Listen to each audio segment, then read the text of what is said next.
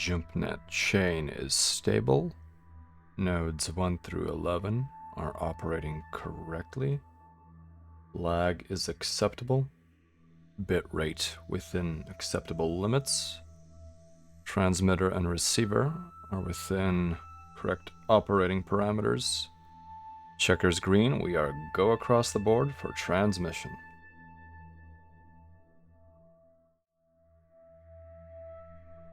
Greetings, wingmates. I hope that you are well in whatever temporal situation you may find yourself in. Ah, I see that we already have some data in the chat console. Ah, Juanita Tula, dippy. Ah, you enjoy my hair. Wonderful. Well, thank you for being here. Your presence at the convoy is greatly appreciated, even if you have to babysit. That is a most admirable task, so please feel free to do so. And don't pay attention to this. The baby is much more important.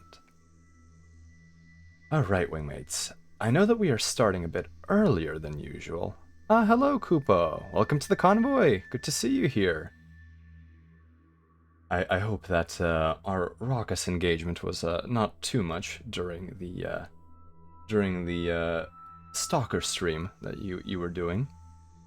Ah, hello, Strategos, and let's talk BattleTech, and welcome to the convoy. Good to see you here. Ah, wonderful. Pro tip, never agree to take care of kids that aren't yours, no matter how good the roast beef is. Oh, Dippy, you and your commentary. Hello, Alaric. Welcome to the convoy. Good to see you here. And yes, let's talk BattleTech. We have a O'Neill cylinder that we're currently in. But we will be shortly moving on to the simulation room for the actual design session. Theo Brando and Oxide, also, welcome to the convoy. Good to see everyone here. I apologize for the slight delay and for the strange start time, but I have realized that these design sessions tend to take quite a bit of time, so I did wish to start a little earlier, for everyone's sake and for my own sake. While I am, of course, hooked up neurally to my ship, I still have hibernation periods where I do shut off my neural systems as much as possible, leaving room, of course, for emergency alerts. The autopilot can handle most everyday tasks. Some ask, why am I even piloting my ship? And I don't have an answer for them, wingmates. I really don't have an answer. Alright, so why don't we move on to the simulation room, and we can begin the design for Carvebide. Here we go, wingmates.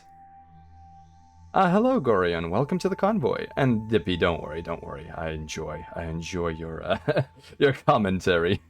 Yes, we're going to be designing a plane. All right, onwards to the sim room.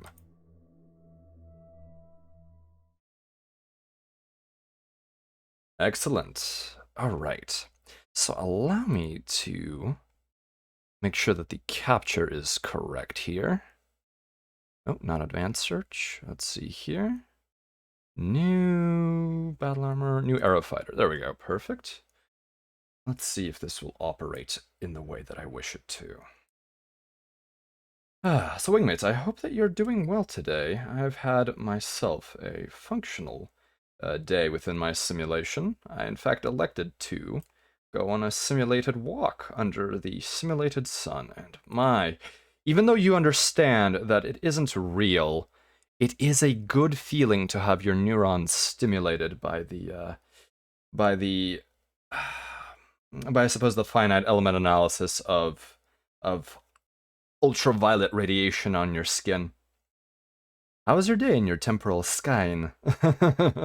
It has been very decent. I'm very much enjoying it myself. I've also had an opportunity to view some other VTubers, which is always a fascinating thing. That is one of the reasons that I'm here. It is because of other VTubers, and as with what I am doing now, which is drawing a fellow VTuber as something else, this is my way of giving back to those who inspire me. Headless, welcome to the convoy. Good to see you here. For cubicles, blue lights, and TPS reports. I see, Headless. You have an interesting style of lifestyle you would prefer. Attenborough and Hartley, welcome to the convoy. Great to see you here. And Gorion, you're nining about the cubicles. I have spent some time in something akin to cubicles in my previous career at Orak on Gehenna. I did not enjoy it, I must say. Although we did not have fluorescent lighting, we have a different source for that. It was still rather oppressive. All meetings shall be emails. I like that policy. In fact, why don't we have any meetings? Ah, yes, the historical turn pandemic has changed certain paradigms. Understandable. Alright, let's see here. Apologies, wingmates. The Megamek lab is sometimes recalcitrant. Please, awaken, awaken. Come on, friendo. You can do this. You can do this. There we go. Alright, finally, we have it online. Please return my stapling apparatus, Headless. Has anyone seen my stapler? You wear informal meetings and being asked to take on extra responsibilities. Yes, I've encountered that a number of times. The XO comes in and says, I need 5 volunteers. No, especially if you're wearing a red shirt or if your name is not in the credits. Then you should not volunteer for that. Always seems more busy than you are to avoid extra responsibility. Very good point, Strategos, Lucianus. I think you should always make sure to think differently when you are in such conditions. Okay, so yes. First, I would like to show who we were actually going to be drawing today.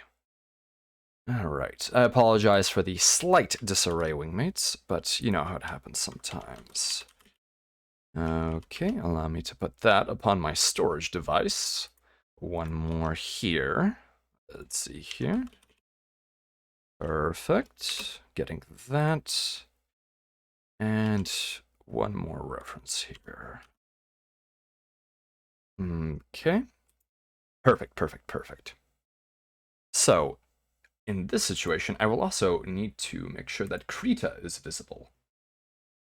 Allow me to make sure that particular capture is enabled. There we go. Perfect. Okay, here we go. Let's see here. Always walk around with a folder and a sense of purpose. That is a good point, Oxide. That's another way of avoiding certain sorts of responsibilities. Yes, I've learned just during the pandemic that sysadmins are still considered red shirts. Oh, I'm sorry to hear that, Mundo. But also, welcome to the convoy. I will not consider you a red shirt, however, even if you are a wingmate. But everyone's a wingmate, so no one is a red shirt. Let's see. Carvebide should be interesting. Yes, and this will also be an aerospace fighter. Gorian, thank you for the tip, but I have already had some interfacing with Miss Iron Mouse, so I think it would be rather rude of me to attempt that again. But thank you for the notification. TK, welcome to the convoy. Great to see you here. Yes, the mustache will be one of the most challenging things to incorporate into this particular design. All right, let's take a look here. So, wingmates, I apologize. 1 second, please. Allow me to provide you with some references here. All right, and let's see. If it will behave, There we go. Perfect. Insert as reference images. Excellent. All right, so today we will be doing Carvebide, a variety streamer who I really enjoy as a human being, and also his content is rather fun. And let me provide the links for our subject here. Let's see here. Oh, not Carvebide, subject. There we go. Excellent. So here are Carvebide's Twitter and his Twitch, and hopefully the links are valid and I did not goof them up. Ooh, Gorian, canards. That's a good idea, actually. Let me to jot that down. Let me see here. I'm using the wrong trackball for this. I should not be using a trackball at all. So let me see if I can write right now. Let's see, brush. Make the brush smaller. So carve.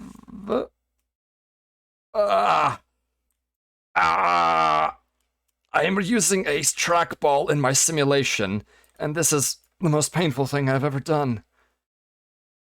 Ooh, an F-15X active. Let's see here. Come on, Link. Awaken. Let me take a look at that very quickly. Oh, yes, the canarded falcon. Or, yes, that would be excellent. Oh, no, not falcon. My goodness, what is wrong with me? Eagle. Yes, that is a beautiful craft. All right, let's take a look here. So, we'll be doing Carvebide today, and the links are in the stream, or in the chat console. So, one thing we could think about is a canard for this particular design. And a canard is a 4-plane on a craft, which would be located right about here.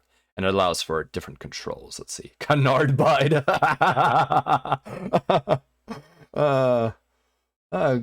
I see there was some damage with the... Oh my, what a beautiful craft. And it has thrust vectoring in the vertical plane. Oh, this is beautiful. Let's save this reference image here, and I will put that on. So, for anyone, I apologize. So, Carvebide's favorite fighter craft is the F-15, which is why we have a reference for it. And I will, in fact, include the F-15X. Let's see, so... there we go. Saving that, and we'll plop them in as reference images there. As that as the fighter name. Carvebide might be a good fighter name. In fact, I'll put up a poll for the fighter name once we get it designed. All right, let's take a look here. 1 second, please. Let me get those references up. And we will, of course, have to expand our canvas quite significantly. Let's see here. 1 second, please, wingmates. Okay.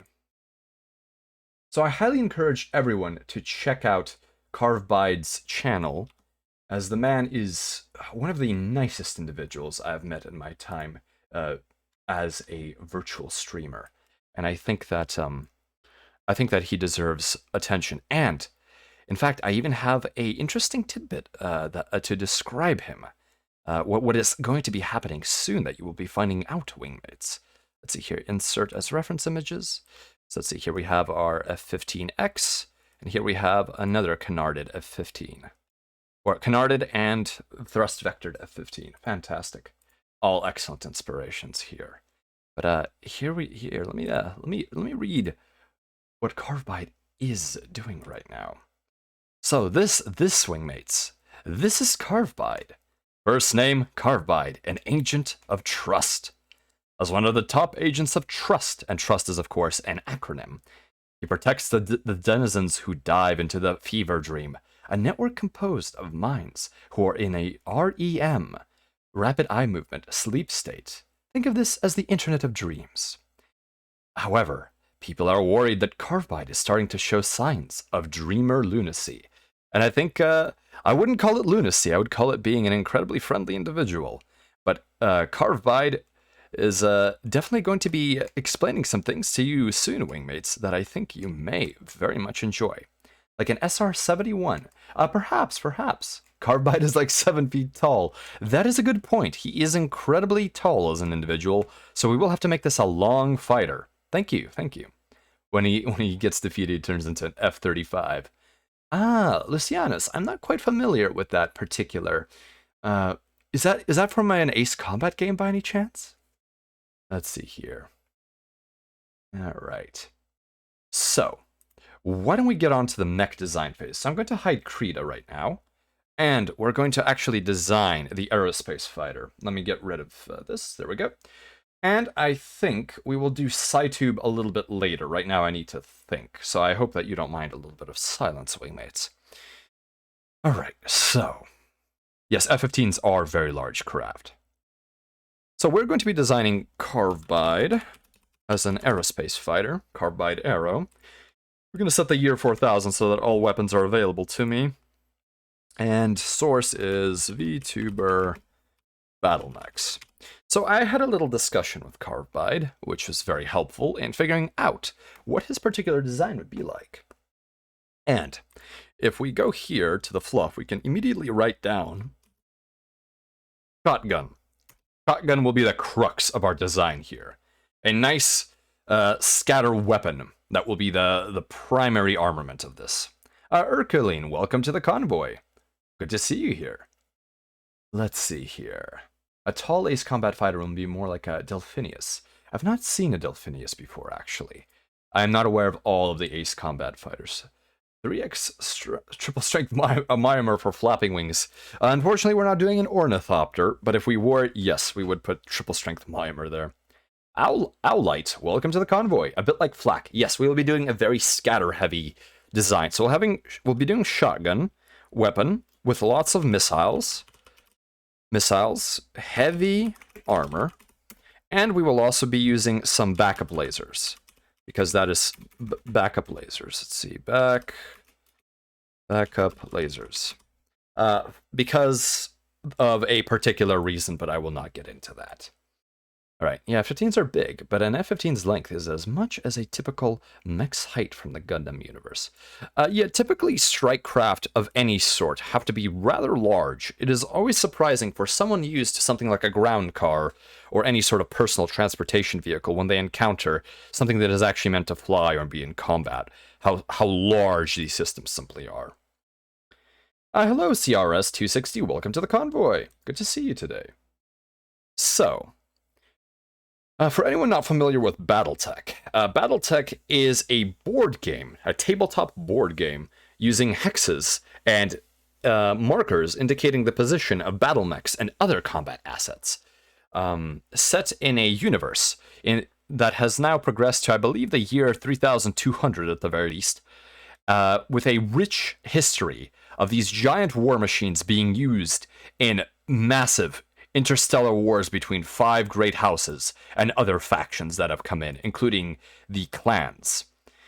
I've done a lot of dives on Battletech history, so I think I will save those to the professionals. In fact, I will link Tex Talks Battletech, because I think that is an excellent channel for anyone interested in Battletech lore. Let me see here. Tex Talks Battletech. Let's see here. I really should put that in my permalink, because I'll actually link the entire Black Pants Legion. And Black Pants Legion has Tex Talks Battletech and the rest. There we go. Here you go, wingmates. For anyone who wishes to know about that, there it is. And here I will also link to you Sarna, the Battletech Wikipedia equivalent, which is an excellent source for lore, for planet information, and for other such things. And yes, we will go for probably the Canard will have to do something remotely, remotely mustachy with it. Here's the cinematic intro of the Battletech intro for Pretty Lights TLDR Battletech. Thank you, Gorian, much appreciated. And of course, I also have the link to the program that I'm using, which is Megamek. Well, Megamek is actually 3 different programs. It is a tabletop simulation. It is also a mech designer, which is this that we're going to be using. And it is also a campaign system, which uses the rules in one of the advanced rulebooks for the tabletop game, and creates a sort of simulation where you can play as a mercenary traveling across the various planets of the inner sphere and fighting in scenarios as you scrape together cash for repairs, for hiring pilots, and for, of course, good old-fashioned having fun. Don't worry, Spacer. Canards come in all sorts of dihedral angles, even inverted. Yes, there can be many ways of doing that. Welcome to the convoy, Ringo. Good to see you here.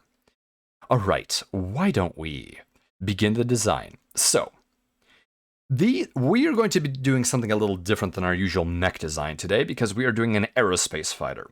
An aerospace fighter is anywhere from, if I recall correctly, can it really be 5 tons? Oh my goodness. I've forgotten that aerospace can be a 5-ton minimum. Wow, okay. So it can be anywhere from 5 to 100 tons for an aerospace fighter, and if you go above that, it's going to be a different aerospace device. It will in fact be, where do we go? Switch unit type. It'll be a small craft if it's anywhere from 100 to 200 tons. And at 200 tons, it is considered either a small craft or a dropship, although that is almost a technicality. Yes, that might be one of those mini jets, Ringo. I think you're dead on in that. You must post it. Let's take a look at this. What must you post, Gorion? You dare refuse my bachal? Oh yes, that is a screen cap from the Battletech animated series, which was a short-lived cartoon with a lot of wonderful one-liners, which I recommend any Battletech fan look at least to understand how you're supposed to truly insult a clanner. And to anyone not familiar, clanners are exiles from a defunct power within the inner sphere, which is the primary region of the Battletech universe, essentially where humans are settled. Exiles from there who have returned from, was it 200 or so years of self-imposed exile to bring order to the chaotic inner sphere. And of course, this goes about as well as you expect when a ritualistic society full of its own strange conventions attempts to invade a culture which has been fighting war non-stop for over since the Age of War. Well, and it's in fact its entire history of total war. So, yes, you must insult the clanners because they don't know what they're doing. Unless it's the Dark Age, then they actually begin using practical combat tactics and stop accepting every bachal just because they think it's going to be in their best interest of honor to do it. Alright, so aerospace fighters are essentially in fact, you know what? I'll pull up the browser. Why not? Let's have a micro lecture here. And when I say micro lecture, I mean I'm going to ramble on for at least 45 minutes about irrelevant things, wingmates, and I hope that you're ready for that, because that is what's going to happen. I have no choice in the matter. It is how my brain operates. Alright, let's do this. Let's hope that the browser is operational. 1 second, please. Power that on, and why won't you listen? Why won't you listen? There we go. Okay, wingmates, I hope that is active. Please yell at me if whatever I'm saying is incongruous to the actual things that are going on. And yes, this was Triplanetary, a board game that we were playing with chat a while ago. And I would like to play it again, but I have not completed the chat bot, which would be important. So let's go back to Sarna, and let's take a look at the Aerospace Fighter. So the Aerospace Fighter is it's a cousin to the Battlemech. A lot of the developments which have given the Battlemech its power have also been integrated into the Aerospace Fighter. So this is one of the best cutaways I've seen of the Battletech Aerospace Fighter, and it is the Sabotai Clan Omni Fighter. And Omni is simply a term that means that the weapons loadout and equipment loadout can be rapidly reconfigured in the field without requiring a visit to the foundry or the factory which produced the craft.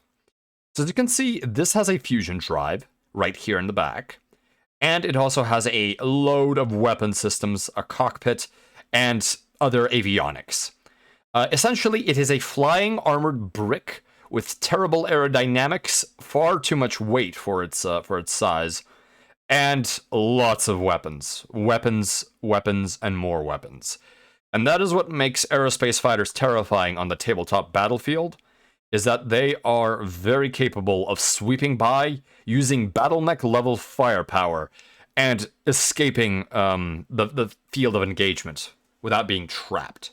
And they are also capable of bombing, which is incredibly powerful. So some of the most powerful ones are heavy aerospace fighters. So let's take a look at category aerospace fighters to get some examples here.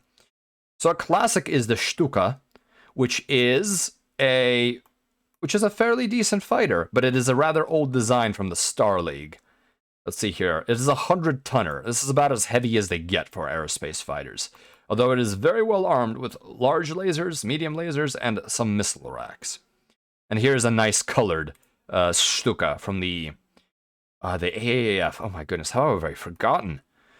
The Armed Federated...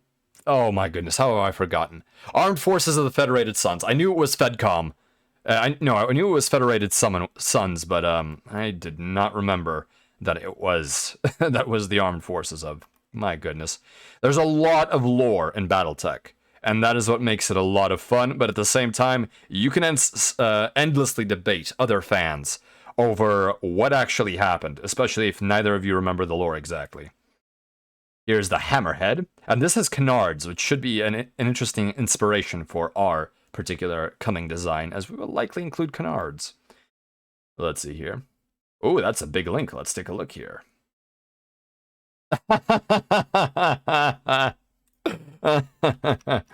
Oh, that is wonderful. I might as well throw this up since I have a browser open. Let's see. It's a Kodiak, which is a clan assault mech, eating honey as Winnie the Pooh out of the heads of an Atlas, which is an inner sphere assault mech. So that puts a smile on my face. That is very cute. Thank you for the link, Gorian. All right, let's see here. Let's see. Gotha is another classic aerospace fighter. As you can see, the aerodynamics of these craft are somewhat questionable. The wings are rather stubby here, and the control surfaces are rather measly for the tonnage of this particular craft. But this in particular has nice battlefield art by Chaffee. Was it Gordon Chaffee, if I recall correctly? I hope it is. Let's see. What are some of the more new aerospace fighters? Genghis? Genghis is another canarded example, so I think the mustache is definitely represented well there. I think we'll do something like that for Carvebide. Let's see. Avar, Ahab, Amon. Oh, the Amon looks very nice, yes. As you can see, this one has missile racks and some lasers.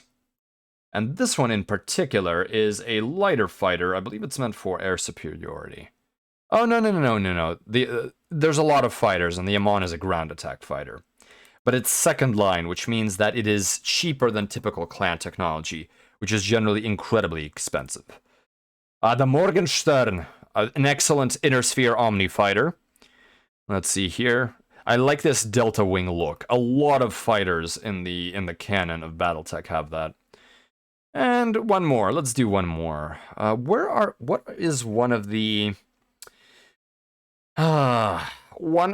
Word of Blake fighters? Because they look very aggressive. Rusalka, I think. Yes, the Rusalka is a Word of Blake fighter. So this is one of the Word of Blake pieces of technology, and Word of Blake is essentially a breakaway faction from what we could describe as Space Comcast, which is called Comstar. And they are religious techno-fanatics who believe that all of the inner sphere should be under their power because they know best what to do with the technology that is holy to mankind. And they used that position to their advantage, along with, of course, subverting several inner sphere states to enact a jihad of violence and atomic devastation against any powers that would not yield to their demands. They made one mistake, TK says. Carvebide, welcome to the convoy. Good to see you here. You are the man of the hour right now. For anyone just joining us, here is our subject. It's Carvebide. Let's see, subject. Carvebide is a fantastic streamer, and I'm really looking forward to his future projects. But I think the thing I treasure most about Carvebide is that he is an excellent individual as a human being and as a friend. So, but please do visit him and see if you would like to do some watching. All right. So I think we've taken enough looks at aerospace fighters. So why don't we power that down and go back to Megamek Lab and begin our design. So I think that because...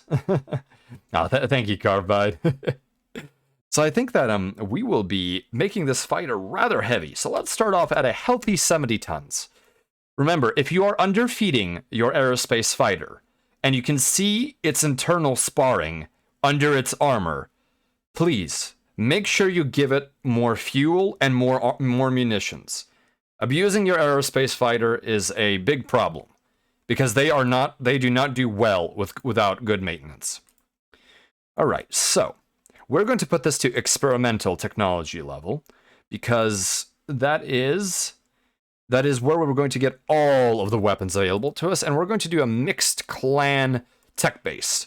So the two tech bases in layman's terms would be more primitive and more advanced. Clan technology, even for the same type of weapon, such as if we look at the ERPPC here. Let's go to the energy weapons. Where's the ERPPC? There it is. If we look at the ERPPC, the clan ERPPC does 15 damage for 15 heat, and it weighs 1 ton less than the inner sphere one at 6 tons and 2 critical slots respectively. whereas the Inner Sphere one only does 10 damage, weighs 1 ton more, and takes up 1 more space within anything. And that is simply because the clans had 200 years of sitting around doing ritualistic combat with no significant losses to their infrastructure, so they could afford to have a special scientist cast in order to construct all of these weapons of war. Well, not war, let's not call it war. Yes, there could be trials of annihilation and the like, but let's be real, the clans didn't do proper total war the way that the Inner Sphere spent all of its years doing. 1 second, please, wingmates. I require some hydration to activate my life support functions here. Ah, wonderful, wonderful. Nothing like a sip of water. Plain water. Alright. So, going back to this, we're going to be using the clan tech base because in the ballistic weapons category, there is the one weapon that I think that this must have, which is the HAG-40, the Hyper Assault Gauss Rifle 40, which is a rather powerful device. It is essentially, if any of you understand Gauss weapons, which are electromagnetically propelled ballistic weapons that use coils to create an electromagnetic field and to pull a projectile closer to that field in a barrel, and then shutting it off that field and initiating the next one down the line of the barrel, pulling projectiles along, and of course, launching them out of the barrel without the use of a deflagrant propellant, or perhaps something else like a light gas, or even self-propelled projectiles such as a ramjet gun. Yes, conflicts indeed, Carvebide. So, mandatory, we must add a HAG-40 and slap it on the center line, because this is the one weapon that Carvebide must have. We must also give it sufficient ammo, and that will be at least 4 tons of HAG ammo. Because 4 tons will give us 12 shots. Actually, 5 tons of ammo. So that would put us at already a pretty significant 21 tons of munitions and weapon. Gauss weapons and Battletech seem to be always massive. Do smaller caliber ones exist? Yes, they do. So Gauss weapons actually go all the way from capital scale, and unfortunately I cannot do capital weapons without causing us any issues, but they can go all the way from battleship-sized weapons to mech-sized weapons to battle armor-sized weapons. If we look at the David Gauss rifle, actually, let's take a look. Let's see here. Was it the light? What was it called? Not the light Gauss. Magshot. So the Magshot is a half-ton Gauss rifle, but it takes up 2 criticals and only does 2 damage relative to the HAG's potential 40 damage. Then again, the HAG also scatters its damage across. And Gauss weapons go all the way down to personal handheld devices for infantry. So yes, the Gauss principle is applied in all scales, including some of the heaviest and some of the smallest weapons known to humanity. Let's see. Smaller caliber and a high rate of fire, I mean. You see, it is a bit odd because the HAG is actually incredibly heavy, but it essentially is so rapid fire that it behaves like a shotgun. And that is the lore behind the HAG. That's why it's Hyper Assault Gauss Rifle. Let's see, over 20 tons of calibrations and ammunition. Yes, there's going to be a lot of support equipment for this one big shotgun. So these smallest Gauss rifles, do they have the rate of fire of autocannons? Ringo. So one of the things about Battletech lore is that an autocannon in a category, so if we take a look at, for example, right here, let's take a look at the autocannon categories. Autocannon 2, 5, 10, and 20. These simply indicate how much damage they do, and they indicate what ammo compatibilities are in the tabletop. But they do not actually indicate how many projectiles they fire, at what rate they fire, what feed system they use, what manufacturer makes them, how big they are, how many barrels they have, and other factors such as that. It is essentially a conceit to the fact that there would be so many different manufacturers of even a simple category of gun that, despite their comparable battlefield effects, they would they would have to be categorized like this in order for sanity to prevail. And TK, feel free to throw that link down for that video, because that was fantastic. That particular talk about the clan invasion. Not just the clan invasion, because there were talks about Tukaid and other such things. But yes, the Timberwolf video, in the explanation of what the mech is, it also explains clan design philosophy, which it could do better than I could in any way, because tech spends a lot of time preparing for these talks.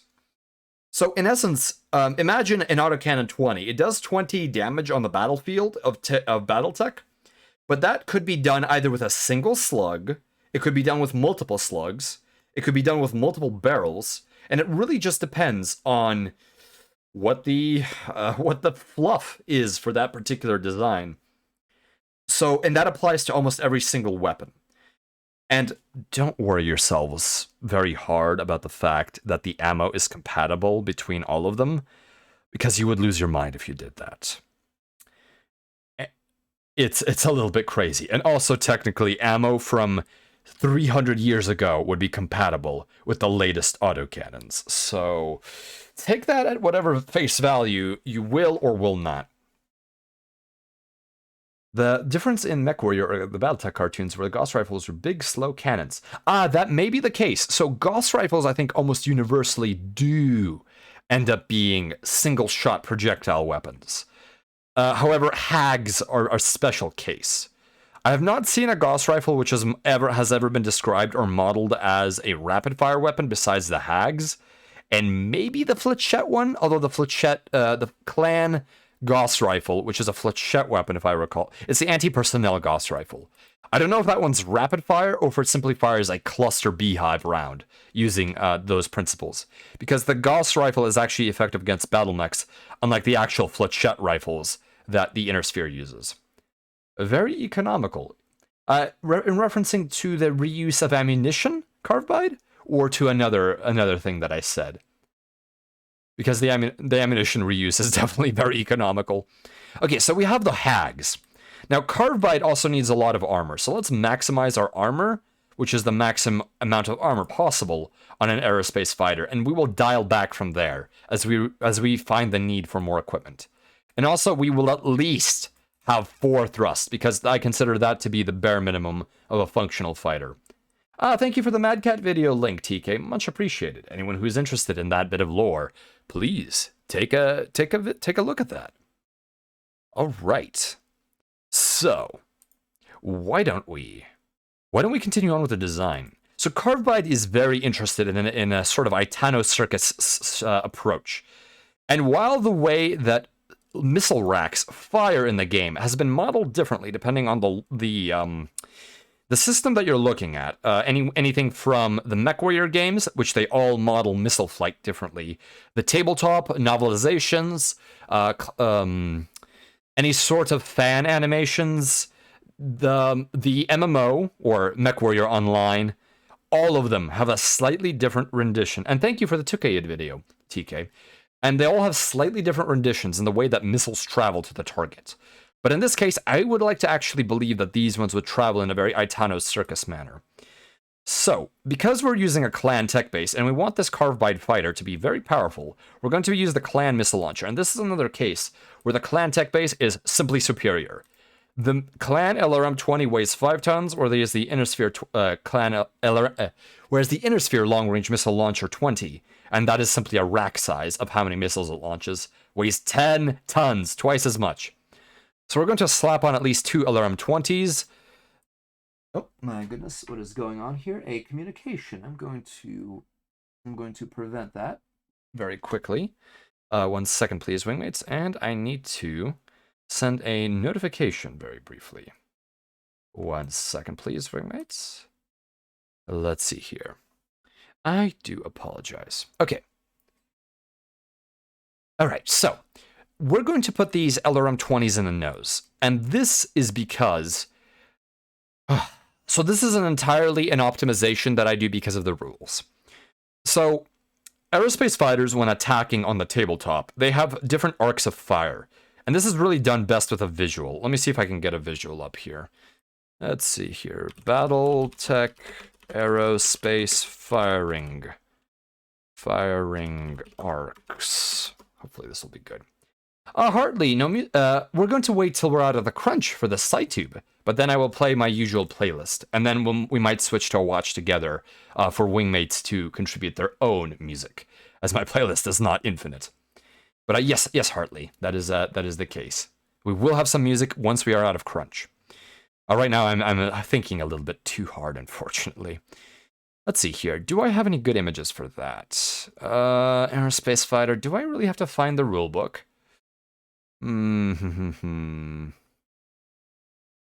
Oh, you know what? This might actually be fine. This might actually be fine. It's not exactly a sheet that you find very often. Okay, we'll have to use this. We don't have much better detailing, unfortunately. This isn't even canonical. What is with this? Okay, that's fine. That's fine. All right, let's activate the browser. There we go. Okay, let me zoom in on this wingmates and go to 50. Ah, no. Zoomy. Let's view the file. Scrolly. There we go. So the firing arcs for fighters. Ignore right wing, left wing here. I do not know what this is, but focus on purple and blue here.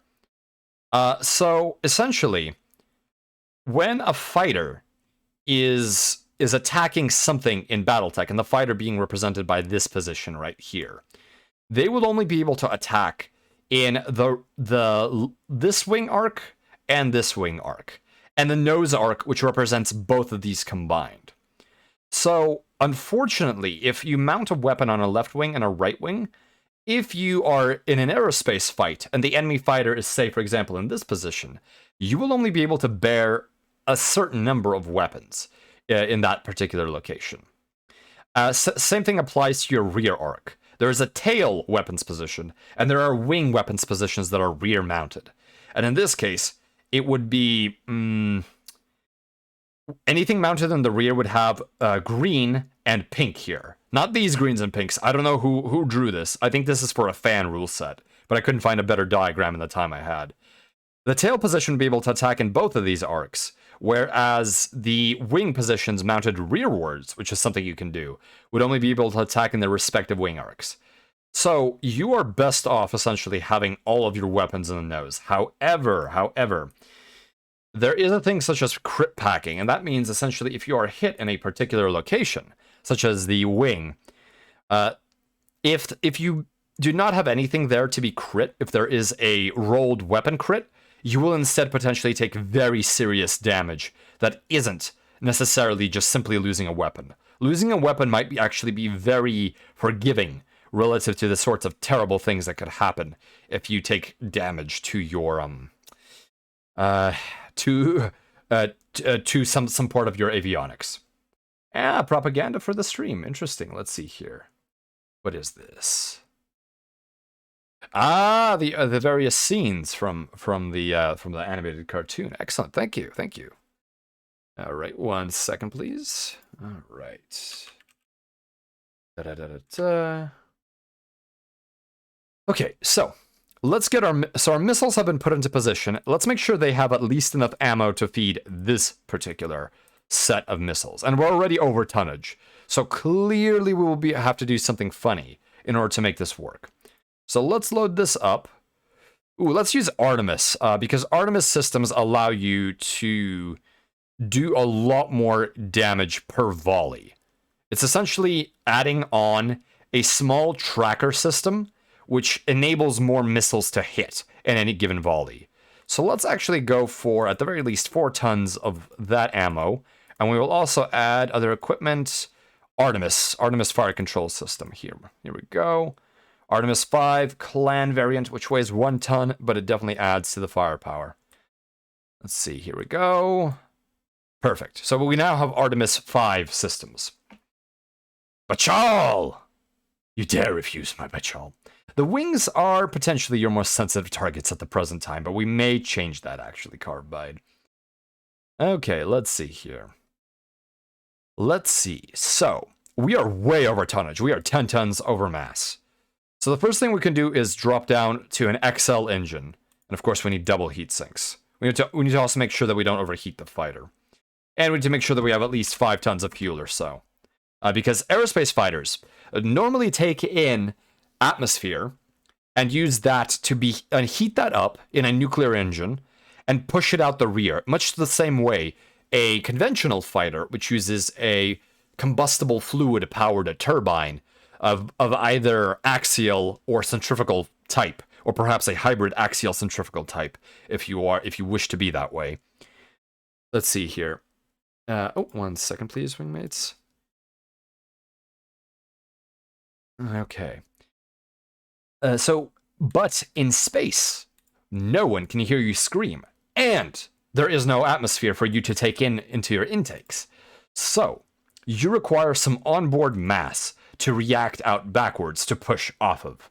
And this is why fighters must have at least some amount of fuel mass within their hulls. So, we've already, let's see.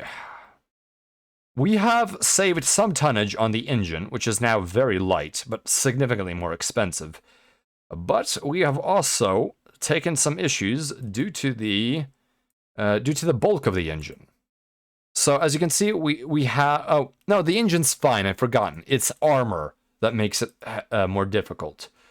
So let's use clan ferroaluminum armor, which will reduce the tonnage of the armor that we will have to mount.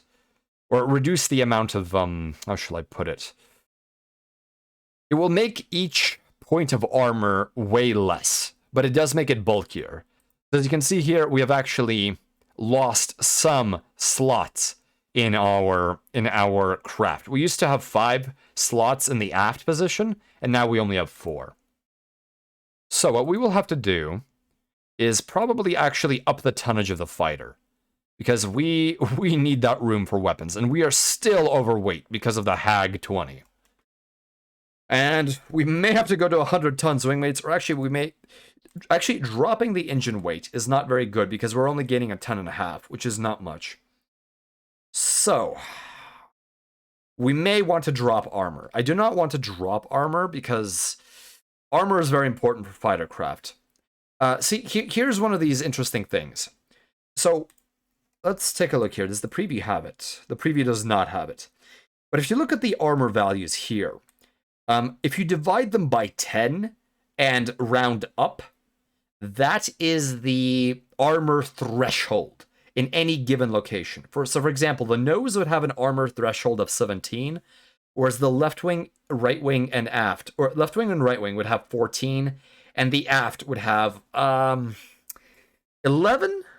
or would it have 12? I think it would have 11. So basically that means if at any point more than that amount of damage is done to that location on the craft, you would potentially take a critical hit just for being thin-skinned. And so we want to reduce that as much as possible. So unfortunately it will not be feasible to armor it up to 15, which would prevent Gauss rifle impacts from damaging, but we are already at a very good amount.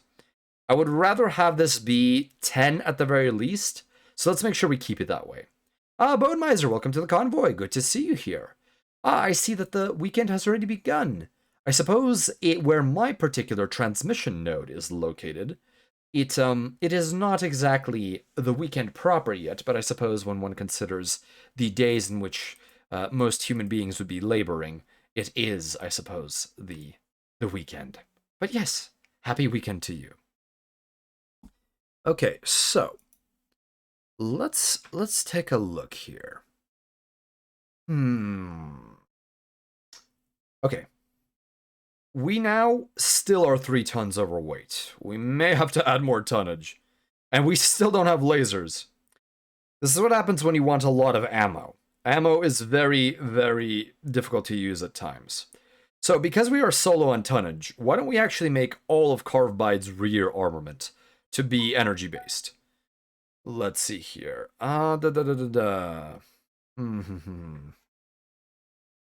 Okay, let's make sure that he has 2 ER medium lasers. And at Aerospace, these have medium range, which is fine. And we will be, yes, we'll be plopping 2 of them on. So energy weapons in general are rather light for the amount of firepower that they have, while also having incredible heat output for their weight. In essence, you pay the price in heat for not having ammunition and for not being very heavy. As you can see, our heat values here have spiked to 30 heat out of 20 possible. And this simply means that we actually are able to generate more heat than we can sink. And for an aerospace fighter, this is very dangerous because it means that when you overheat, the pilot must make a check that the heat does not make them go out of control. This is entirely a Battletech conceit. And this does not necessarily make sense, as I would generally expect any sort of overheated cooling system to damage itself and lose capacity and cause damage to the systems that are being cooled, rather than actually force a pilot to pilot better or to make sure that they can keep control. It's very strange. Image for the chat. All energy base. I am not going to have a I am going to have a hot rear. Yes, your posterior, unfortunately, will be running rather hot.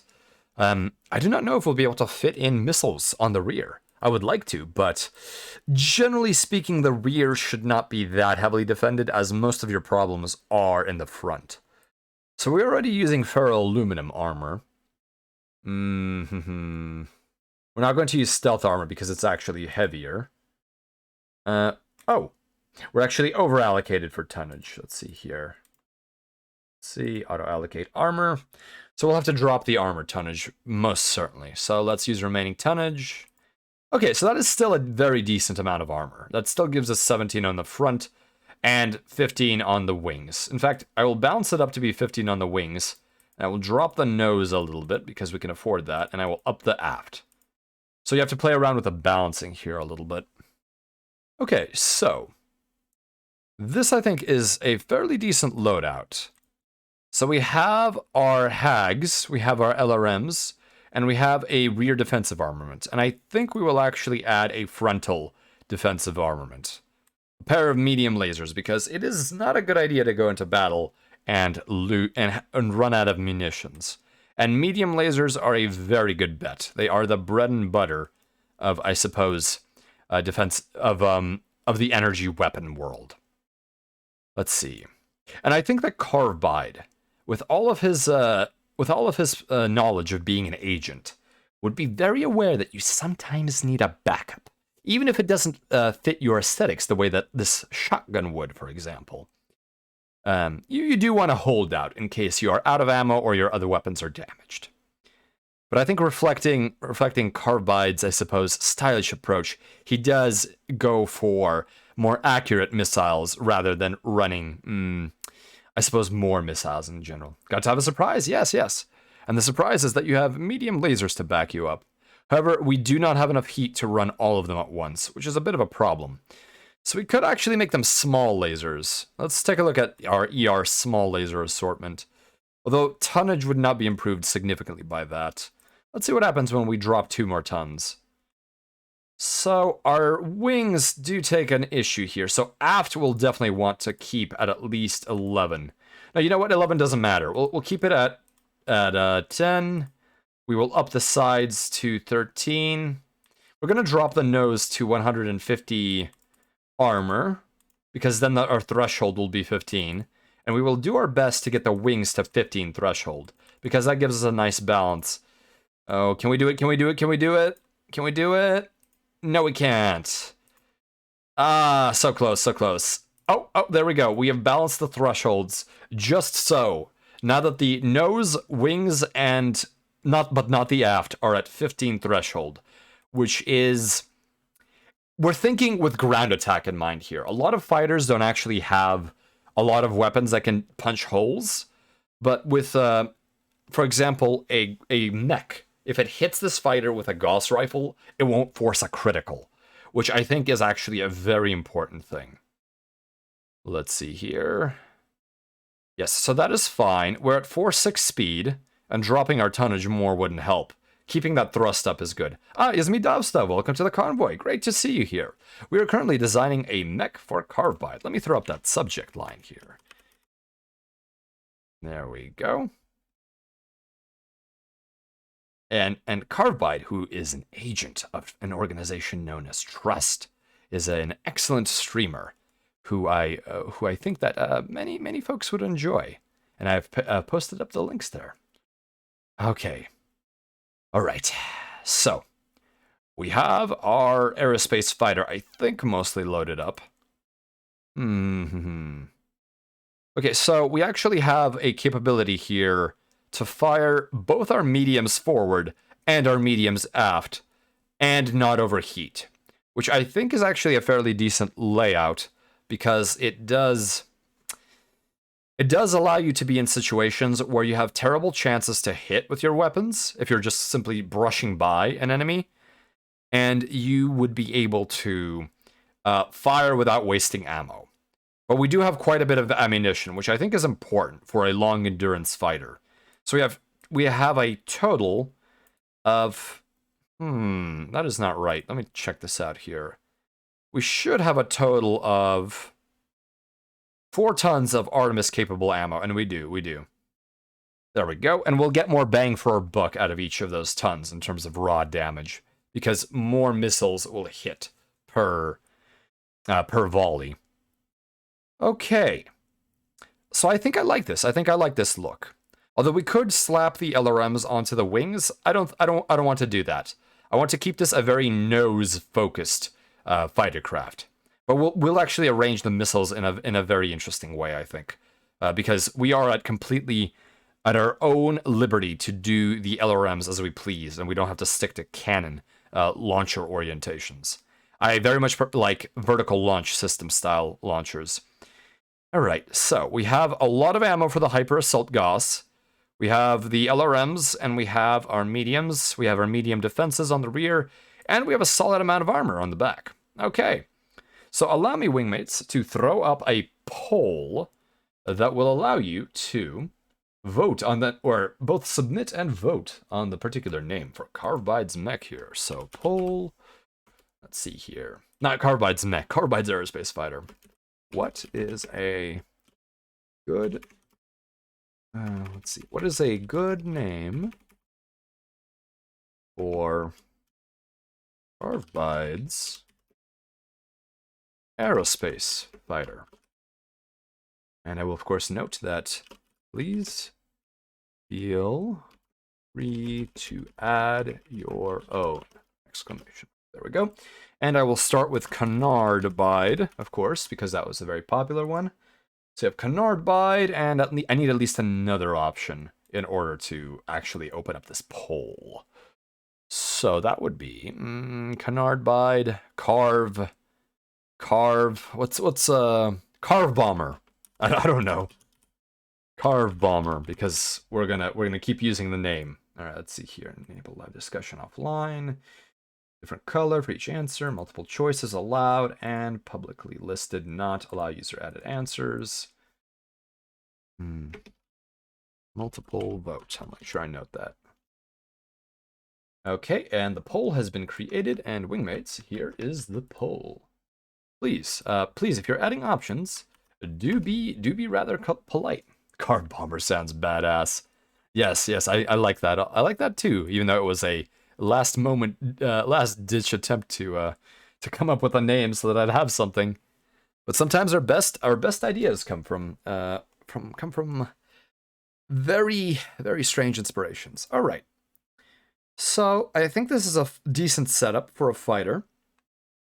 We have our fluff here. So let's keep this as is, and we're going to save it. File, save as, and this is going to be Carvebide Aero for the time being. We have saved it, and we're going to export it to PDF. Current unit, we're going to put it in the correct category, VTuber mechs. Okay, wingmates, so I need 1 second here to use my command line prompt to, let's see, add a console, active console, no. Let's see here. New console dialog, I apologize. Commander can sometimes be a little recalcitrant. Let's see here, we're going to use bash. I need to turn that PDF into PNG, and I'm going to do that using a utility called ImageMagick, which I've found very helpful in scripting work that relates to image processing. I would recommend anyone who enjoys that sort of thing, an automation, to take a look at image magic. And I will shill it, in fact, for you wingmates. Let's see here, image magic. Open source is what I will always shill. And image magic, I think, deserves some attention because it is a very unusual solution to a common problem. If you're willing to put up with just a bit of command line operation. Let's see here, cd. Okay. Let's see here. Oh goodness, please behave. Let's take a look. What directory am I in? I see the issue. Okay. CD Battletech and VTuber Mechs. Okay, perfect. So ls. I really should start bringing these consoles up, but there are too many yabs possible with a console in a non-dedicated space. So I apologize, wingmates. You're simply going to have to deal with my dulcet narration of the command line operations that I'm engaged in. So convert.exe, we're going to flatten this PDF, because that is something you have to do between the layers of the PDF, or else your PNG will have transparencies. I'm going to make sure that our density parameter is 300 pixels per inch. We are going to make sure that the input is the correct Carvebide arrow. No, we're going to use parentheses for this. I am tired of escape sequences. Carvebide arrow.pdf, and we're going to turn that into a quality 100 PNG of the Carvebide arrow.png. All right, conversion process underway. Please work, please work. Yes, there we go. That should be... It did not throw an error. When in doubt, hope it doesn't throw an error. That's all I can say. All right, let's pull that up very quickly. And we will have the actual PDF for the record sheet available for us. And there it is, the PNG. Perfect, add as a reference image. Excellent, and wingmates will actually be able to see what an Aerospace record sheet looks like. And it looks like a multiple choice test is what it looks like. All right, allow me to get Krita displayed again, and we will begin the art phase. That is one interesting thing about Aerospace fighters. They're a little bit easier to design because you can't do the limbs quite as differently. But that does not mean that Aerospace fighters are easy to draw either. We will be putting in quite a bit of detail into this. But I think we also had a very good vision going into this particular design, as I did talk to Carvebide, and it was less of a chef's choice in this situation. And we did the best we could given our tonnage and requirements. So, let's see here. Okay, Megamek Lab can go invisible, and Krita can come online. Awaken, Krita, please, please, please, my friend. Alright, let's see here. Come on, Krita. Oh, I see. Once again, window names causes problems. There we are. Krita is online. Arise, Krita. Hello, Kimmy Spice. Welcome to the convoy. Good to see you here. All right, so let's take a look at our record sheet. Let's pull off here. So this is our Aerospace fighter. As you can see, it has the HAG in the nose, 2 LRM-20s in the nose, 2 ER mediums in the nose also, and 2 ER mediums in the aft. So, and there's quite a bit of armor, as you can see by the amount of bubbles presented here. And I did the thresholds correctly. Perfect. So the thresholds are 15, which means that we will not suffer nearly as many crits. Yes, Gorian. Carvebide was interested in a lot of armor. He is a tough guy after all. So we did run with this. All right. So, oh, and as you can see, the heat effects for Aerospace fighters are pretty bad because random movement on a 5, when you reach 5 heat after firing your weapons not being able to cool down enough, makes you just simply dart all over the battlefield. Is it ferrocarbide? No, it's ferroaluminum, but I wish it was ferrocarbide. Oh, Battletech jokes. They are painful to say out loud. But you know what? That's Battletech for you. If you're not ready for pain, you're not ready for Battletech. Okay, so let's expand our canvas aggressively. Just like an empire looking to make its hegemony more solid rather than just an idea. We're going to make our canvas also significantly more solid. So let's use, for anyone using Krita, this little pin here is the reference image moving tool. It is one of the worst icons I've seen for it, but I guess it's the only one that makes sense. And that is the only thing that will allow you to move reference images, which are never taken as part of the actual image processing. So I highly recommend using reference image functions in whatever editor you may seek to utilize. Actually, let's put Carve on the right here, because I think he is far better off being closer to us. We want Carve nearby. We'll put the fighter up here. We're not going to need it nearly as much. This design is not the most straightforward, but it is fairly streamlined in its operation. So this is a giant flying shotgun, and we will want to put all of the stylings that come with that into this design. So allow me to get myself set up here for artistry. Okay. Every time we kiss, I feel the static. And every time we touch, I swear I could fly. Or is it the other way around? I don't remember right now. The drivers are offline. The drivers are offline. Yes, wingmates. Sometimes, even in a simulated environment, I do not find myself to be as competent as I wish to be. A true classic indeed. Alright, let's see here. Come on, Huion. I do not appreciate that Huion sounds like a very bad word in the Russian tongue.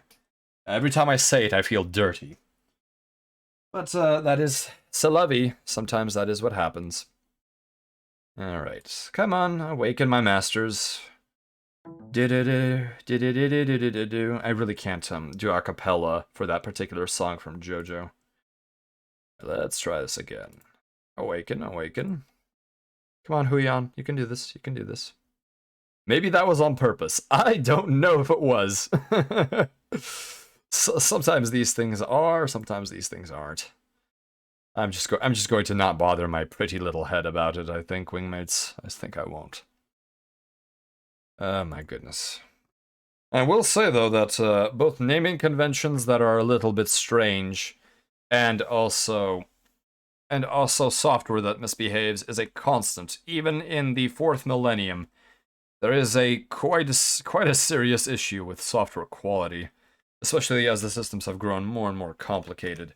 When you involve JumpNet time lag, or I suppose any sort of operation with jump nets, the fact that you must always take budgeting into account is a huge problem. Almost every program that does that has to have some sort of linkage with the way that budgeting is done with your account and with your particular, I suppose, routing settings. There's a machine god out there and he hates meat, I swear. Hartley, do you have evidence there for this Omnissiah, or this, I suppose, machine god of clockwork and petroleum products? Let's see here. All right, are we back online? I hope that we are. All right, let's grab our brush. And of course, Krita is misbehaving. Let's save that. Let's save Krita. Oh, no wonder it's chugging. I made the canvas way too big. It's 6,000 pixels across. That's a little bit big. That is Ultra HD quality right there. But, of course, Carvebide deserves no less than Ultra HD. Even with this a dismally slow simulation machine. Alright, let's make sure we have that capture once again. Alright. I did experience a massive power blowout on the wishful thinking last night. One of the primary superconductor lines, which is admittedly over 130 years old, decided to finally lose its properties to the point where it overheated and plasmified in a matter of an instant. So I had to do a bit of an emergency repair. Luckily the drives were unaffected, but the rest of my systems had a significant issue. So luckily that's fine, but I definitely will be replacing the remainder of the superconducting couplings later on when I get into port. Oh, everything's alright. Everything is alright except for my pride in my maintenance for for of course for the wishful thinking. I really did do a serious mistake with that. All right, there we go. I apologize, wingmates. There it is. There it is. All right, perfect. We are back on our A game. All right, so let's begin preparing ourselves. So first we will do a detailed analysis of Carvebide. We will throw his PNGs upon the screen and we will dissect them, as we always should. All right, let's see here.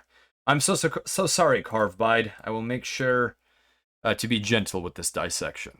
All right, insert as a new layer. There we go. All right, and let's move our dear friend into this position here. Okay. Onto the operating table, we will begin our discussion of the primary features. I remember when a coil in the block's breaker box decided to become spaghetti. Izmidavsta, a terrifying event, always, especially with high voltage and high amperage. Never something you want to be near. Alright, so let's use our marker pen as if we were an educator, and we will begin with the dissection. Alright, so what are Carvebide's primary features that we will need to incorporate into this particular fighter craft? Primary culprit, mustache. There's no limit to the amount of arrows that we would have to draw here, but we will need a smaller pen. This is a little bit too thick here. Oh no, I completely erased the entire layer. Alright, so this right here is very, very important. We need to incorporate it in some way. Yes. Also, the beard. The beard right here. So one of the things I noted about the beard is that it has an interesting design to it. It has these, I suppose, decorative hair cut-ins. Is the beard pattern off of Jets? I do not know. And yes, the tie is definitely another thing that we would like to consider. One, the coloring is vibrant, so it'll make for a great break. Oh, yes, we should change our category and initiate the side tube. So we are now doing art. So let me close that off, and we're going to be doing art. All right, we'll update the information. Oh no, I removed the category completely. Whoops, didn't mean to do that. There we go, wingmates. We have now engaged art as our primary category. Okay, allow me to bring my simulated audio input device here a little bit closer, as I have been forced to pull away just a little bit. Okay, shorter version, or the suit vest in general. Let's take a look here. Yes, the canard will likely be very much related to the mustache. Oh, I see. Jet from Cowboy Bebop. I apologize. Okay, let's see here. It is a glorious beard. Alright, so since we are unlikely to incorporate human features, that is fine. Let's take a look at the eyebrows. So there's an interesting design feature here. We have these two little spikelets, and that may be incorporated somewhere else, I think. Maybe somewhere in the cockpit as decorative lines. Perhaps something like this. Basically, you know the way that some historical Terran hot rods of the 20th and 21st century had fiery stripes on them. Or not stripes, but fiery paint? In some sense, I think that these could be interesting speed lines. I like that. I like the look. Maybe that little, what are they called? Cowlicks. Yes, this, would it be a cowlick? That could also be incorporated into a cockpit element as something vertically mounted on it as a decorative element. Now, one of the interesting things is the haircut. So the haircut, as you can see, is heavily gelled, or at least it appears in this particular rendition. Although, Carvebide, would you say that your hair is heavily styled?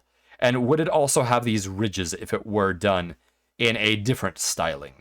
Because I would imagine that this is almost just a even pompadour sort of thing. Well, not a pomp, because it's a little bit shorter, at least from this perspective. But if we do wish to take these particular ridges, they could be good on the cockpit. We would skip these because they are lesser in height, and the primary one got to look slick. Okay, all right. Well, we'll do the ridges, I think. So I'll put these 4 ridges. So ridges.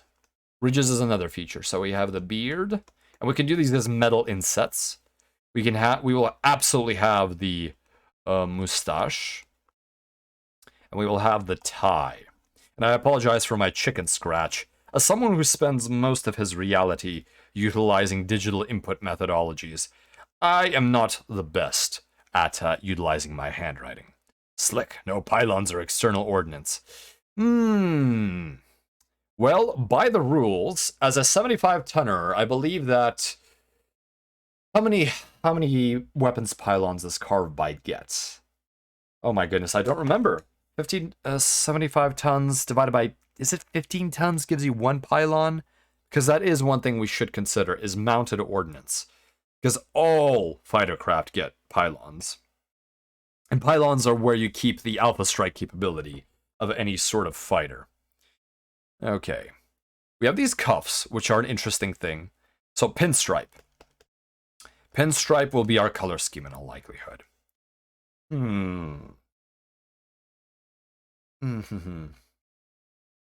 That's more of an aeronautic joke. Oh, yes. Very understandable. If it wants to be running slick and having no ordnance, that is what we would have to do. But I think in this case, in a ground attack role, ordnance is definitely very important. Was it every 15 tons or every 12 tons? There was something odd. So 15 tons would mean... it would mean... It's some weird number. Let me check real quick here, wingmates. So let's see. Battletech external ordnance rules. Battletech Aerospace external ordnance. Let's see here. External hardpoint store. External hardpoints. Okay. Let's see here. Per how many tons? Per how many tons? I don't have my rulebook handy right now, unfortunately. I believe it's either 15 tons or 5 tons, was it? No, it can't be 5 tons. It might be 5 tons, actually. No, 6. Is it 6? There's something weird about it. That's all I remember. External hard points, inner sphere lightning, inner stores, pylon rocket launcher, explosive bomb. 9 points of ordnance. Oh my goodness. Yeah, let me see if I can take a look at a Sabutai and see if I can find.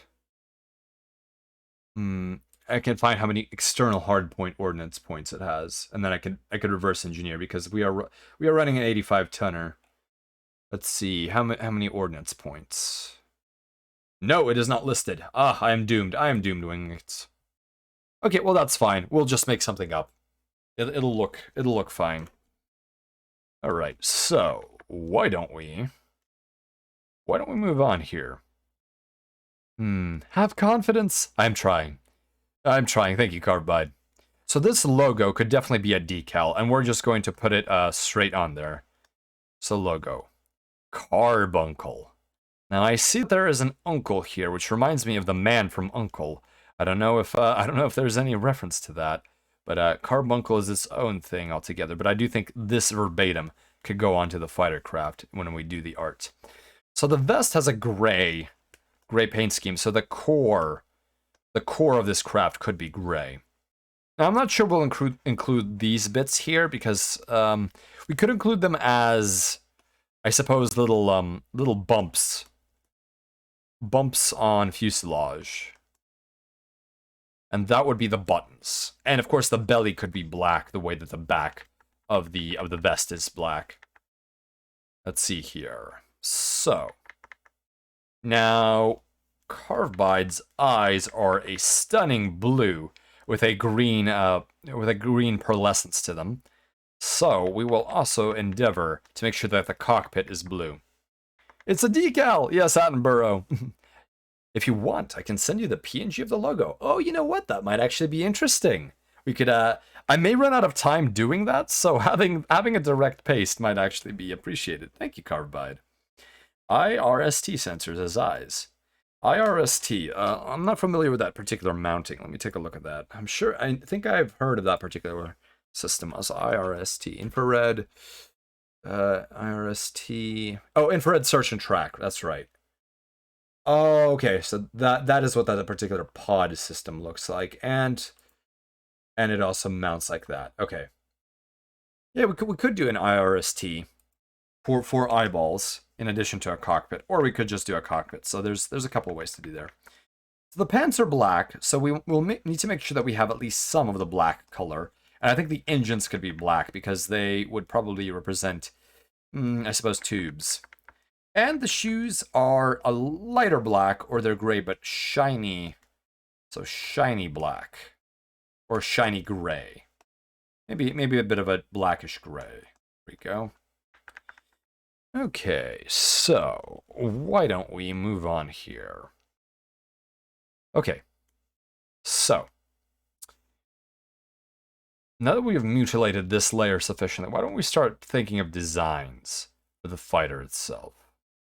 Okay, let's use a cyan for our sketching. Okay. So, thinking of top-down silhouettes, we definitely must have canards of some kind. Now, the shape of the canards could be anything. It could be flat. It could be pointed like this. To represent the mustache, we could actually do a bit of a curved canard, although we don't want to necessarily go too curved into absurdity. And I suppose this is an upside-down mustache, but we could, of course, flip it the other way around if we really wanted to. Or we could actually go with the more realistic-looking canards, and upon them, we could do a detail that looks like a mustache. Either a decal, or we could do a metal plate that represents that. Sort of a negative space sort of things. Never thought putting kids to sleep would be so difficult. I'm sorry, Dippy. Are you still currently engaged in that? That is sometimes the case. It definitely isn't an easy thing, especially if they're quite rowdy. Lurking a bit more actively now. What's the payload on the Carve Bomber? So the Carve Bomber is currently running a single Hag 40 as its primary shotgun device. It has two LRM-20s. It has ER medium lasers, and it has more ER medium lasers in the tail for defensive purposes. Google nap time spray. Headless don't agree with that. I'm kidding. That is a bit silly.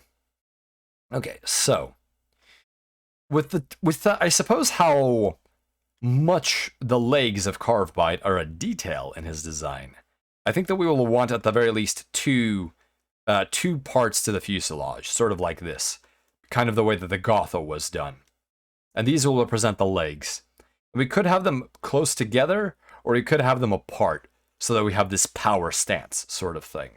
And I'm thinking having them apart would be nice, because it does give us that sleek, long power stance that Carvebide has. And that would join into the primary fuselage. So we would have two engine nozzles like this. There we go. Okay, and pinstripes are pinstripes. Okay. So we do have some details that we know that we want.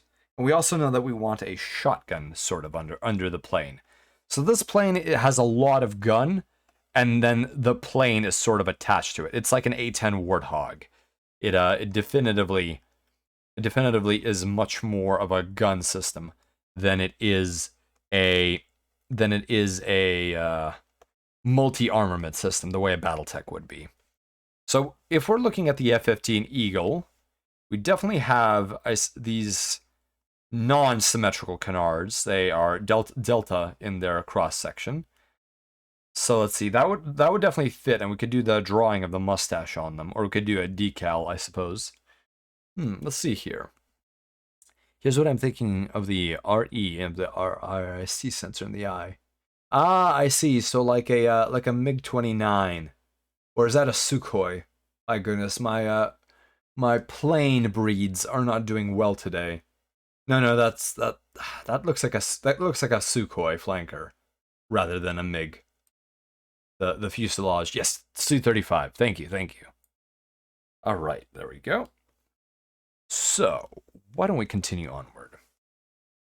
So I think if the F-15 is so popular with Carve, we should also maintain the Delta Wing profile, because that would be, I suppose, more in tribute with that particular aircraft. Let's see here. So we have our Delta Wing, our Delta Wing plan. We have our twin engines separated apart. Now we'll probably have a cockpit. We could put it more forward, or we could put it more in the back, just for stylization's sake, even though it would make much more sense to have it all the way in the front. Let's see here. What would be best? So we have our cannon. Then we have our missile racks here, which I think I want to draw this way so that we can do this with them. Do a bit of Itano's missile circus. Because I think that this will not be the most necessarily time-consuming thing to draw. Well, we will do shadows. I do think that it will not be the longest.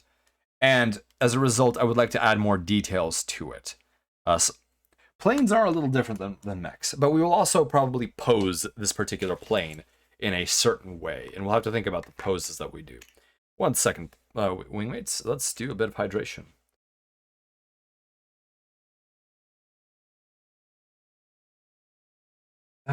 Excellent, refreshing. Dippy, what do you think about that wing profile? This is only a sketch, so this is not final at all. But was there any pro tip? Cheat using the line tool for this one. I think we will be using the stabilizer and the line tool indeed. This is a very technical drawing, and of course our stabilizers are too small. So let's give Carvebide bigger stabilizers. There we go. Okay.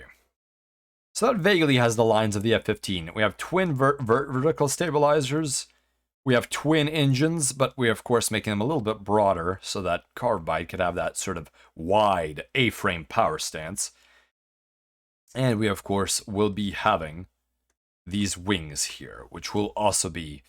Oh, you know what? I really like this about the F-15. It's the chop-off here. And this, of course, looks terrible on my rendition right now. But the fact that the wings have an angled chop-off on the rear is beautiful. Yes, we are going to be running nuclear engines, so Battletech does not care about aerodynamics. It never cared to begin with. You know, I think this particular one, I do have a vision because there are excellent reference materials here. So one thing I would potentially be interested in is having no cockpit or a hidden cockpit. One of my favorite things about I suppose, higher technology is that you can avoid having, I suppose, less protected material here, especially if this thing is going to be going into the vacuum of space. So maybe a cockpit integrated with the fuselage, where the pilot is, I suppose, lying down, but it does have sensors that would have that blue eye color. Thank you for the PNG Carvebide. Let me take a look at that. Let me see how it is going. All right. Okay. Oh, wonderful, wonderful. Thank you, Carvebide. I will be using that later, I think, and I will be using the skew tool. All right. Excellent. Perfect, perfect. Okay, so let's get back to Krita. Let's see here. 1 second, please, wingmates. There. Stabilizers are too small. I see the root cord should be a third length of the main wing root cord. I see. Well, we did make them a little bit bigger. They were definitely way too small beforehand. Although what we would consider the root cord here would be different because this is a slight bit of a lifting body that we have happen to have in this particular sketch. So they do need to be fairly long. So you're very right. You're very right, Dippy. Okay, let's go back here. The taper on that wing is a little bit stubby. Well, you see, Battletech has some very interesting ways that it treats its aircraft. And we don't necessarily have to conform to the F-15 look. So, in essence, we are mutating it for no good reason. Let's see here. But yes, these wings are very stubby. Alright. And we probably will need to sweep them back more, though. The body looks like a tennis court, and that's fine by me. So basically what I'm thinking is the legs kind of fuse together here into a fuselage, and then this area is essentially a smooth blended body with sort of a area where the lasers will pop out of, facing backwards. Like so. Variable wing F-15. Oh, that sounds like quite an interesting time. And there are the lasers, and there are the nuclear engines, and we'll make sure that they have these lovely little thrust directors here, even though you don't generally need them. Actually, no, the thrust vectoring is important, so you do need to have all variable thrust cones or thrust nozzles. But we probably won't go. This is not a land air mech, luckily. And the hyper assault Gauss rifle will be here, and we'll make sure that we give it all the coils we want. So, I think I like this design more or less. I think I do.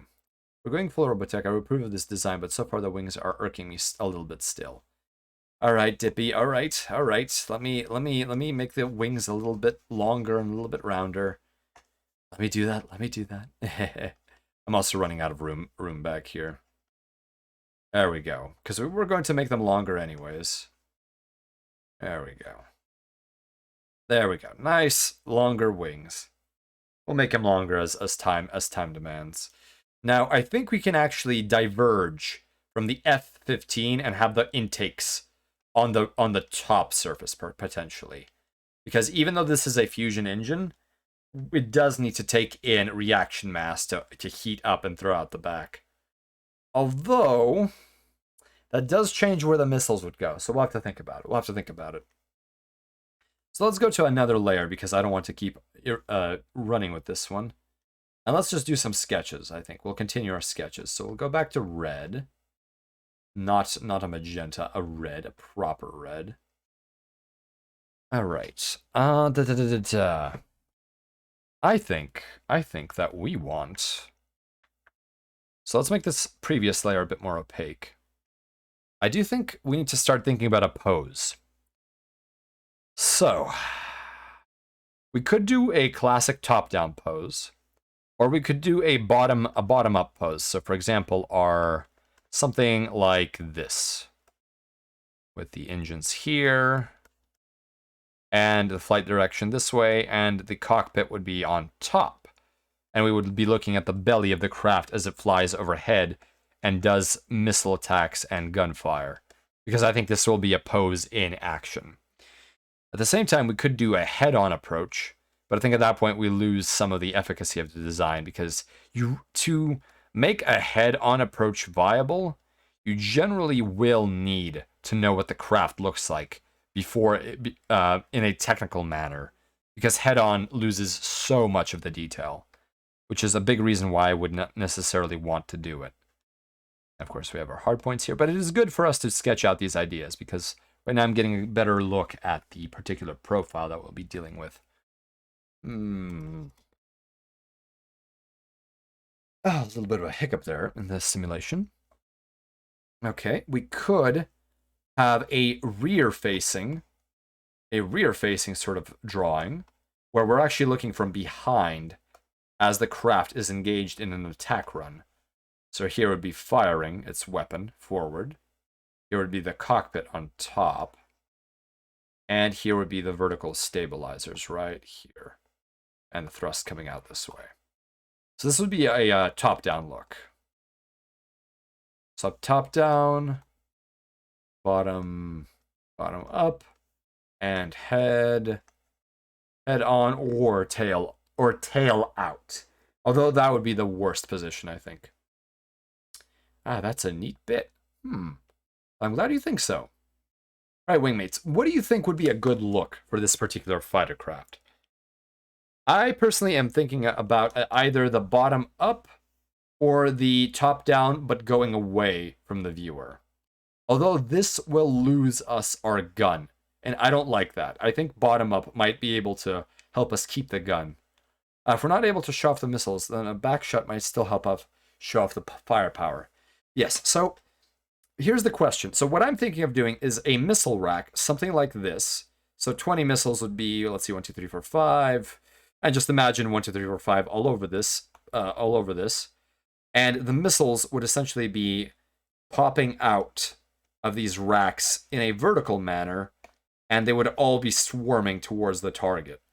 So technically that would look good in almost any position. And of course it would be nice to see where the missiles are coming from. I don't think it would be necessarily super important for that. We could do an almost knife edge profile, which is going to be very tight, and might potentially show off both the gun, sort of because it's slung rather low on the plane, along with the missile launch directly. So I'm not exactly sure which one we want to do here. So yeah, so this, but angled even more sideways, so that is all we can see. Reminds me of Packhound missiles. Packhound. What does the Packhound look like? 1 second, please, wingmates. Let me take a look at this. Let's see here. Packhound. Okay, Packhound missile rack from Elite Dangerous. I see. Yes, that looks like a multi-missile launcher. I see. Okay, so it's an Elite Dangerous weapon system. Alright, just make sure to feature most of the important features. Well, I think that the Hag must definitely be shown in action. Now, I've never actually seen it fired. Let me see if MechWarrior Online has a Hag yet. I actually haven't been keeping up with the game much. So, Hag, MechWarrior. See how they portray it.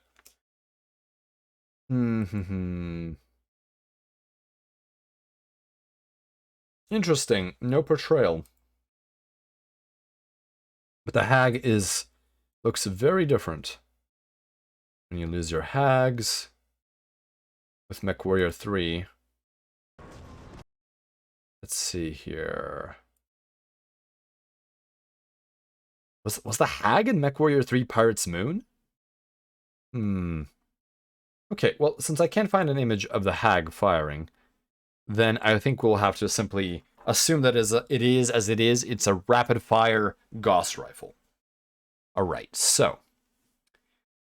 Well, the LBX fires canister. I think the Hag, very specifically, is a rapid-fire weapon.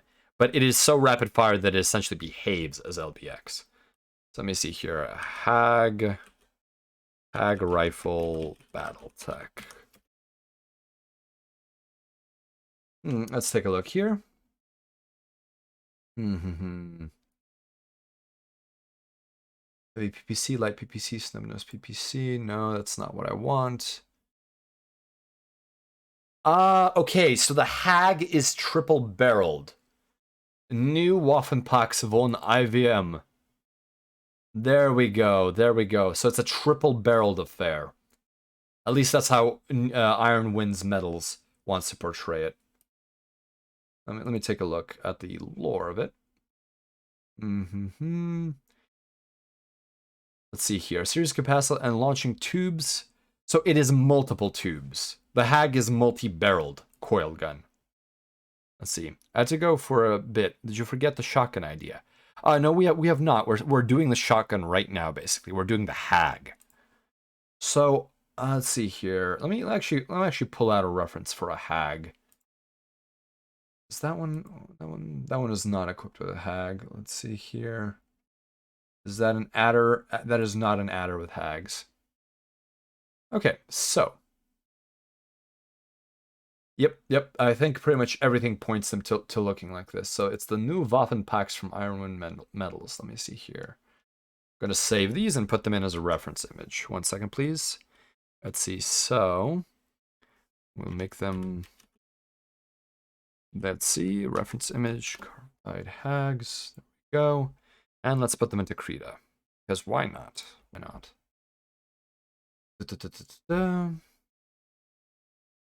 Come on. Give me the image, please.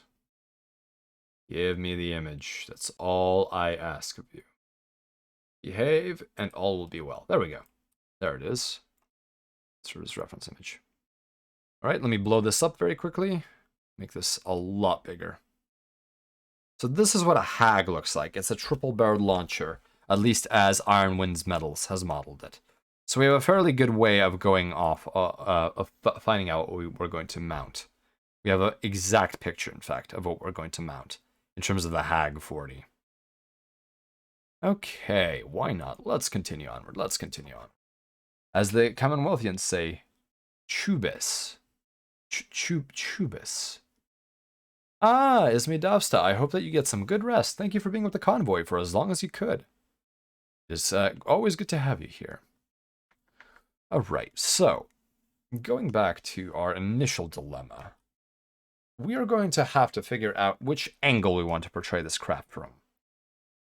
I think that here we'll be able to show some of the Hag mounted under the plane and firing, and we'll also have the top.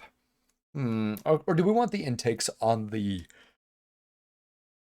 Do we want the intakes for the fusion engines on the top or the bottom? That is the operative question.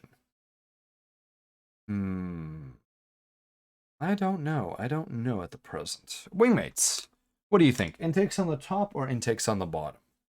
I think top would have an interesting look, but it may get in the way of the missiles. Or we could put the missiles on the bottom and have the intakes on the top. Or we could put both of them on one side. Or split them. Apologies, I required some more hydration. Okay, let's see here. Huge intakes, like this. Let's check this out. Oh my goodness. Oh, those are absolutely enormous intakes. I forget which particular aerospace craft that is. That is one of the lesser known ones. But that is definitely huge intakes. My goodness me. My goodness. Okay, here we go. Alright, let's see here. It is hideous indeed. Oh, the Hellcat. Oh, the Hellcat subscribes to the school of thought that even a brick will fly if it has enough thrust. Very much so. My goodness. 60 tons, 3 large lasers, and 5 medium lasers with how many heat sinks? 20? That is a garbage loadout. Wow. Wow, that is bad. And the Hellcat 2 looks so much better. I mean, not that I don't like this this crazy look. But yeah, that is something strange right there. My goodness. Intake somethings. Look at the size of those air donkas. Oh my goodness, wingmates. You are so cheeky sometimes. Alright. Why don't we continue onward here? I'm still not sure at which angle those air suck cans. Oh. Yes. It's quite prodigious of an air intake system. Hello, Bunzel. Welcome to the convoy. Need big gills in the void to get all the oxygen you can. Well, even though they generally don't, I guess they're very thirsty engines. Very thirsty. You could almost fit another aircraft in them. Looks like something out of Metal Slug or that one Offspring music could do. Yes, Metal Slug certainly has a very cartoonish and exaggerated style. I think my favorite sprites in Metal Slug are those for... Well, okay, so out of all of the line vehicles, the weird tower mine layer is one of my favorite Metal Slug sprites. But I think out of all the bosses, my favorite Metal Slug sprite would have to be Jupiter King, I think, from Metal Slug 3, the giant robot. I don't know why, but I really like a Jupiter King. Looks like something out of Metal Slug or that. Yes. I'm tempted to read that again.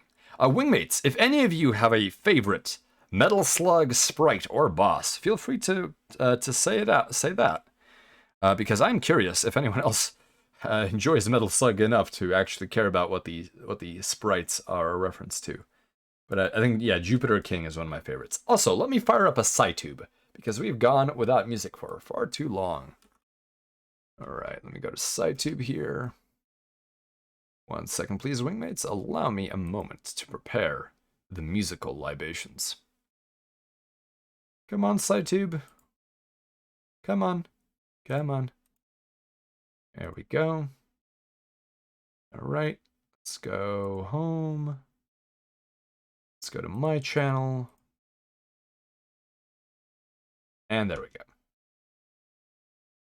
Okay, so allow me to throw down the SciTube link. Or the SciTube command, rather. There we go. Here you go, wingmates. So if you punch in music... Oh yes, the crab is fantastic. The crab is an excellent boss design. For any of those of you not familiar with Metal Slug, it is essentially a giant hermit crab in a tank. And yes, there is in fact a GIF of it. It is so well done. I admire the pixel art of that so much. Honestly, I couldn't decide, but my favorite of all time stage is the final stage in Metal Slug 3. Headless, you are brave. It takes so much time for me to get to final stage in Metal Slug 3. That one's a doozy, but yes, shooting the alien is definitely one. The crab cycle. There's only one step, and it is crab. Indeed, indeed. Alright, let's see here. Crab battle. Colonel. I'm engaged in a crab battle. Okay, so the SciTube is up, and the link has been pushed by Hartley. Thank you very much for that. Let me find my playlist here. Spacer's faves. Let's see. Let me grab the link and load it into the SciTube, and we can begin playback. All right. Add an item. Add a media URL. And there we go. Perfect. Oh, and I need to make sure that I turn off something here. There we go. Okay, so I will not be playing this over my speakers. Epic crab battles of history. There's a long-standing feud of art academia where you should always imitate in silence or not, animate in silence or not. Some old pros insist that silence is necessary for proper focus, and some students still it is like gospel. That is very interesting. What is there any particular reasoning, Kimmy, about that silence during animation? Who could forget classic songs as Lobster Magnet? My goodness. Tried both and haven't noticed the difference yet. It's about focus. Ah, okay, that makes sense. I guess whatever makes you focus the most is probably the most important. For some people, it definitely is silence. Okay, why is SciTube not actually having any volume on my end? Oh, the tab's muted. There we go. All right.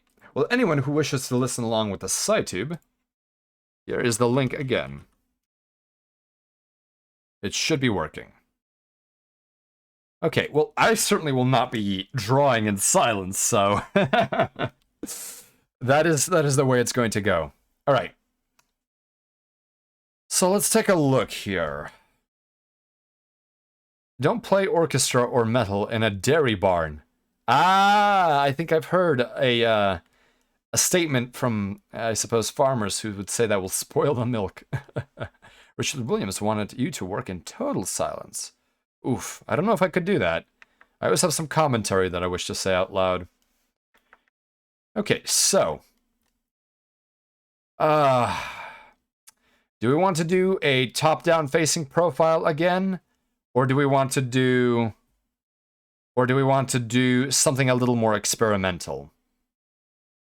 So the view from the bottom up might work, because it'll give us the hag here, and we'll still be able to see the missiles flying, and we could do a solar flare effect, except I've never done a solar flare effect. Wouldn't be the most exciting stream content, to be sure. Yes, sometimes it would not. Though sometimes all you want is just a bit of silence and to watch. It really depends. It really depends. Okay. Okay. This is really giving me problems. I feel like the pose has to be spot on. What's a compromise? A compromise that doesn't actually ruin it. Okay. I apologize, wingmates. Oh yes, and I should throw up that poll again, in case anyone has joined us recently. 1 second, please. Let's take a look. Where is it? Where is the poll? Okay. Alright, 1 second please, wingmates. And there is the pole. I don't know if we'll do a boomtail. I think that I want a solid fuselage, because putting on a boomtail would not make it look like the F-15 that we are being inspired by. And the F-15 most certainly does not have boomtails, although the rear elevators are on these extensions here. And it is almost a full body elevator, or a full surface elevator. Oh, that's my playlist. Well, that is my playlist if anyone wants to ever see it. Whoopsie daisy. That is not the poll. Oh no, my playlist. Let's see here.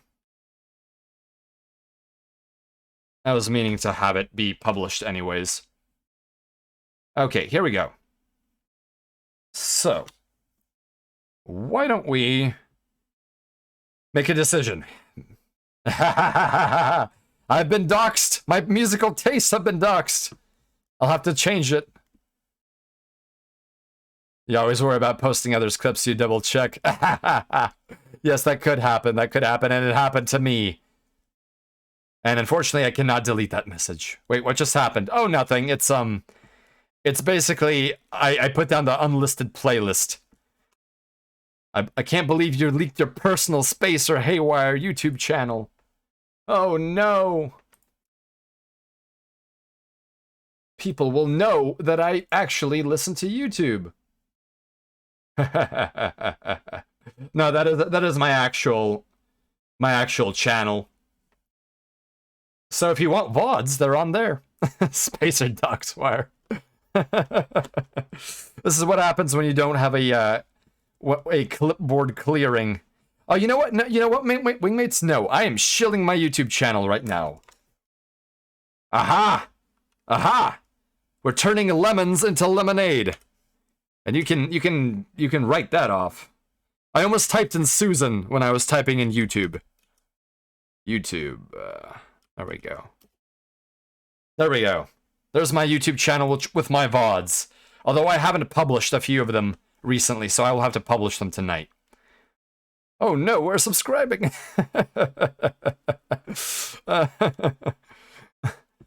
Susan will remember that. Exclamation mark Susan for the YouTube command. I should change that. Oh, Dippy, don't fight Susan. You may lose. You may lose. He's making us like and subscribe.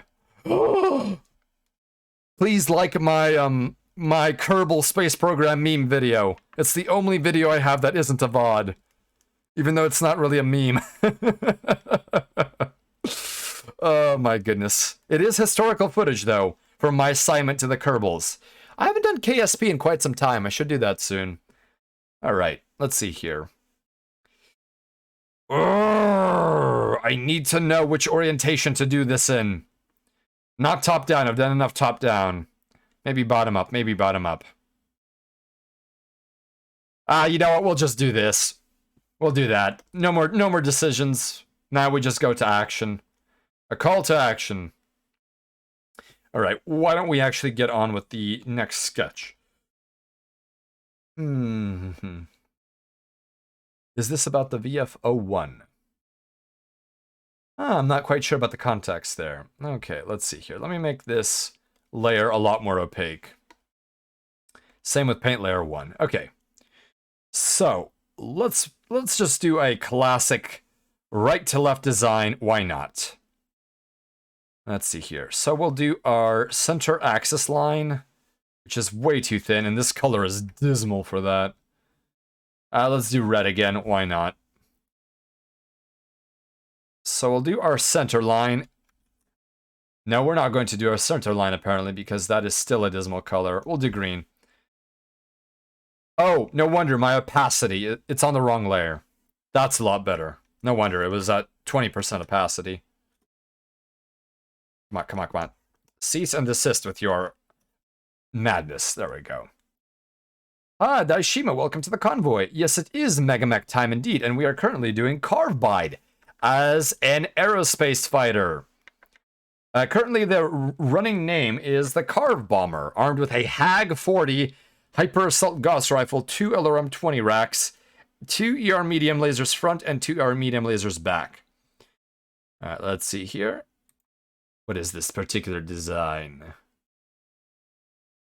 Oh, I see what that VFOD looks like. That is actually a very good-looking design. I like these stepped wings. They definitely look nice. And to anyone joining us, we actually have a poll up, and we have a SciTube. So here's the poll, and here we have SciTube. Let's see, SciTube. Oh no, music! Exclamation mark music. Oh, I didn't shuffle the SciTube at all. No wonder it's playing that way. Okay, there we go. Let's shuffle that. Okay, playlist shuffled. And I'm going to actually go to the next one. Let's skip this one. There we go. We'll go to Belly Speak.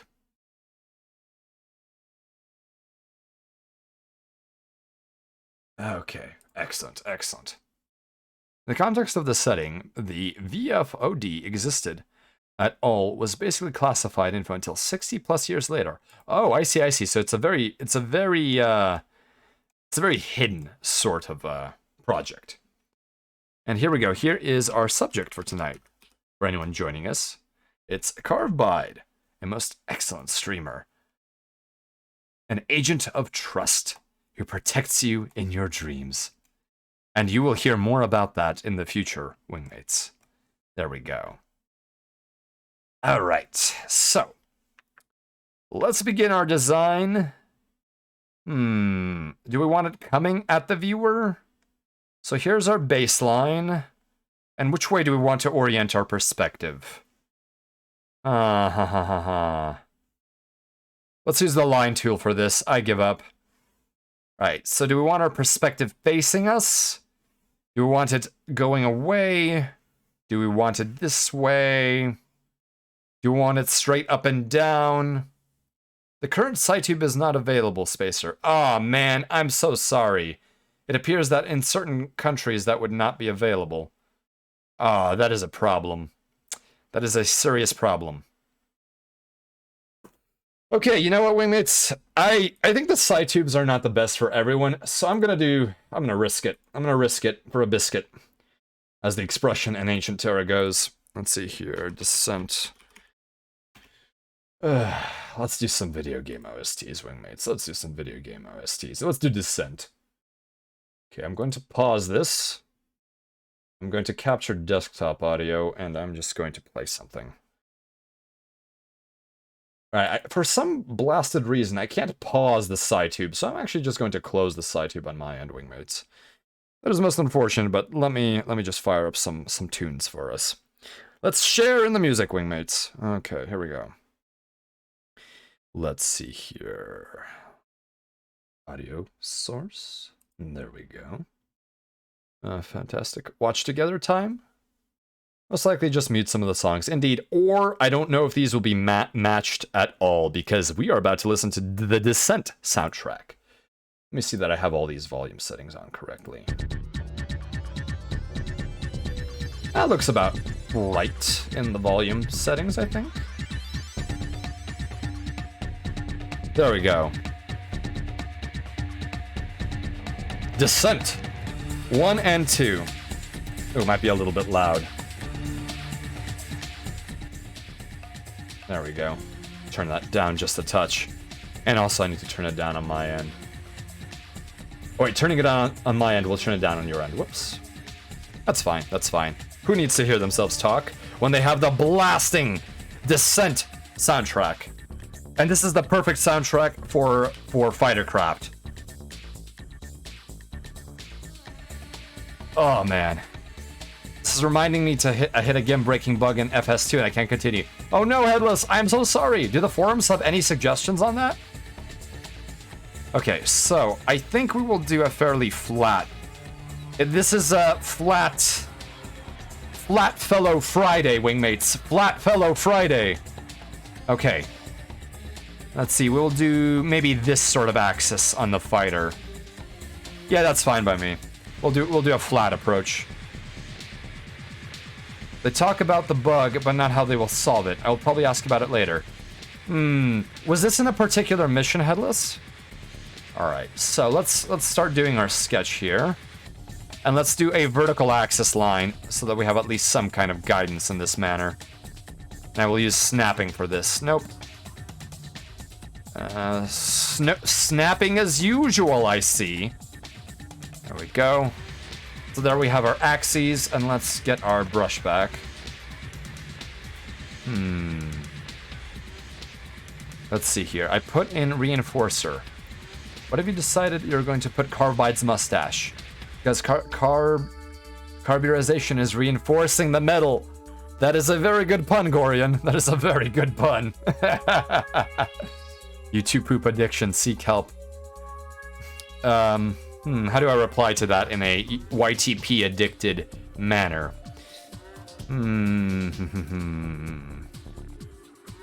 That ship sailed in the morning, Kimmy Spice. There is no going back. I wonder what's for this stream. Let's see here. Is his mustache going to be a bumper or a weapon? I'm not sure. I think it will be on the canard. The canard will have some sort of mustachy detail on it. I am old and frail of the brain. What is YouTube poop? It is basically taking YouTube videos, it's taking video footage of something and mashing it up in an incomprehensible and gibberish way. So some of the more historical ones would be the Sonic animation, the first one, with Grounder and the other chicken fella. I forgot his name. Grounder and Scratch, was it? Yes.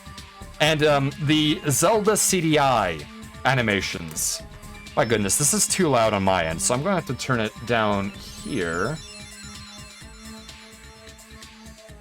And then I will have to turn it up on your end, Wingmates, to keep that balance. There we go. Scratch. Okay, it was Scratch. Never got into YTP, but definitely aware of it. Woody, can I get a hit off your jewel, bro? If this was a mech, throw like a boomerang, Mazinger style. Alas, this is not a mech this time around, but I'm actually very excited to be doing a fighter. And Hotel Mario, yes, yes, yes. Hotel Mario. Stuff's so mentally awful, I try to block it from my memory. Unfortunately, I witnessed it during a time when my memory was not as easily capable of blocking. So, I will take my damage where it comes. Okay, so the fuselage will be something like this, roughly, in terms of width. So we're going to use a lot of construction lines for this one, I think. So we have our fuselage width. So actually, I'm going to use a different color and use lines to make our engine center lines. So these are going to be our engine center lines. There we go. And we'll do another engine center line. So here is where our engine is. Now, what I should have done is... I really wish there were proper geometric construction tools for this. We're just going to have to eyeball it. There we go. So the engines have a rough parallelism. There we go. I should really be doing this in a vector layer. I could actually copy-paste a lot of this stuff. There's some YTP, noise, sound, sanity warning. Yes, Wingmates, view that link at your own discretion. Do be careful about which sort of mimetic hazards you consume. Okay, so we have our engine lines. Okay. Let's go back to the brush. Going back to the brush. So if our engines are here, we will have these long tubes for pant legs / engines that go out to here. Okay, we cut that off. Then we have a parallel line that runs along with our horizontal axis. And it intersects here. So this is approximately where the circle of the engine would be. Or where the exhaust of the engine would be. There we go. And it would continue on this way. And this way. There we go. Okay, excellent, excellent. So we have a wide boy right now. Now, we will need to begin the transition of the fuselage. This is modern. I assume people quit making them after the community died out in reference to the YouTube poop that was posted above. And yes, they have survived, indeed. It is a little bit strange, in fact. But that is the way of the internet. Things you don't expect do end up surviving. Okay, so let's begin moving all of these components of the fuselage in and giving it a nose. And the F-15 has a nice pointy nose, and since that is our inspiration, we're going to run with that particular droop nose. A little bit more of a droop nose, though. We'll have to correct that later. This is just a sketch, after all. Okay, there we go. We have our bump here. Alright, now the Hag 40, we can give it a center line here. And so that means that the gun will approximately be oriented like this, like so. Alright. Okay, so if I'm doing this, I will have about a 45-degree inclination. And we're a little more than that, so it'll be a fairly tight circle, actually, here. So here's our Hag. It's going to be a Trinity cannon. And it's going to be bound in a very interesting way. So here's our Hag. Let's see here. Pork chop sandwiches, my god, that G.I. Joe mashup, indeed. That brings back a genetic memory. Okay, so here's our cockpit, which is hidden within the fuselage. And then we have the body, which blends down into the lines here, which form a position for the lasers. And that line should actually be like that. So let me get rid of that because it's throwing me off. There we go. So there we have that blended body. Alright, and it will have vertical stabilizers. So there we go. We have our vertical stabilizer. Vertical stabilizer along the vertical axis. And actually, to make this a little bit different, we will have a bottom stabilizer also. There we go. We will have the usual nozzles at the end of the engine. There we go. Another nozzle. We need to make this a little bit smaller. And then we will, of course, have thrust coming out of them. Now for the wings.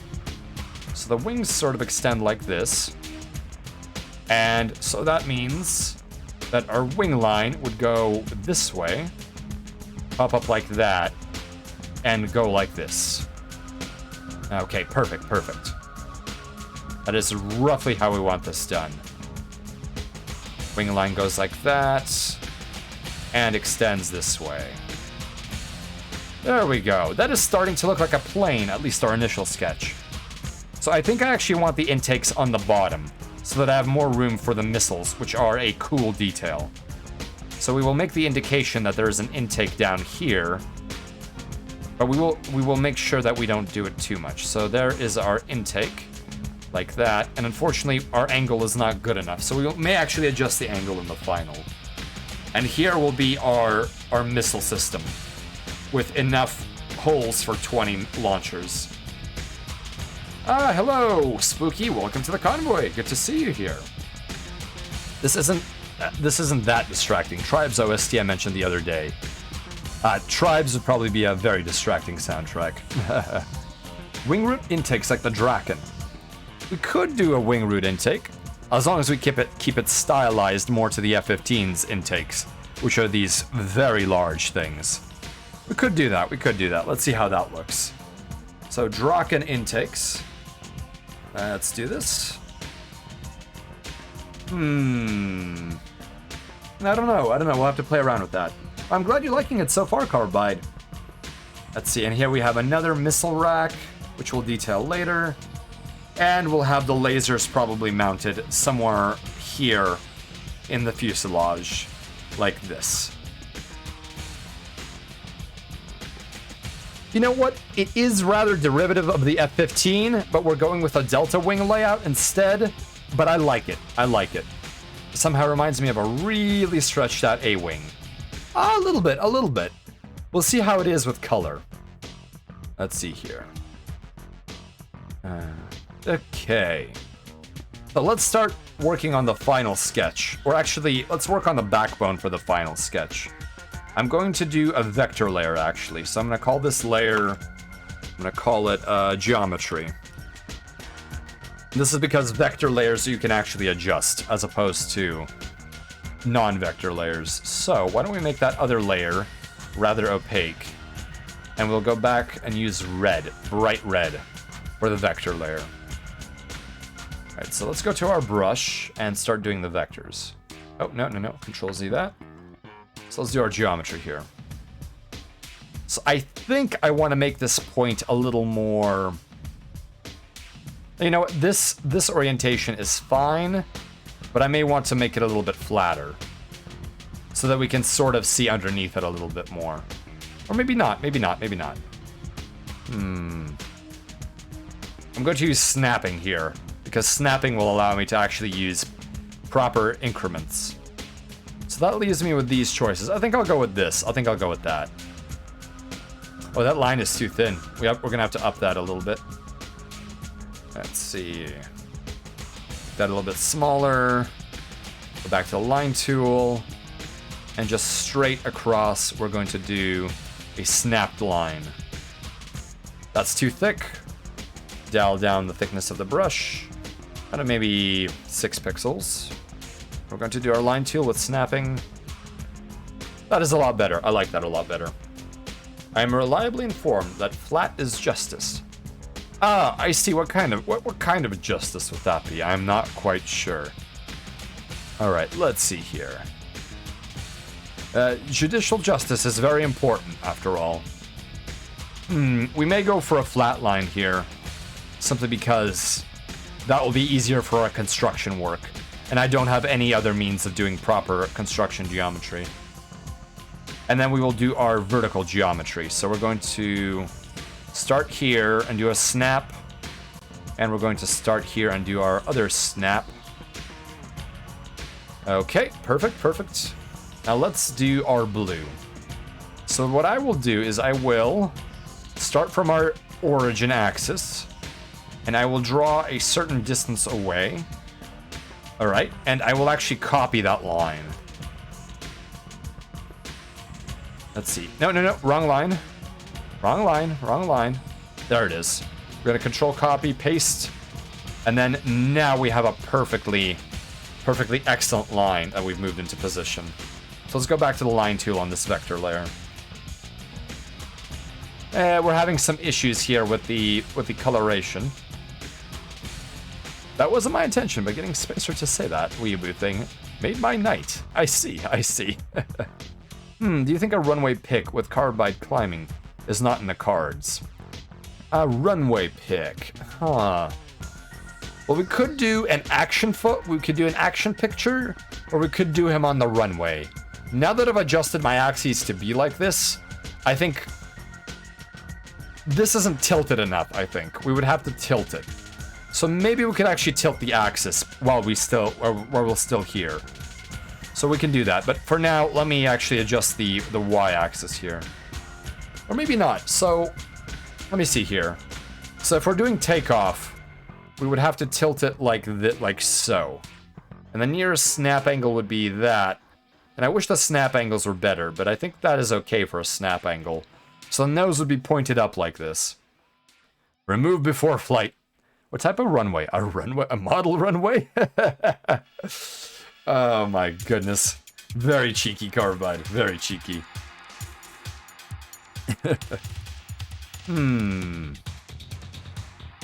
I suppose we could do it with that particular tilt. Putting on an air show. I do wish to know what you mean by this particular air show. Okay, let's see here. Okay. See, now I am conflicted. I don't know if I want to have this thing climbing off a runway, or if I want it to simply be flying. I'm very conflicted now. So the two lines would look like this.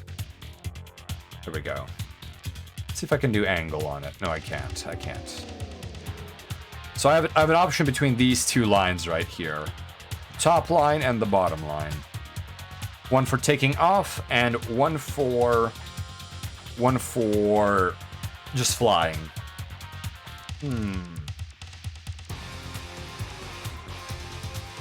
Man, I love the Descent soundtrack. Okay. Well, I do think...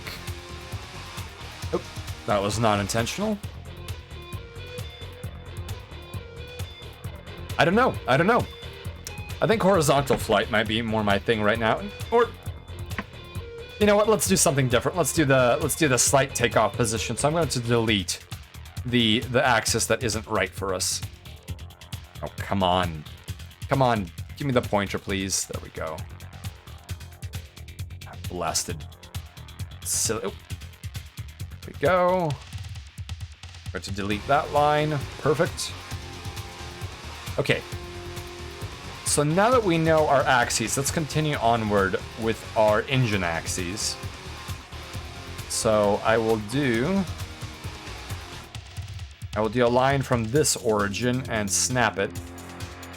And that is the way our engine would proceed. I will do another line from the exact same origin and go this way. That is how our other engine would proceed. And here we go, same operation. Construction lines are very helpful for something as geometric as this fighter craft. Okay. And I think I would also want some vertical guidance here. Yes, I would. There we go, vertical guidance.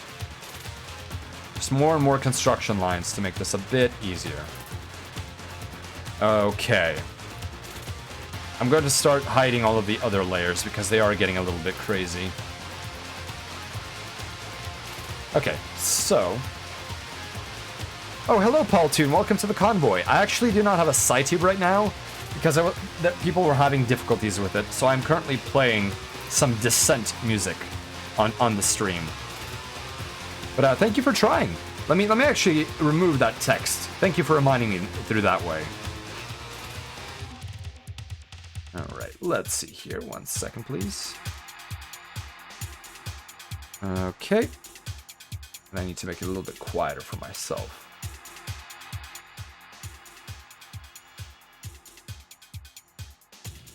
Okay. Ah, you're a fan of Descent, Paul? I have not beaten the games in person, but I have finally obtained some working copies of them. What was the other one that Eri uses? Watch Together or something? Yes, it is. It is, in fact, Spooky. I also use Watch Together if I want wingmates to suggest some music. And we may do that on the latter half of this particular art stream. So I think I also want some circular construction. Just because I would like to cheat a little. Let's see here. No, I'll do construction on my own terms. So let me get a nice vibrant green. I think I'll do that for the remainder of the fuselage. Okay, so we know approximately what the plane will look like. So I'm going to remove that layer. And I'm going to start doing a really serious sketch. All right, go back to our brush. And this will be a more powerful sketch. Okay, so we know that our engines will be... Oh, we can't paint on this layer, obviously, so we have to paint on this one. This is our geometry raster, because this is not our raster layer, or our vector layer. How far do you think you'll get tonight? I hope to finish this tonight. Once we get the design laid out, I should be able to color it. But I will be going for quite some time. Oh, of course, no worries, Spooky. Dude, you making a carrier landing too? We're just making it tilted. If it's landing, we don't know. Ah, I see, you enjoyed MechWarrior 2 with your father. Wonderful. MechWarrior... Oh, Descent and MechWarrior 2. MechWarrior 2 is an excellent game. I hope to one day get it running on stream. Right, so why don't we do our guidelines for for how the proportions of the fuselage are due to the curve, or due to the perspective. So there we go. Roughly giving ourselves a curved fuselage. Okay, perfect. Alright, let's see how far the fuselage runs in its circular form. It probably runs up to here somewhere. So we can draw another vertical guidance line, and we can draw a horizontal guidance line. And we can roughly estimate our distances here. There we go. Making a rough ovoid. So this is going to be a lot more of a construction-based design than I normally do, but that is because it is optimal for it. There we go, doing our rough lines. Okay, perfect, perfect. So we are getting these construction lines. This is secretly a study on how to draw planes. Not necessarily because this is amateur hour right now, but it's certainly how I would draw a plane, because that is what I'm doing right now. So actually I want a construction line here too, and I'm going to use the vector layer for it. Let's see, let's go back to line. So pin, shift. It's a very good thing that I did that, because I now know that I actually will need to extend this construction line in all likelihood. So we go back to raster geometry and we do our vertical. Actually, when in Rome, do as the Romans do. So while we're in vector mode, let's actually do a proper guidance line here. Okay, and we already have the proper horizontal guidance line, but we'll do a proper line on this axis. There we go. That should be a lot better. So let's go back to our raster geometry. Okay, so going back to brush, we're gonna do that. We're gonna do that. We're gonna do that, and we're gonna do that. So that's our rough cross section. So let's make sure we get a nice and rotund fuselage. There we go. Wonderful, wonderful, wonderful. No, we bent it the wrong way here. We'll fix that, we'll fix that. When in Rome, fly jets like a Roman. Real confuses the Carthaginian mecha pilots. I suppose, yes, that would happen. It'd be like as if the elephant situation would be reversed in the...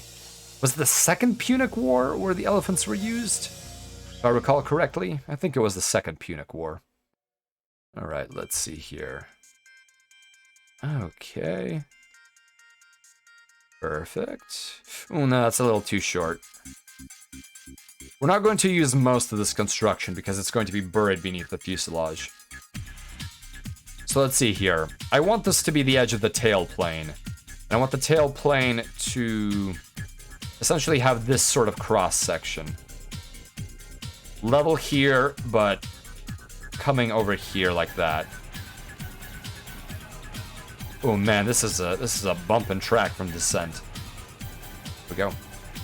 Hello, Pig D20. Welcome to the convoy. And I don't think I welcomed you to the convoy, Spooky, or maybe I have forgotten. Second Punic War, I believe. Hannibal got BTF on the end by Scipio Africanus. Yes, I think that was the case. I think that is the case, Pig D20. Okay, we have made this a lot wider than I expected, but that's okay. We made a wide boy here. And we will live with the consequences thereof. And the fuselage will actually be rather thick. In fact, we'll have the cockpit bump, so to speak. Here we go, lifting body.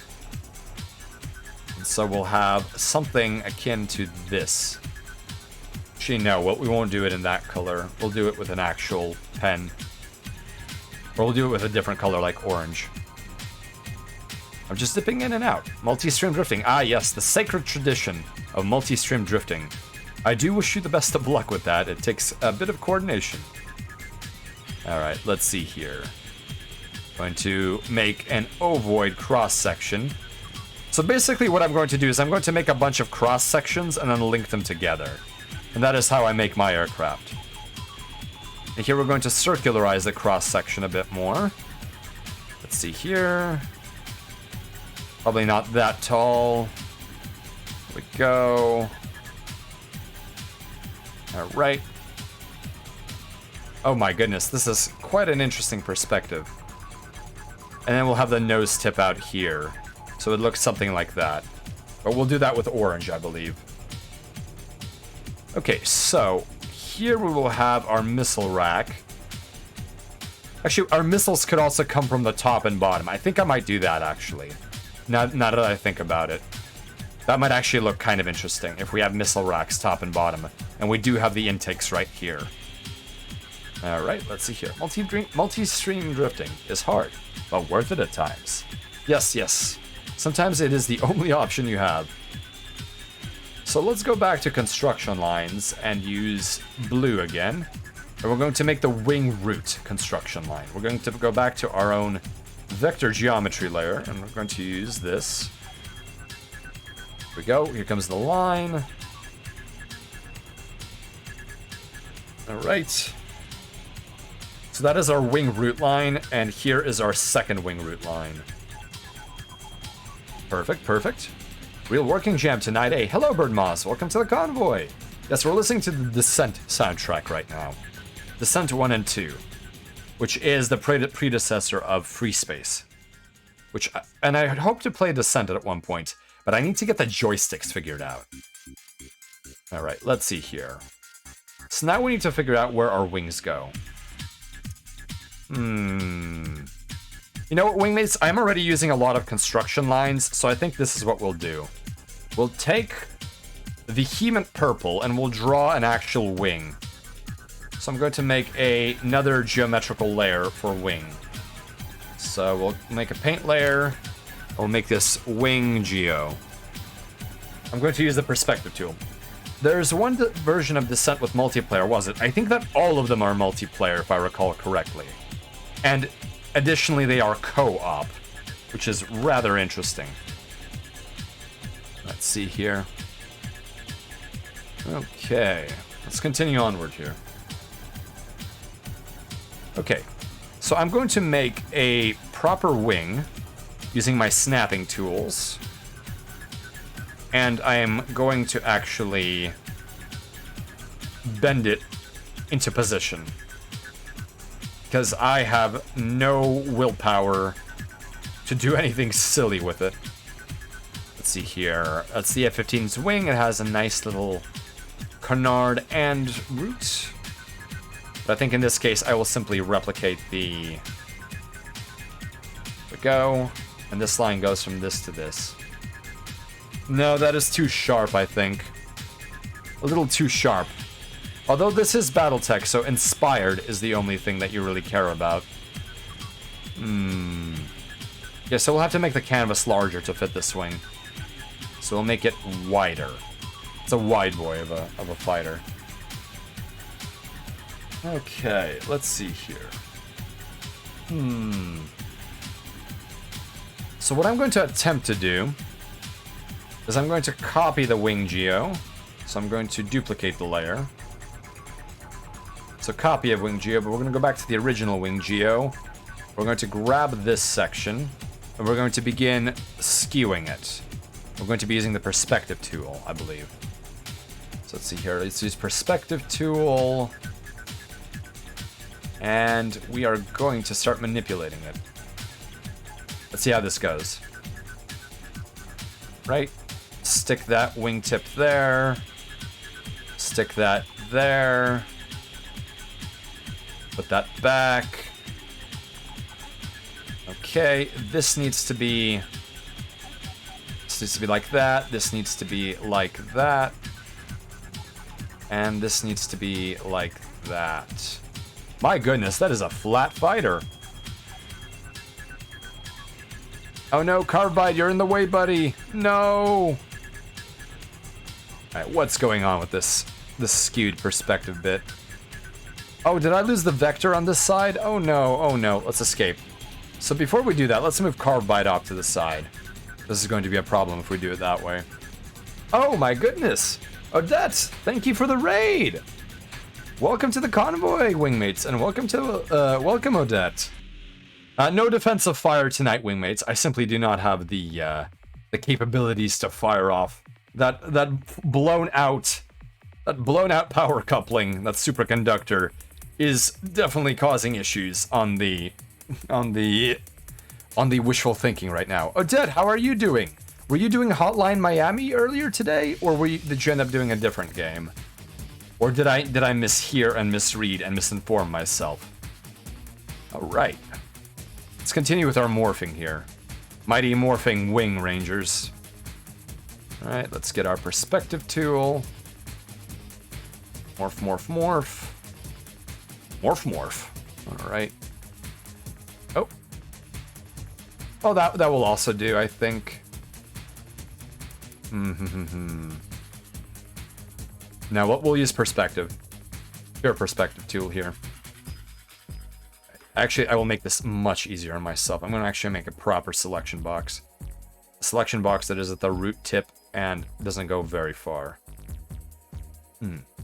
For anyone joining us, if anyone who is not sure who I am Spacer Haywire, a independent starship operator of the Torchship Courier, the Wishful Thinking, and I deliver high-value cargoes at rapid rates to different worlds within the Barsons Coalition and the Judicative Steel and the Void March.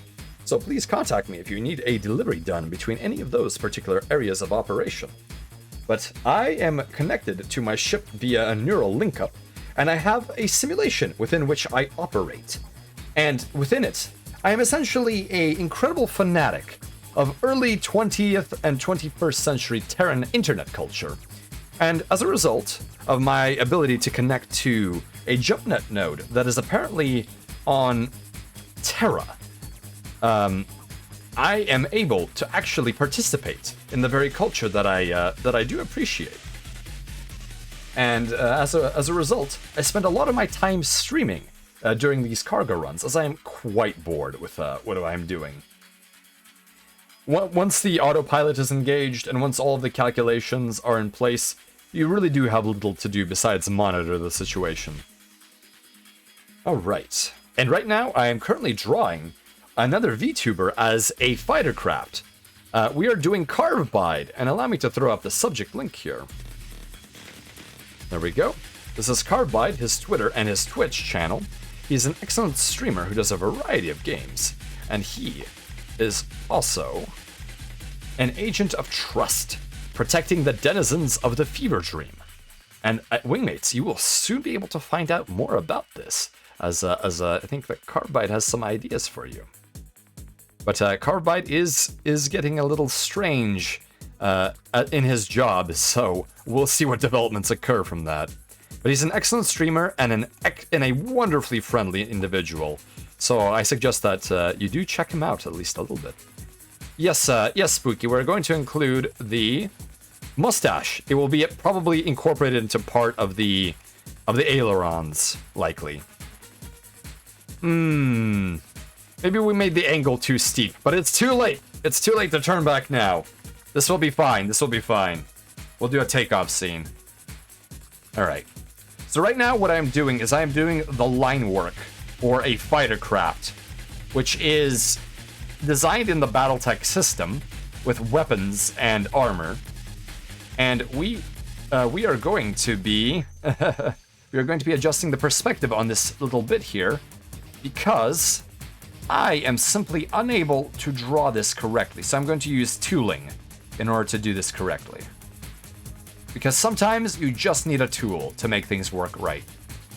And I think this is exactly what we want it to do here. Let's see, we're gonna make the wing nice and proper. Okay. Can we snap this into position? No, we can't. We'll have to eyeball the parallelism. There we go. Spacer, you're selling me too much. I need to make more lore stuff. Make more lore stuff. Well, maybe that's good encouragement being put on the spot like that. I do apologize, but it's sometimes how it goes. All right, let's make sure these wings are properly in line. All right, let's get our skewing here correct.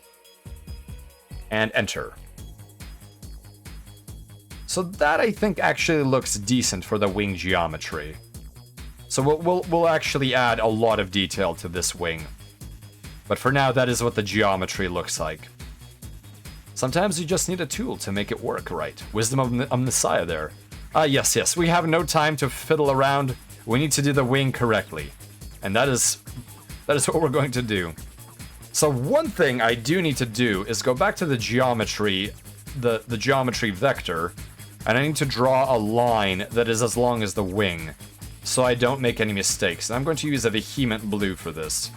So I'm going to go to the root of the wing. I'm going to draw it tip to here, okay? And now I'm going to pick this. I'm going to copy it, I'm going to paste it, and I'm going to move it here.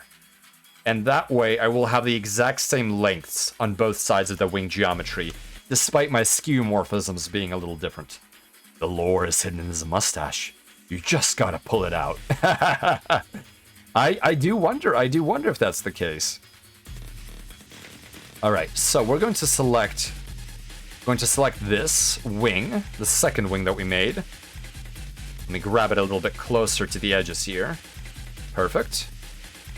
Actually, not perfect. We messed that grab up a little bit. Oh, and to anyone interested, we are listening to the Descent 1 and 2 soundtracks. It's a 6-axis shooter that is quite an intense game. And I'm hoping that it won't cause any issues, because it is a rather old game. Okay. Die. You know too much, says Carvebide. Well, good luck, Daishima. I'm afraid I'm not going to be able to protect you from this distance. So, you're on your own. With the wrath of Carvebide. But yes, Odette, how was your game? How was your game? I don't think I ended up having a full discussion about that. Unless you have headed out, but that's no problem, because I know that after a stream, it is very easy to be tired, and I just mirrored my wing. So why don't we go back to the perspective? No, I want the... You won't let me apply it first, will you? Come on, give me a mirror. Oh, I can't mirror with the perspective tool. Okay, so I'll have to do two transformations in sequence. So first, I'll apply the mirror transformation, and then I will apply the perspective skew transformation. There we go. Right, perspective skew, so we adjust one corner here to the edge, and I'm sure that many are laughing at me for... Oh my goodness, we can't do that. All right, we're gonna... Oh! I see what our issue is here. What happened with the skewing? Okay. So let's see. Let's try the skew again. Oh, it's a vector mirror. So it did something very funny. It did something very, very funny.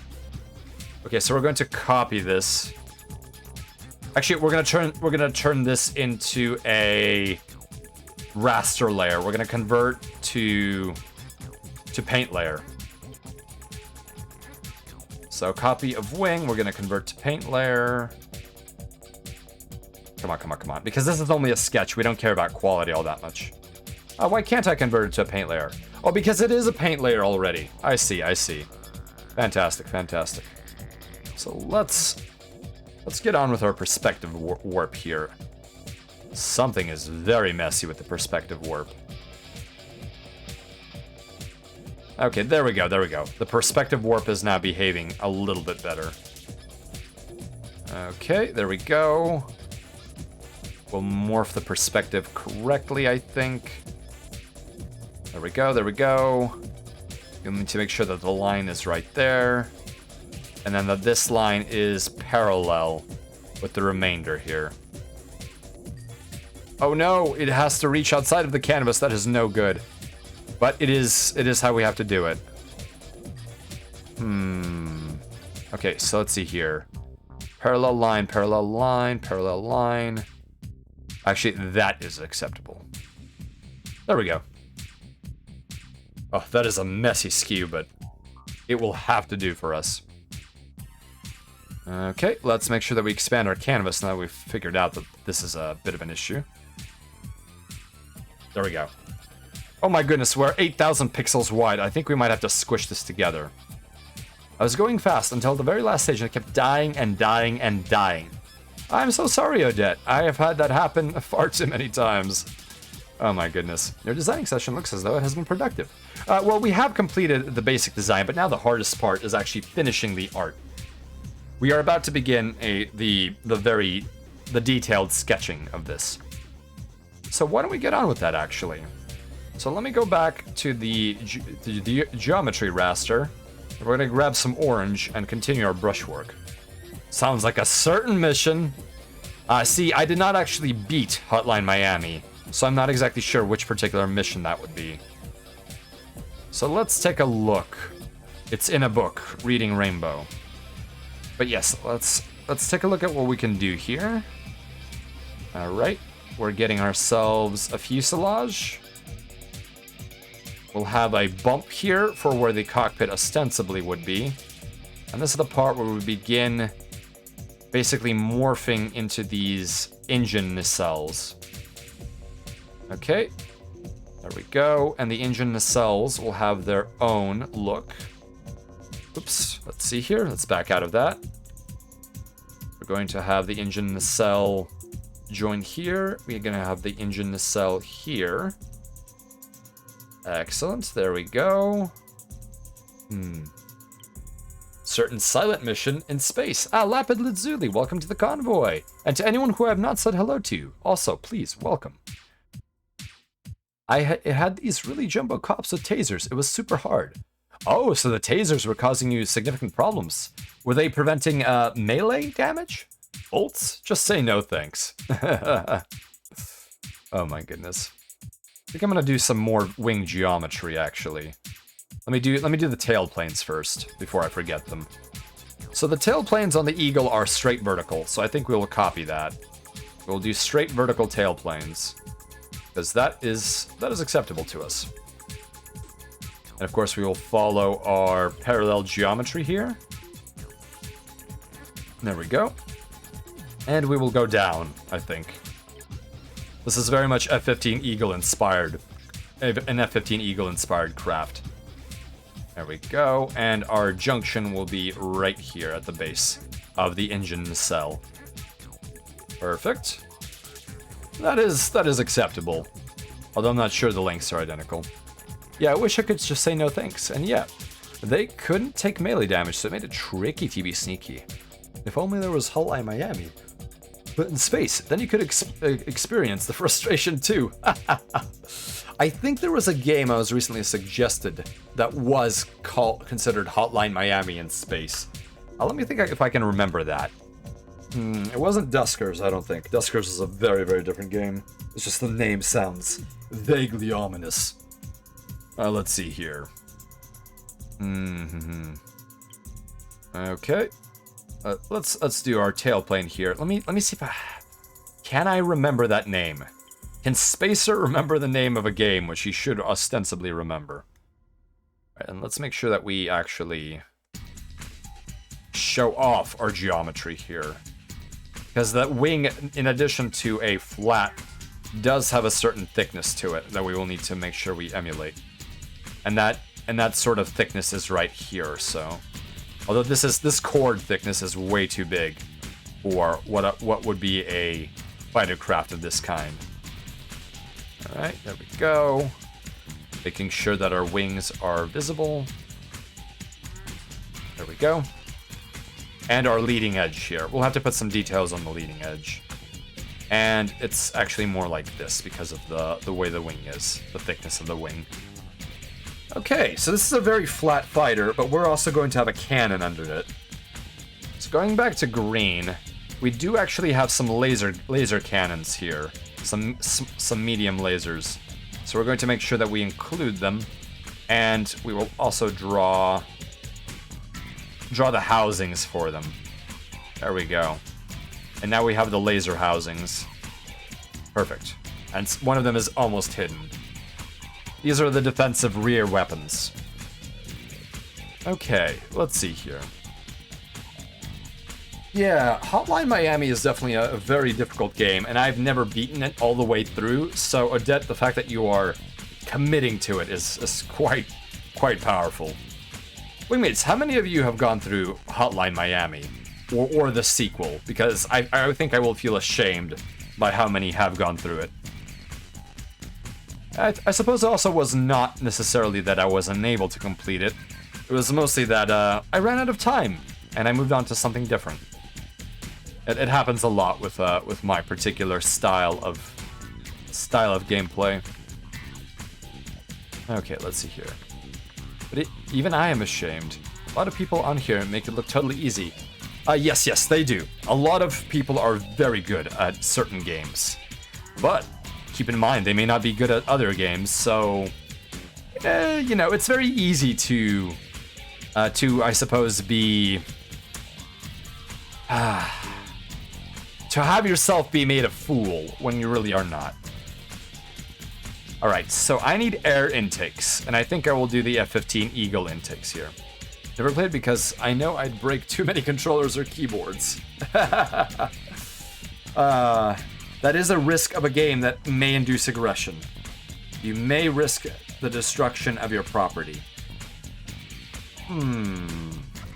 So I think I will do the intakes after all, and they will be underneath. Simply to reflect the F-15 Eagle. So let me draw the intake here. Okay, so that goes down. This goes across. The vertical is here again. So that is roughly my intake geometry. Something's off about that, but I think we'll live with it. No, I think that's right on the geometry. And then the intake will taper off into the frame. Not the best way to do an intake, but it's one of them. That's actually going to be visible. Okay, so the other intake would be here, and it is just obscured by the fuselage. Yes, it is just obscured by the fuselage. Very unfortunate, very unfortunate. However, we do have a HAG-20 to draw, which is a hyper-assault Gauss rifle, which is the primary weapon of this particular fighter. Okay, so why don't we switch back to red and do another construction line? Because I need to know where... Oh, what's happening here? I need to know where the Gauss rifle will go. Oh, come on now. What's going on? What's going on? Are you going to misbehave again? Are you going to misbehave, Krita? You're going to misbehave. Let's see here. I think the answer is yes, Wingmates. Krita is going to misbehave. It won't give me the second put down here, which is odd. So I'm going to attempt a little bit of a cycling here. First, I'm going to do a save check. There we go.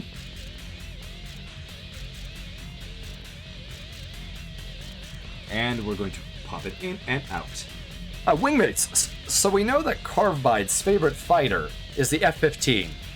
Do you have any other favorite aircraft of your own? I am particularly partial, at least in terms of 21st and 20th century fighter jet aircraft. I am partial to... Oh my goodness, was it the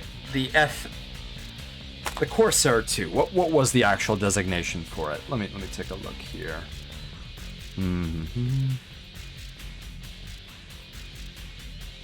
Corsair 2 fighter.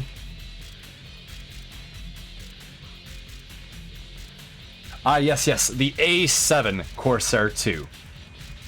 One of the last gunfighters, if I recall correctly. And after that, most fighters started being armed with missiles.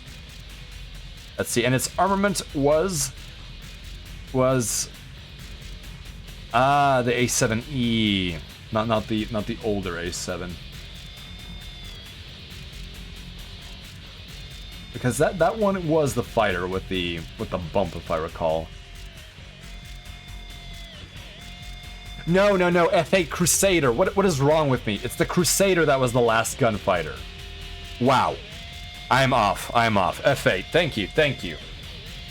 Yes, the F8 Crusader. I keep mistaking it with the Corsair 2 because it is a related development. But yes. P38, an excellent choice. Piston winged craft oftentimes have fantastic shapes. Oh, the Come of Cat 50. Good taste, Bunzel. When you're out of F8s, you're out of fighters. Yep. Everything after that is just a missile platform with wings. And thus inferior. Gunfighters are where it's at. And Carvebide is primarily a gunfighter here. Right, so let's make sure we have our parallel line. Let's draw that. Is that too low or too high? Oh, no wonder we're running an eraser. We were making an eraser line. That is very silly of me. I apologize, ringmates. So I'm going to make a construction line happen here. And the Gauss gun will stick out a little bit. It's a fairly big one. There we go. And from there, I will make my construction line for the gun line that I will be running. So that's one gun line, and let's do an aft gun line. There we go. Remember, there is no shame in using construction lines because sometimes perspective is a pain. Okay, so let me go green here. And I think that I want this particular gun to actually extend out the front. So we will end it here. So let me get my brush. And we will put it here. And my raster layers are all, and geometry layers are all mixed up completely right now. I'd say my favorite is either the Kfir or the Atlas Cheetah. Oh, very niche taste there, Gorian. Very niche tastes. Yes, yes. What does the Atlas Cheetah look like again? I need to remember this. 1 second, please, wingmates. I need to edify myself. The Atlas Cheetah. Here we go. Hello, Monorist. Welcome to the convoy. Yes, Carvebide has changed a little bit since you last saw him. He is now a bit of a fighter. Oh, the yes, the Cheetah. It is a Dassault Mirage, but modified. Or, I suppose, refurbished. Area has made me a big fan of the F-20. As a ground-fighting knuckle-dragger, the A-10 will always be my favorite. Close air support is king. CAS is king indeed. Let's see here. Let me take a look at the F-20. Ah, yes, the Tiger Shark. Beautiful machine. I keep forgetting the designation of the Tiger Shark. But when you say Tiger Shark, I will know what it is. Gone too soon indeed. Alright, so let's give Carvebide the Hag that he deserves. And the Hag is a Hyper Assault Gauss Rifle. So let's see, we have our triple barrels here. There we go. Yeah, I was always a plane, people didn't notice it before. Oh, Carvebide the aircraft. Alright, let's make this not too big of a barreled gun. Alright, there we go. And we have the third barrel underneath. There we go. That is vaguely how we want it to be. We're going to draw the rest of it as it enters the fuselage here. Of course, we should taper the muzzles, I think. Taper the muzzles a little bit, to say the least. And the rest of the Hag runs here. It's a very big gun. Very, very big gun, but we will taper the muzzles in our final sketch. Alright, and we'll of course need binders of some kind to keep this thing from falling apart on the triple barrel. And here's what the Hag is supposed to look like. So we will have a base for it too. And that base will probably be right here. And it'll be this pyramidal construction that wraps around the actual body of it. There we go. And then the Hag, yes, like that, like that. There we go. Now we have a thicker belly on this thing. That looks a lot better. And the missiles, I don't know where they'll be because we are running out of details here. So it's time for the final sketch. So I'm going to make all of these layers I've done into a group. And this group will be called Sketch. There we go. And now we will have another raster layer above all of this called Line Art. Oh, nope, nope, nope. There we go. And let's make a paint layer. Move that paint layer above Sketch. Come on, come on. Come on. Oh, do behave. This is what these buttons are for. Line art. There we go. Fantastic. Ag love. Ag. Hyper Assault Gauss Rifle. It's a rapid-fire coil gun, basically. Okay, so let's make our sketch group slightly opaque so that we don't lose our minds making it. Because we will probably actually have to come back to it quite a bit. Ooh, Carvebide is also a good mech name, I think. Oh, and Wingmates, to anyone who has joined us recently, let me post the poll for the name of Carvebide's mech, and you can vote on multiples. There you go. You can add your own names, please be polite, of course. But most certainly, there's a number of good names. Carvebide. It just came to me. It's always in the worst moments that you remember these silly words. 1 second, please, Wingmates. I will hydrate myself.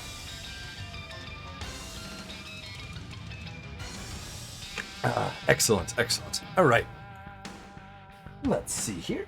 Why don't we continue onward? Oh, I'm very glad I started 2 hours early because we still have a lot of art ahead of us, Wingmates. A lot of coloring, shading, and maybe even doing a ground detail this time around. Carvecraft coming through! Carvebide, what would you say if you were an RTS unit with your own voice dialogue? I'm very curious what you think you would say. Right. Alright, let's go back to the brush. And I'm going to use the stabilizer because we are going to try something new. Alright, let's use the Stabo. Surprised he wasn't a Carvette! Oh, Vox Fox, welcome to the convoy. That is an excellent term. Please throw it in the running on the poll.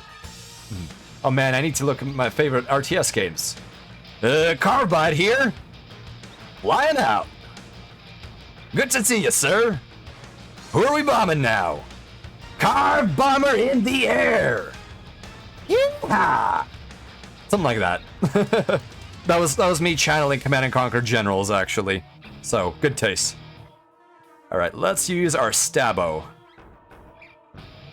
Did our Stabo not work, or are we running it in erase mode? Oh, no, we're on the wrong layer. Wrong layer. Oh, okay, you know, this is the exact correct place to use a Stabo. Alright, let's see here. We're going to do these nacelles first, methinks.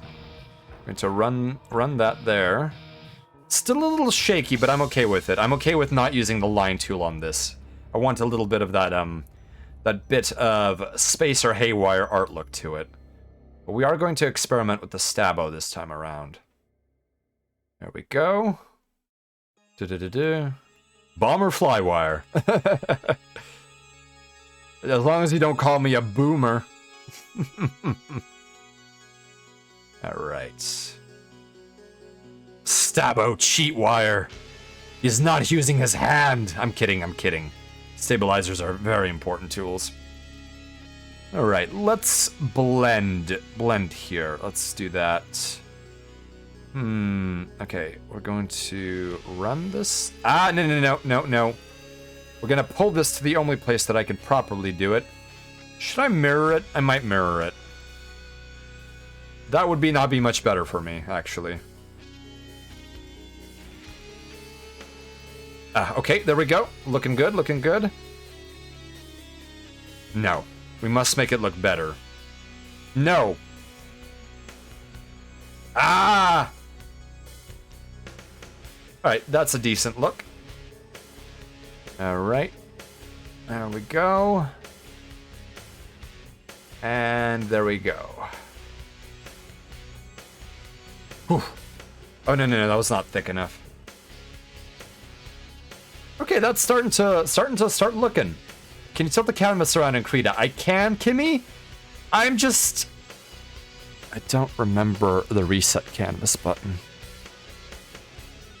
Oh, that was the reset line button. I did not want to do that, actually. Let me see if my pixels are the same. Close enough.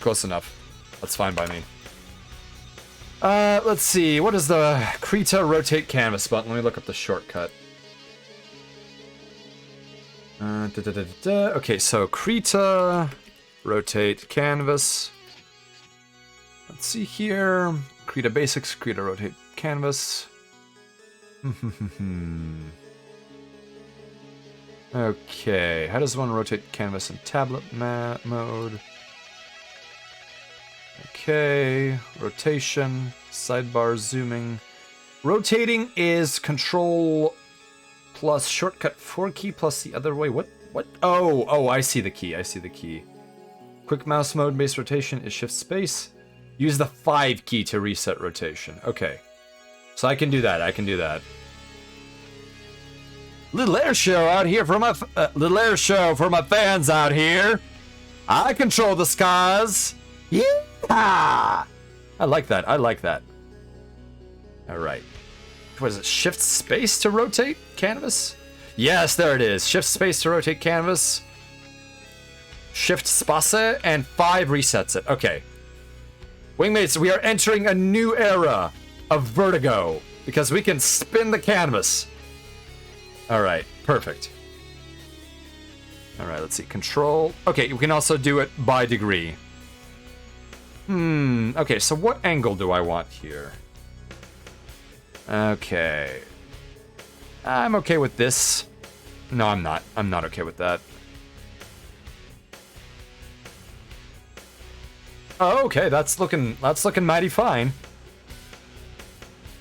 No. I want it a little flatter, I think. I want it a little flatter. Oh, damn it. Now the stabilizer is ruining my ability to erase. So let's do that. Okay, there we go. Stabilized eraser. What will the world come to next? Come on, come on. Oh, we're still drawing in erase mode. Whoops. There we go. Okay, that's looking tolerable, I think. That's looking tolerable. This is looking great. Oh, I'm glad you're liking it. This is really useful for getting a good pen stroke. Yes, I think for this aircraft, having a good pen stroke is going to be very valuable, Kimmy. So I'm going to use the stabilizer, I think. Oh my goodness. And you found out when you were drawing a plane. Ah, Dippy, you finally got the kids to sleep. I am glad. Babysitting is definitely not the most trivial thing. The stabilizer is too stabilized. All right, let's go to basic error correction. Yeah, now we're cooking with fire. Oh yeah, that looks so different. Oh my goodness. Oh my goodness. We're gonna have to. I'm going back to the stabilizer. Okay, so why don't we do the wing route? Dippy, you might want to look away. The wing route on this fighter is absurd. But we're stylizing here, so it's okay. Don't worry, Dippy, don't worry. Alright. Oh, Descent to Intro! I love this track! Okay, we're gonna have to rotate that. Let's see, shift. Okay, nope. Oh, this is a bop! Wonderful track, wonderful track. Alright. Let's do our line here. I'm running out of hand. Let's finish the stroke. Now we're gonna zoom out. We're gonna zoom out and do the stroke that way. Nope. Not good enough. I don't know if we can do this in one stroke. Nope.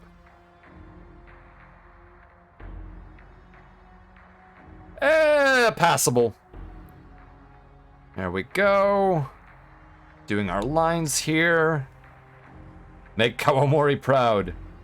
Kawamori is a mech and aircraft designer, and thank you for the love for chat and lurkers, TK. Much appreciated. All right, let's do this next. Ah! 9? No. Ah! Okay, I give up. We were using the line tool. All right, let's do the line tool here. Perfect, perfect. It's perfect because it is. At this point, I might as well also just do the rest of the wing that way.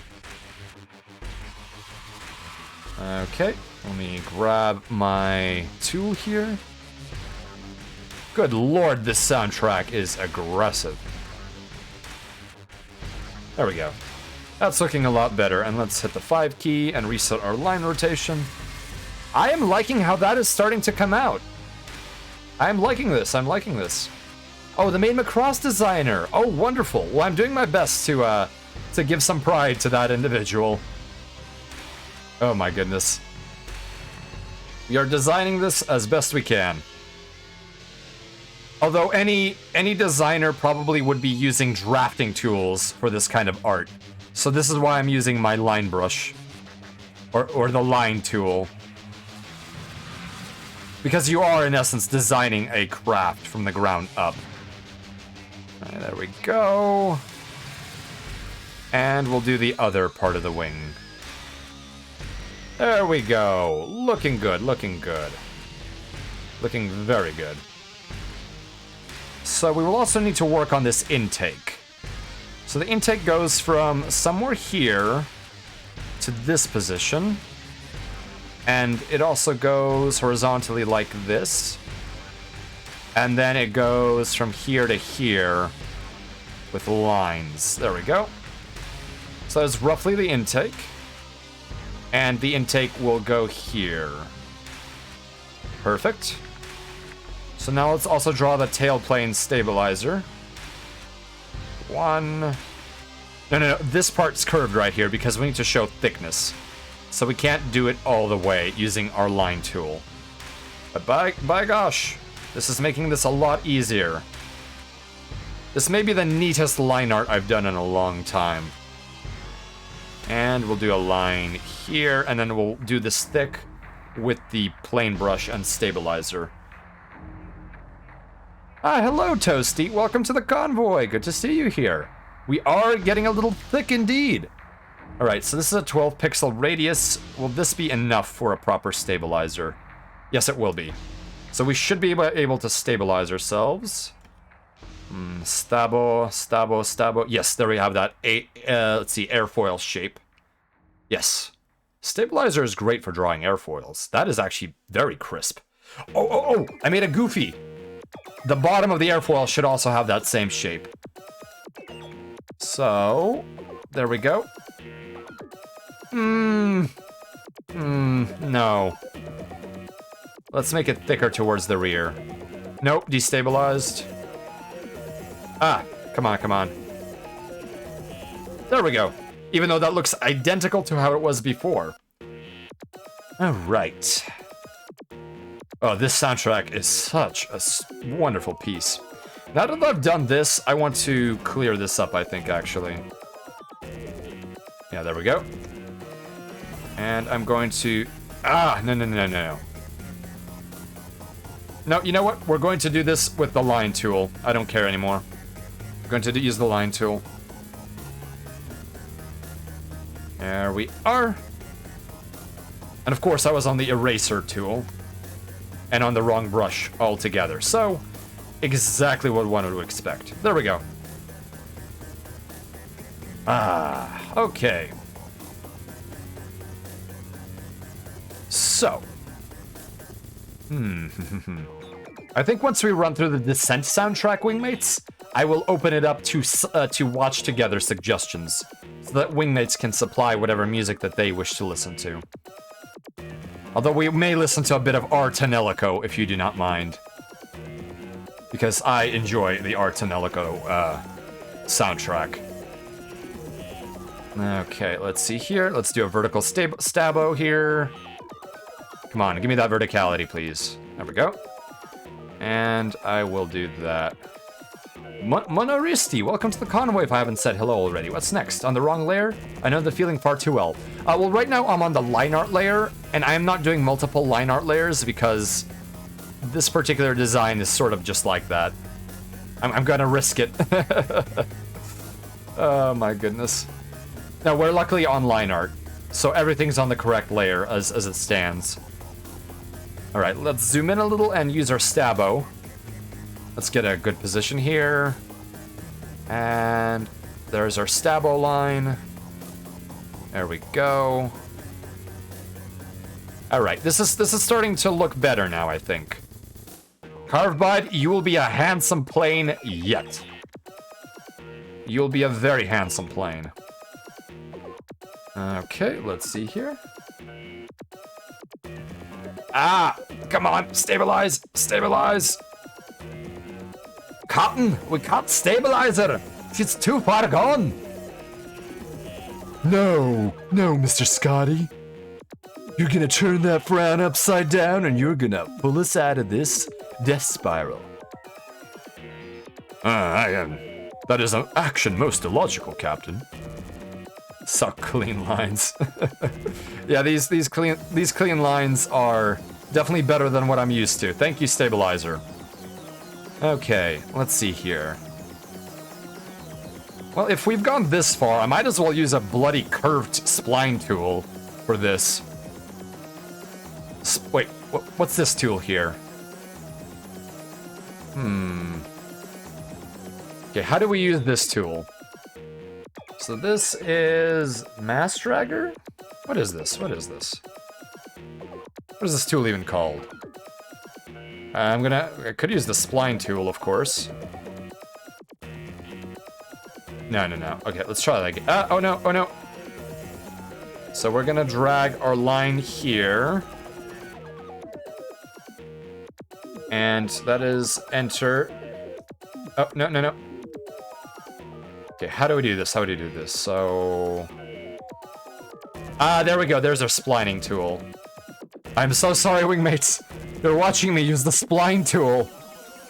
Oh, no. Ah! I'm so sorry.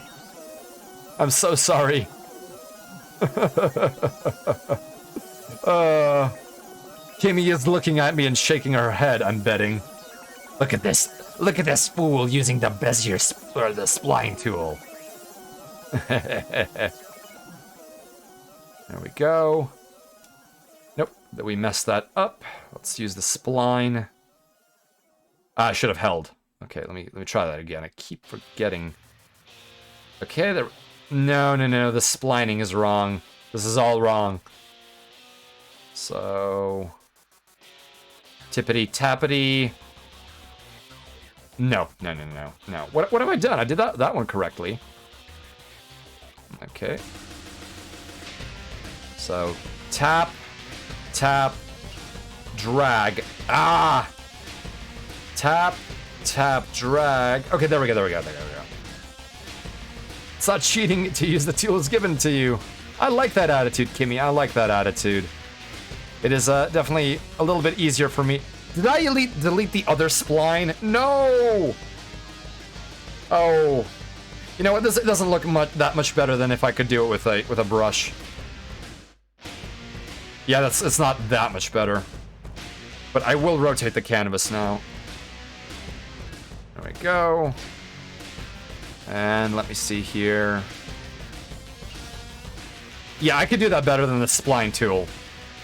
Spline tool is for noobs like Spacer. Only Spacer would use the spline tool. Everybody berate him. I might use it on more complex curves though. So let me rotate a little bit some more here. So now we are hitting the back here, which is a smooth shape, which definitely I will do freehand. Okay, that looks decent. So let's reset our... Okay, that's looking okay. I'm looking at that. We all learn as we go, indeed. Indeed, Spooky, indeed. And I am very much learning on the fly right now. I mean, I just found out how to rotate canvas properly. Spacer uses the spline too, while Dripwire draws everything by hand. Well, yes, that notorious Dripwire individual is certainly a bag of fun to deal with. I forgot they included screams in this particular track. The days of 90s metal, of course. There we go. And there we have our laser ports. Perfect. Perfect, perfect, perfect, perfect. I'm liking this. Jipwire reposts other people's art without credit. Consider yourself berated with a follow. Oh, thank you, Paul Toon. I greatly appreciate that. I definitely will endeavor to maintain a state in which I can be berated by you. Okay, so the funny part is how will we make the back here flow? I think we'll have to use shadow for this particular effect. So now that we have the basic outline, we are in deep trouble because now we need to figure out how we're going to detail this. So let me erase some of the working lines here. I'm going to use a... No, too big, too big. I'm not going to use my stabilized eraser. Or maybe I am, actually. But to make that much smaller, much smaller. There we go. Just gently clearing that out. Oh no, we made some significant errors. That's okay. So we're going to delete some of these lines and clean it up. There we go. All right. And this line is unnecessary. There we go. This line is also unnecessary. And we need to get rid of these construction lines here. Okay, excellent. We need to zoom way in and be very gentle about our removal operation here. Stabilized eraser is surprisingly helpful, actually. Industrial metal is some of my favorite ever. Oh, I'm glad that you're enjoying the Descent soundtrack. Yes. No creditors. Yes, that is a big no-no. You must have creditors. Or you must credit the artists that do the art. Okay. Let's clean this up a little bit. Okay, this needs to be a little bit thicker. Nope, we failed at that. Ah, that's good enough. Let's go back to the eraser tool and clear up this section right here. There we go. Nope, make it bigger. Okay, come on. Stabilized eraser is just the weirdest thing I've ever used. Okay, perfect. So that is starting to look very decent as a plane. There's some missing line art, but we'll get to it. Okay. The Carvebide plane. Let's see, would the other intake actually show? No, the intakes are too far apart for the other one to really show. And we need to start drawing the cannon here. So what I will do is I will cheat and use the circle tool. Because why not? In regards to tool use, I often think to a quote from the Red Green Show. Well, I'm interested in hearing this quote. Let's see here. And of course, I am not disparaging anyone who actually uses tools. I am simply joking right now. Let's see here. All right. And we're going to use copy-paste because we are smart and we like saving time. Oh, since it's not a raster layer, that won't work. At least not as readily, so we're gonna attempt to do this the old-fashioned way. By using the ovoid tool. There we go. Perfect. And it will come to an ovoid here. Let's see, so the intersect would be a route like this. There we go. Perfect. So let's see what happens when we draw a full connector line.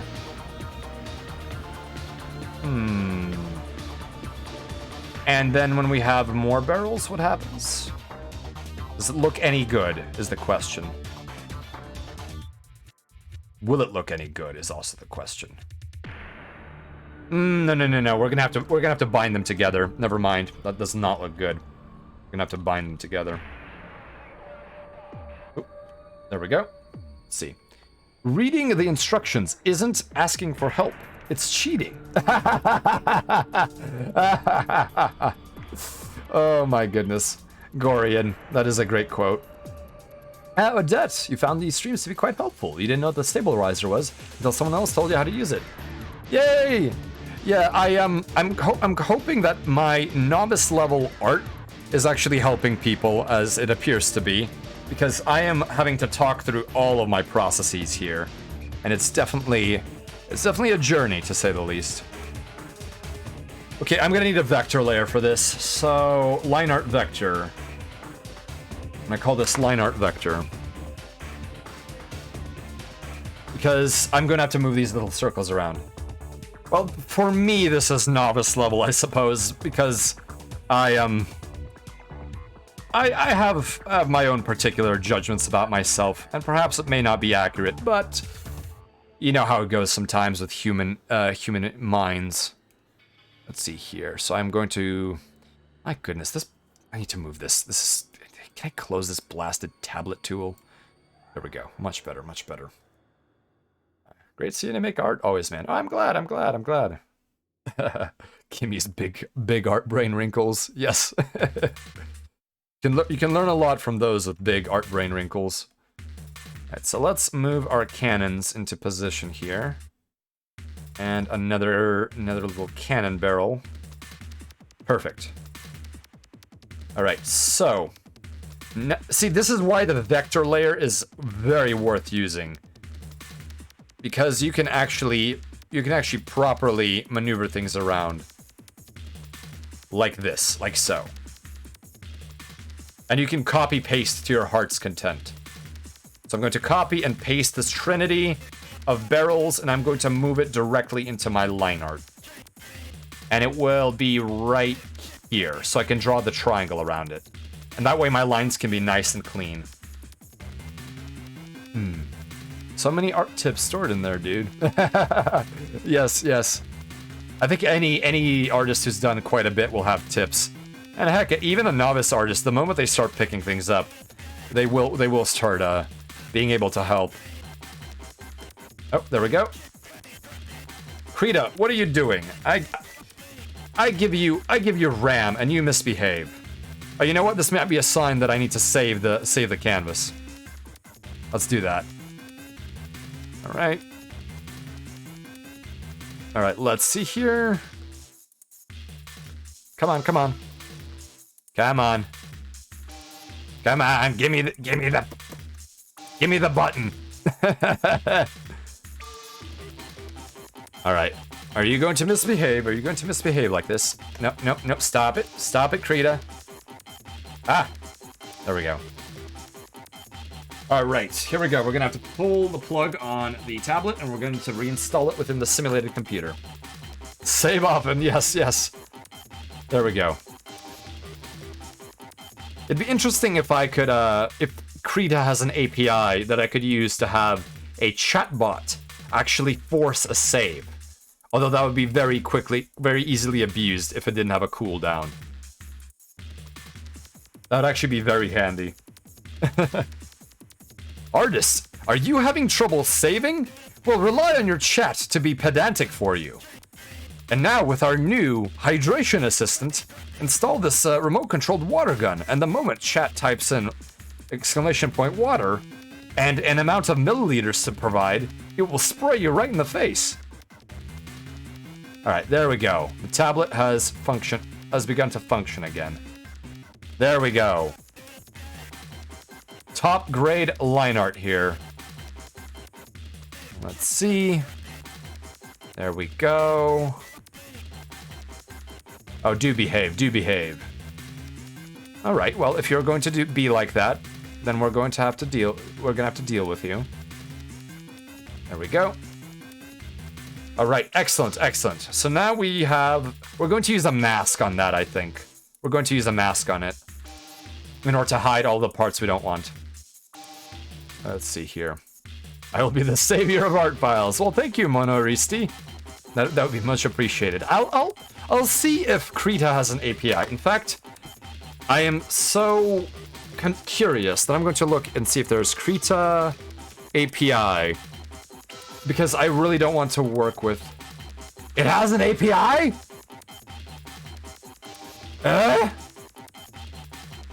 Oh, I guess if I create a special plugin, I could force. Oh,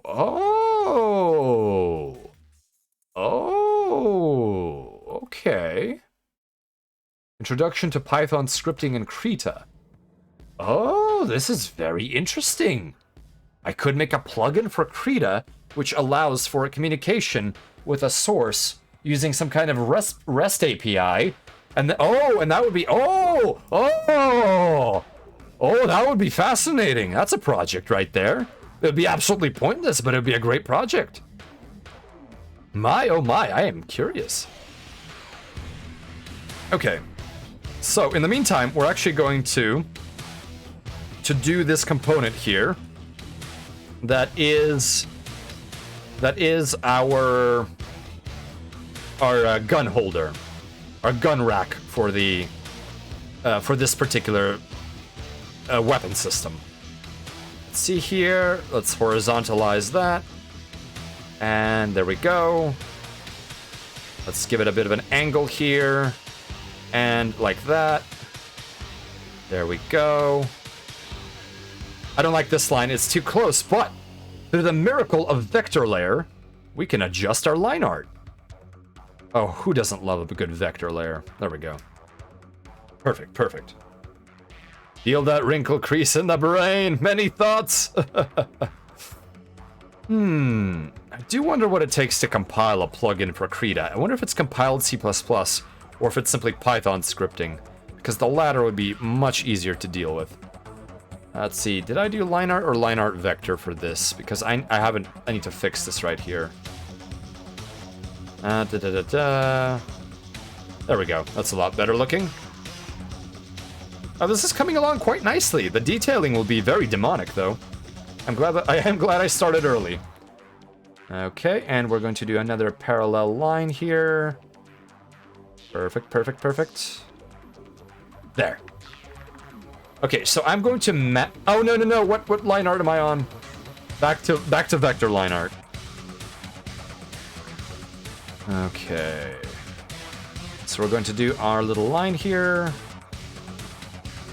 And plonk it down. Okay, that is starting to look decent. All right, let me mask this. So add a layer transparency mask. So I want black painted on all of the things I don't want to see. So I'm going to grab my brush. Actually going to grab a bulk brush. Going to make it real huge. I'm going to paint a transparency mask where I don't want this showing. So that way I don't have to destroy the vector lines, but at the same time I also can use them without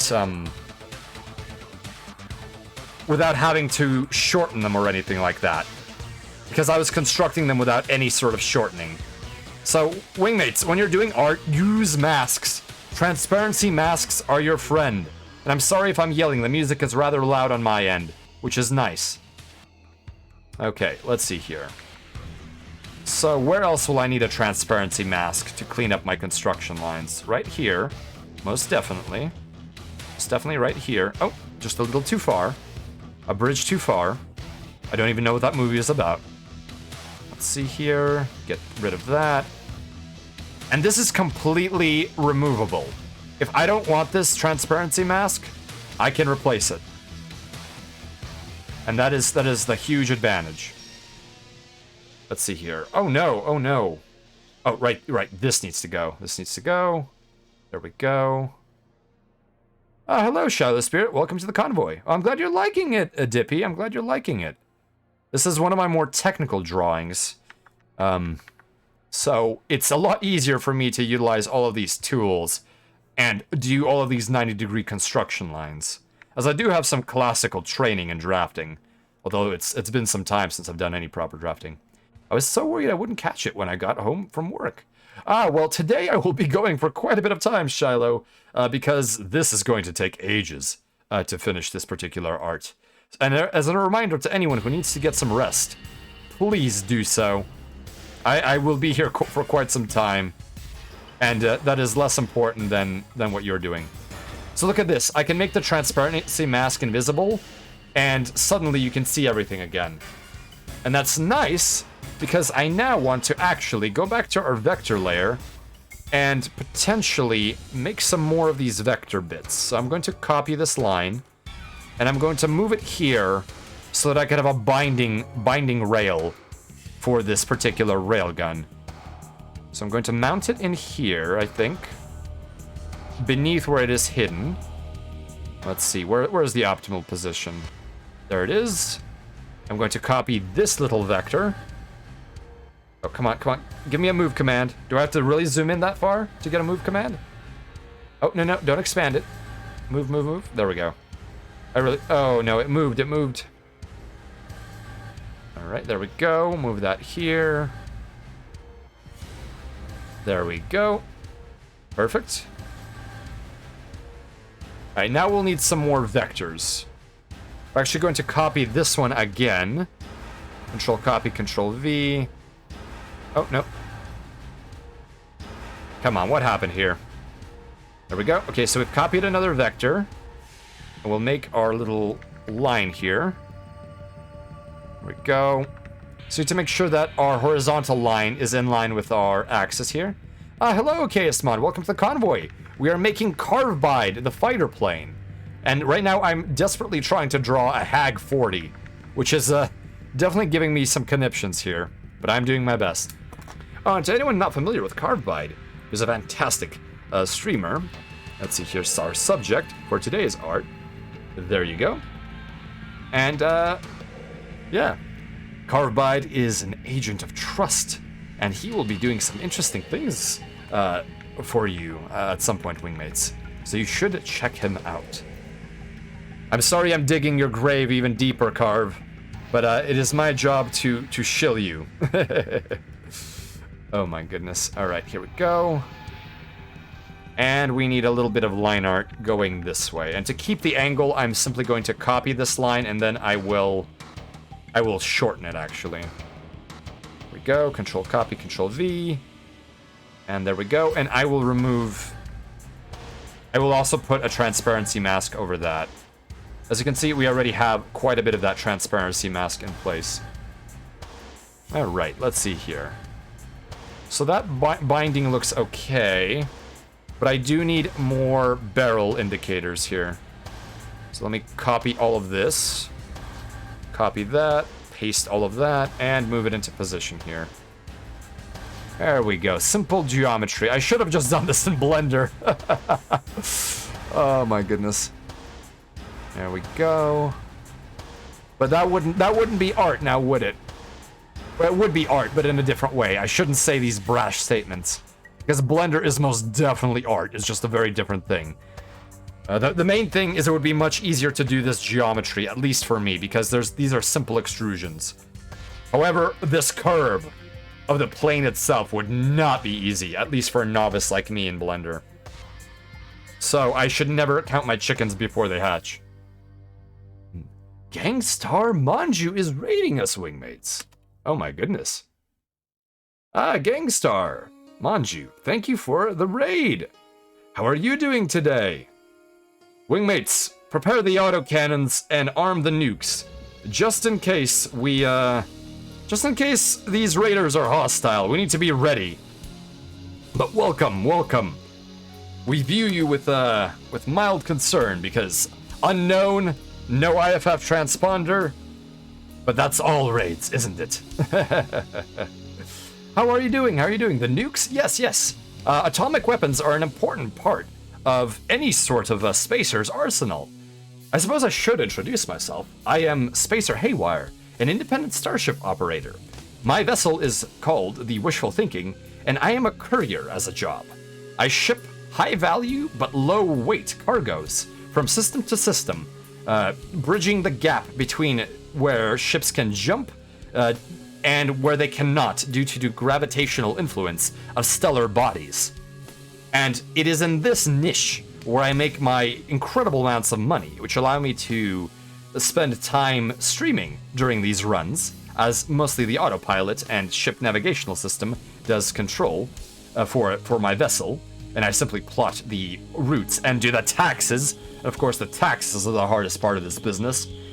And I, of course, enjoy streamers so much that I have managed to connect to the Terran JumpNet through quite a significant amount of expense and paying an enormous amount of credits, but it is very worth it. But yes, nukes Nukes are not overkill, Birdmoz. In space, nuclear weapons are missing the majority of their kinetic effect. That is one of the interesting things. Taxes, I just dodged those. Yes, that is in your description, in your bio, Shiloh. Although, do be careful. You may need some kind of something else to protect yourself against that. But yes, atomic weapons in space. So imagine an atomic weapon goes off in atmo. That means all of the mass of the atmosphere and all of the shockwave is traveling through a medium which can actually transmit kinetic force by motion of particles colliding within one another. When you're in the vacuum of space, when an atomic weapon goes up, all of its energy will pretty much only have a way of exiting as thermal radiation and other forms of radiation. In fact, this is what happens in essence in the atmosphere. It's just that all of that thermal energy is converted to kinetic energy. And as a result, when a nuke impacts a ship hull, it will generally vaporize the very surface layer of the armor, and that's vaporization of the surface layer, because it is so snap fast, it will cause a shockwave to ripple through the hull of the craft, at least if the armor allows the transmission thereof, or if the armor isn't totally vaporized. But generally, that is also how lasers do a lot of their damage. Lasers don't necessarily melt or burn, although they can, although that is very difficult to do, especially on a moving target. It is that they quickly dump all of their energy in a snap instant, and then they cause ablation. In fact, why am I saying this? I have a canvas. I can draw this. Oh my goodness, I'm sorry, wingmates. But here, let's imagine there is a laser surface here. Am I still on eraser mode? What mode am I on? Oh no, I'm in paintbrush mode. There we go. Stop it. Oh, just please give me my reprieve. Cease your endless... Oh no, what are you doing, Krita? Alright, I think the madness of Krita has ended. There we go. Only the power the only power is in the only power transfer is in the target. Nukes and lasers are scary, but have you heard of taxes? Taxes are very, very scary. And yes, you should be afraid of radiation and transmutation. Transmutation of material is always a damage mode in atomic warfare in space. So let me remove the stabilizer. So if you look at the hull of a ship, and if please, Krita, please, sweetie, behave. Do what you're doing. And behave. All right, we're gonna have to pull the plug on Krita here, and there we go. Control save. I'm sorry, wingmates. I'm a little bit passionate about this particular damage mode because it is always shown as lasers may carve neat little holes in here, but no, lasers are pretty much explosion deliverers, at least in the typical pulsed, hyper or a quick energy dump mode. There we go. So if we imagine this as a starship hull, and we imagine this as the point of laser impact, and there always will be diffusion, because when a laser leaves its lensing system, there is a minimum point of contraction that it can be focused at, but due to the nature of coherent light emissions, you will always, once you reach the beam waste, you will expand. I'm sorry, the music is getting me pumped, wingmates. You will have a beam waste, and then you will have an expansion. So you will almost always have a surface area upon which this is deposited. And so you will have a total amount of energy per surface area, which will give you the power per unit. Let's see here. Gotta coax the softer spirits. Yes, indeed. Let's see. So basically what will happen is right here, this material, this is not the right color. This material will begin to vaporize. And it is doing this so fast that once the vaporization is stopped, there's still this snap shockwave traveling through. And that shockwave will spread through the material, causing cracks and other deformation, in addition to raw material being blown out from the site of laser impact. Do you think that bullets will serve any purpose in space, assuming we know how to make guns and fire in space and all? So guns, Shallow Spirit, can totally fire in space. So your average cartridge is perfectly self-contained.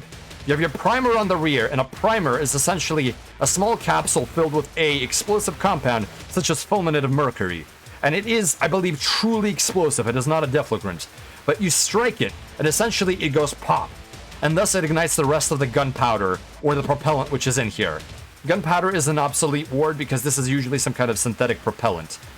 This propellant here contains both the reactant and the oxidizer. It's like rocket fuel. So every bullet within it contains what you could describe as deflagrant rocket fuel. And so this bullet here will be propelled regardless because these gases will be generated hell or high water. In fact, you could fire a gun in almost any conditions as long as this is the case, and you will still have your projectile propulsion. But yes, projectiles are incredibly powerful. So if we take a look at what happens with a laser at range in space combat. So here is our distance axis, and here is our energy per surface area. So wingmates, remember this beam waste thing that I said? So here's what happens with a beam. It's as tight as can be, but then it opens up. So if you look, you have the tightest point of emissions, and you have a wider point, but this isn't really that relevant. But the point is that you gain an increase in surface area. However, if you look at the area of a circle, which is pi r squared, and that is the surface area of a circle. If we look here, let's assume this is radius equals 1, and this is already radius equals 2, and this is radius equals 3. Surface area will have a squared relationship. Thus, this is already suddenly a quadrupling, and this is a 9-tupling of surface area.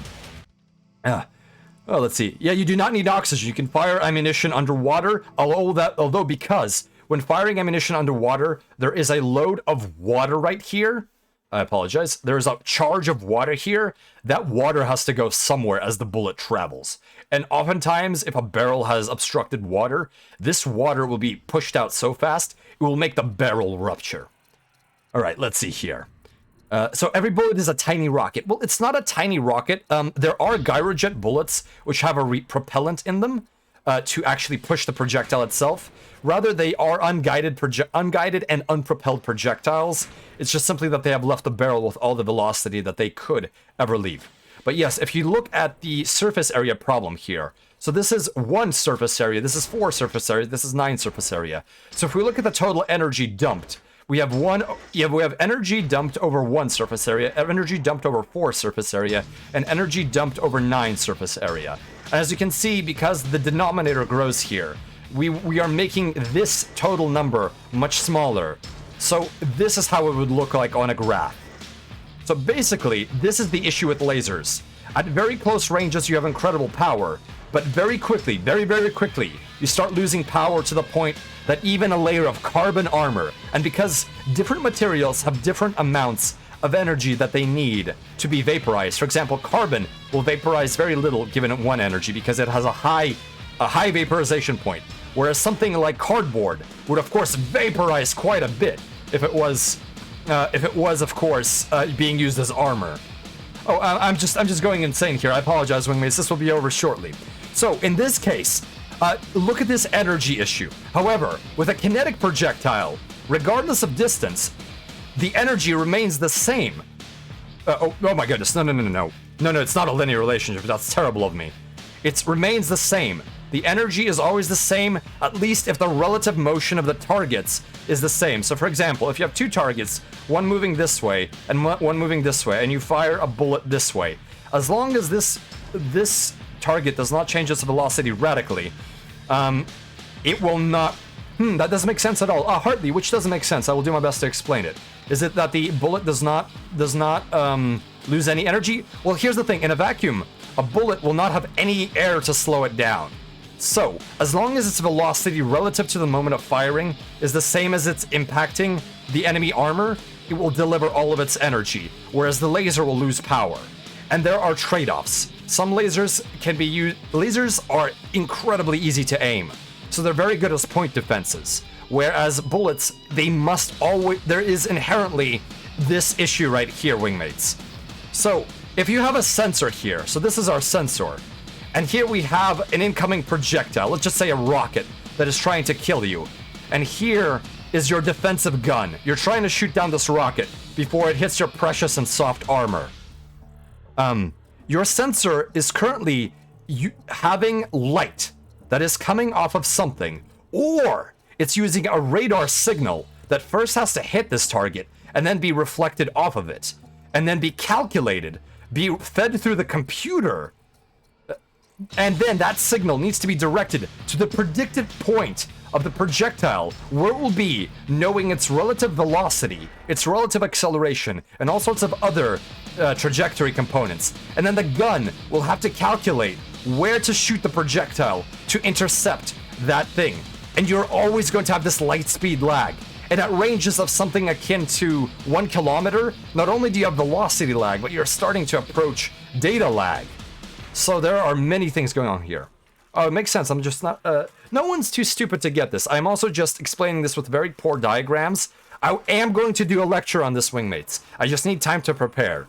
But in general, basically the idea is that kinetics have the power of keeping their energy, whereas lasers and other particle weapons, for example, even if you had a neutral particle beam weapon, say for example if you fired a charge of lithium nuclei, let's just say you ionized lithium, so you had it positively done, then you had a cyclotron accelerator where you would spin them up to absurd velocities, and then you had a beam dump.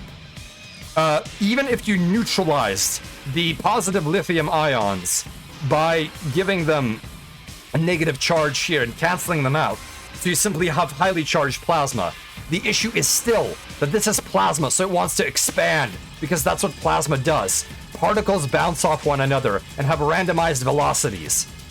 And as a result, even beam weapons, such as particle guns, will also experience a diffraction effect, and thus have a greater and greater surface area, thus diffusing their power. However, particle weapons have a horrible quality of transmuting elements.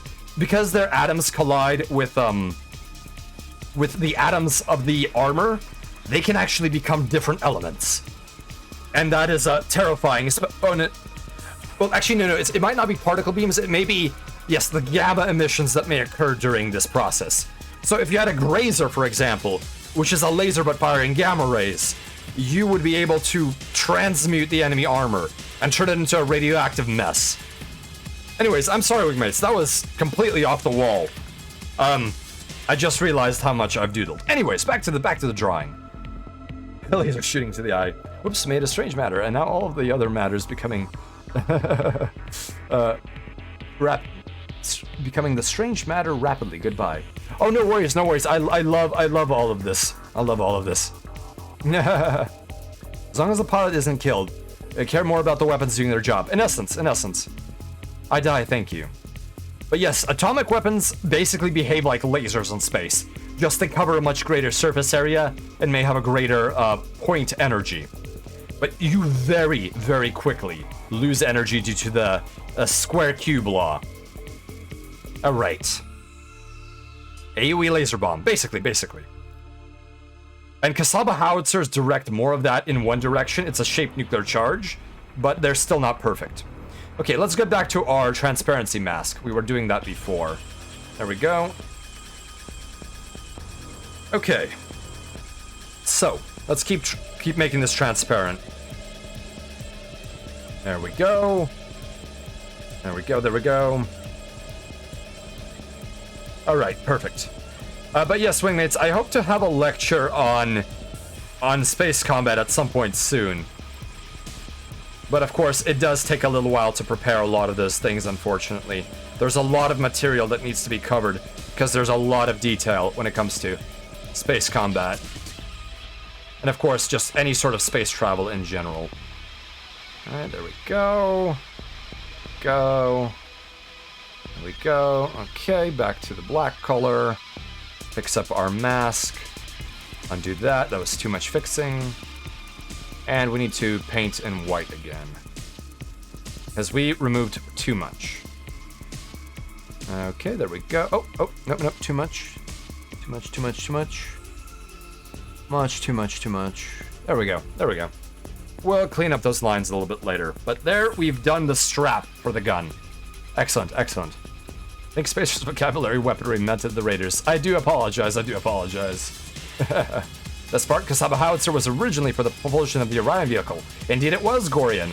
So to any of you unfamiliar with the Kasaba howitzer, the Kasaba howitzer is a shaped nuclear charge, which means that when it goes pop, the blast will look something like this, and of course a big ball of energy here, but most of it will be directed as a nuclear spear of energy like this. So that is the effect of the Kasaba howitzer. And what they would use these Kasaba howitzers for is, because it would be a waste to use this otherwise, you would have a spacecraft with a pusher plate, which is literally just a round disc on a bunch of hydraulic rams. And this is a perfectly valid way of doing a fairly good specific impulse spacecraft. But basically you would have this, and this is the classic Orion spacecraft.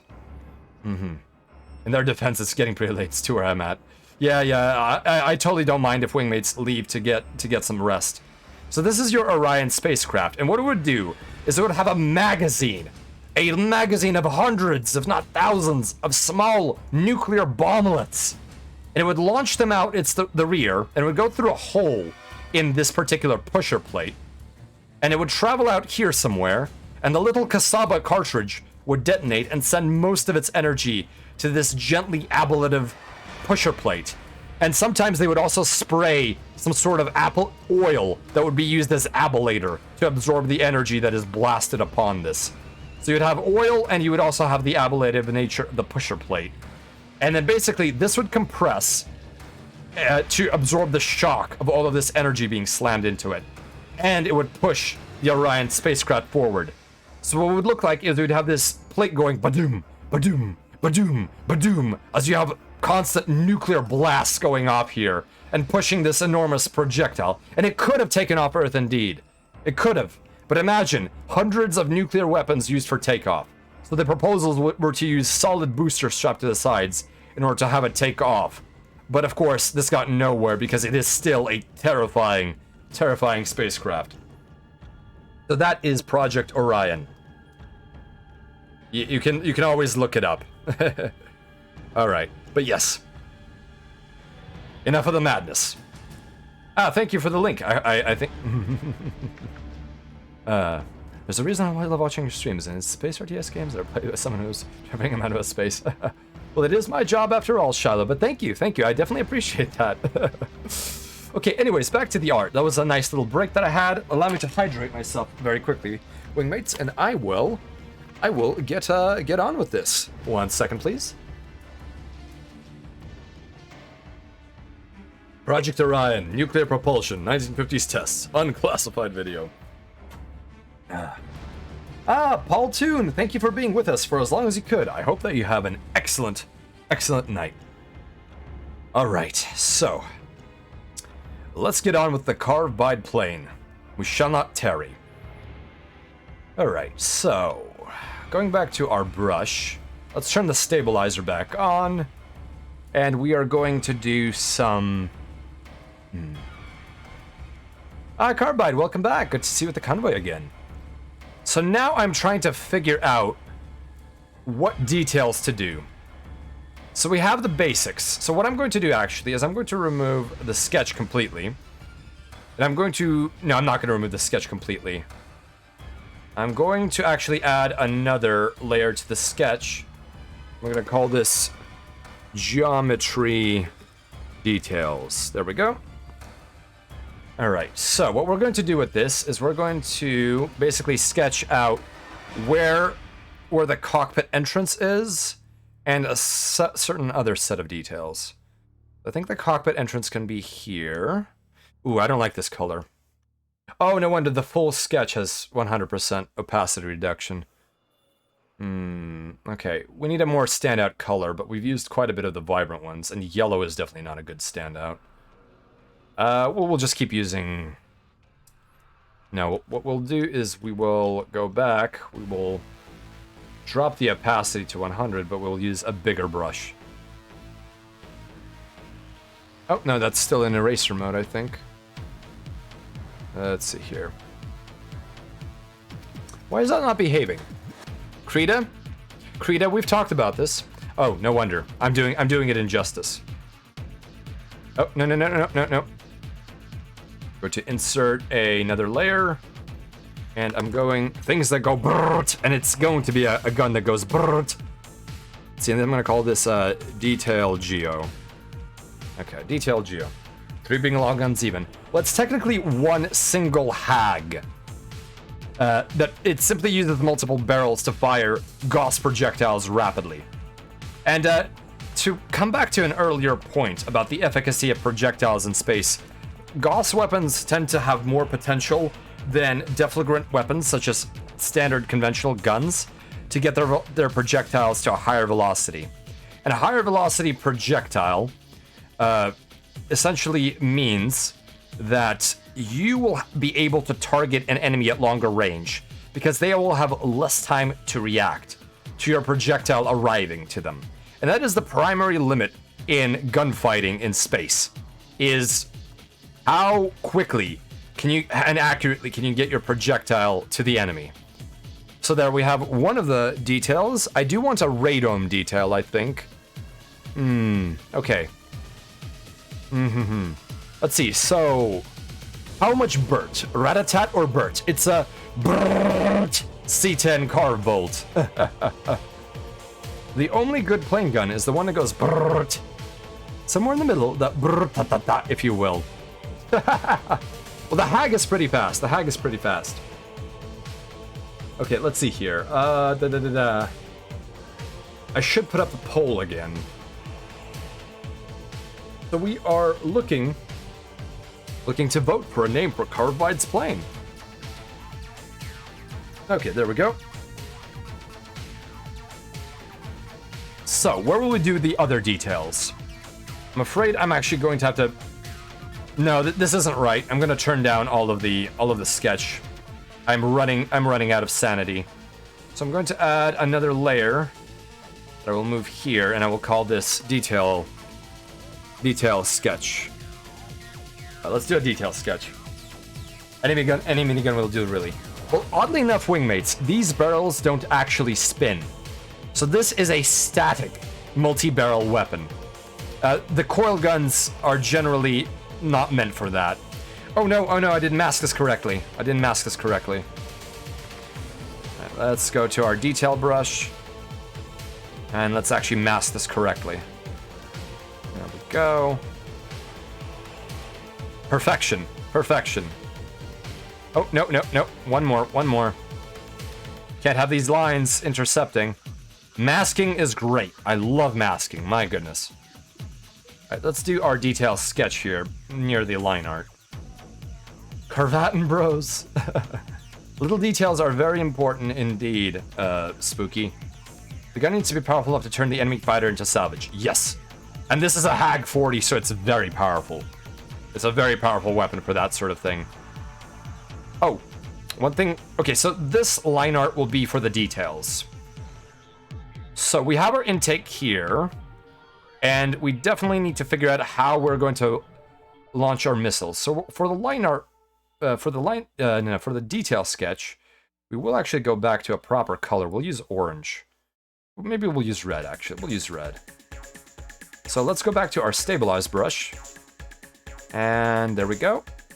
So that is roughly our cockpit, which is not going to be transparent, actually. We're going to have a sort of fly-by-wire system here with a sensor right here. Now, I do think we will actually want to show that the body of the plane does sort of drape off into here. So that'll be our line art here. Okay. And I think we need to... These curved shapes are very difficult to indicate sometimes. How will I do my missile launchers? Let me turn off stabilizer for a second here. I'm just going to do some really rough sketches. So I need 20 missile ports. And I want to also show off that they're launching. So I think that we will do them here on the front. And I will do them in clusters, so... I know what I'll do. I'll do a rack. I'll do a rack that just kind of sticks out like this. And that way it'll be a little easier for me to do the geometry here. And I'm sorry to ruin the clean lines of this plane. Actually, no, we can do a curved plate. Yes, we could do a bit of a curved plate, so we'll do it in line with the body, and we'll do a plate here that's in line with the body, but simultaneously, we will then have, so groups of 5, so roughly speaking, 1, 2, 3, 4, 5, and these are very small missiles. Battletech has very small missiles. Mid-launch with clouds, yes, we're gonna do an Itano circus here. I must request that each missile have a tiny mustache painted on it. That would look very nice. Okay. Although, if I do not think that I might have the sanity to do that. Right, so I think I want to do these missile groups in... Alright, wingmates, what do you think? Domino style? Or offset rack style? What do you guys think? Don't worry, Attenborough. We're just doing a rough sketch here because I don't want to do crisp lines yet. But yeah, so I can have a domino pattern or this pattern. Or I could have the absolute worst pattern. None of them would be easier to reload. We're just assuming that there's a magical reload system. Hexagons might be an interesting one, but we only have 5 points. And we have a total of 20 launchers that we need to make sure we fit into here. Oh. So in what sense would you imply hexagonal pattern? So domino then, domino. we're just draw another one here and say out of service for all of them right there. Pentagon, maybe? Let's see how a pentagon would look. So a pentagon would be... we could always also not necessarily do it like this. We could do just a line of 10. Or a line of, a line of 10. 2 lines of 10, although that really wouldn't fit. I want it to be more compact. I say pentagons between point up and down. I see. What about a smiley face? That might work. And before, 5 columns of 4. Ah, yes, the classic layout in Battletech, 5 columns of 4. We could also do this. So, alternating. So here's 1 rack of 5. But then we have the 3 facing each other. So we have this alternating pattern of 2, 3, 2. Like that. And ad infinitum. Well, the pentagon kind of fits. Actually, the square launcher is bupkis. We should actually remove it because the square launcher is just the way I was making it look proper. So in reality, we could actually mount a bunch of pentagons on the surface. The pentagons, you could add detail to it. Have the plate be a set of linked pentagon plates. Should give a nice corrugated vibes. Indeed, it could be. So we have a dice. We have pentagons. Carvebide has huge racks. We do have the 2-3-2-3 layout that we could do. Oh, Anticlay, welcome to the convoy. Good to see you here. I'm glad you're appreciating it. All right, let's see here. So, the biggest racks indeed. Okay, why don't we 5 pentagons with the points alternating. Yeah, we might try the pentagons, I think. Well, let's try a couple of these. So let me erase all of this garbage here. All right. Let's erase all that. There we go. And now let's get back to sketching, or at least to trying this out. Okay. So, if we have a pentagonal plate embedded in the hull. Pentagons are really hard to draw, wingmates. Pentagons are very hard to draw. So we have a pentagon, roughly something like this. And then, oh no, I aimed it wrong. So then we have the point this way instead. So something like that. Something like that. We actually could remove the plate. The plate might be ruining the lines, I think. Carv's racks! Yes, Carve has a rack of 20. He's got a lot. All right, and we have our upside down pentagon, which is actually facing more forward.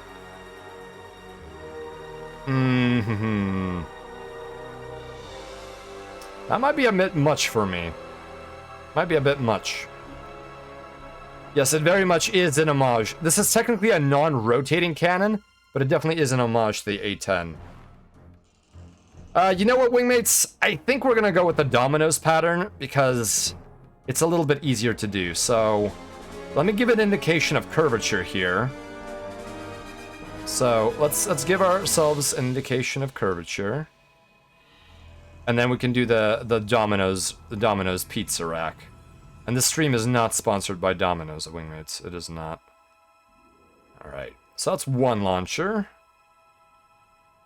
Okay, yeah, this is, I think this is sensible. So now we have to figure out how this curves here. So this launcher is going to be pretty flat and facing the viewer. But we still do have a bit of a curve here, because it is a curved fuselage that we're designing. So here we go. Pepperoni. It's the pepperoni, wingmates. Pepperoni pizza? The how? The ear. The pepperoni. Avoid the noid. No! Gorian! Gorian! It sure would be an issue if someone also brought up Candle Jacket.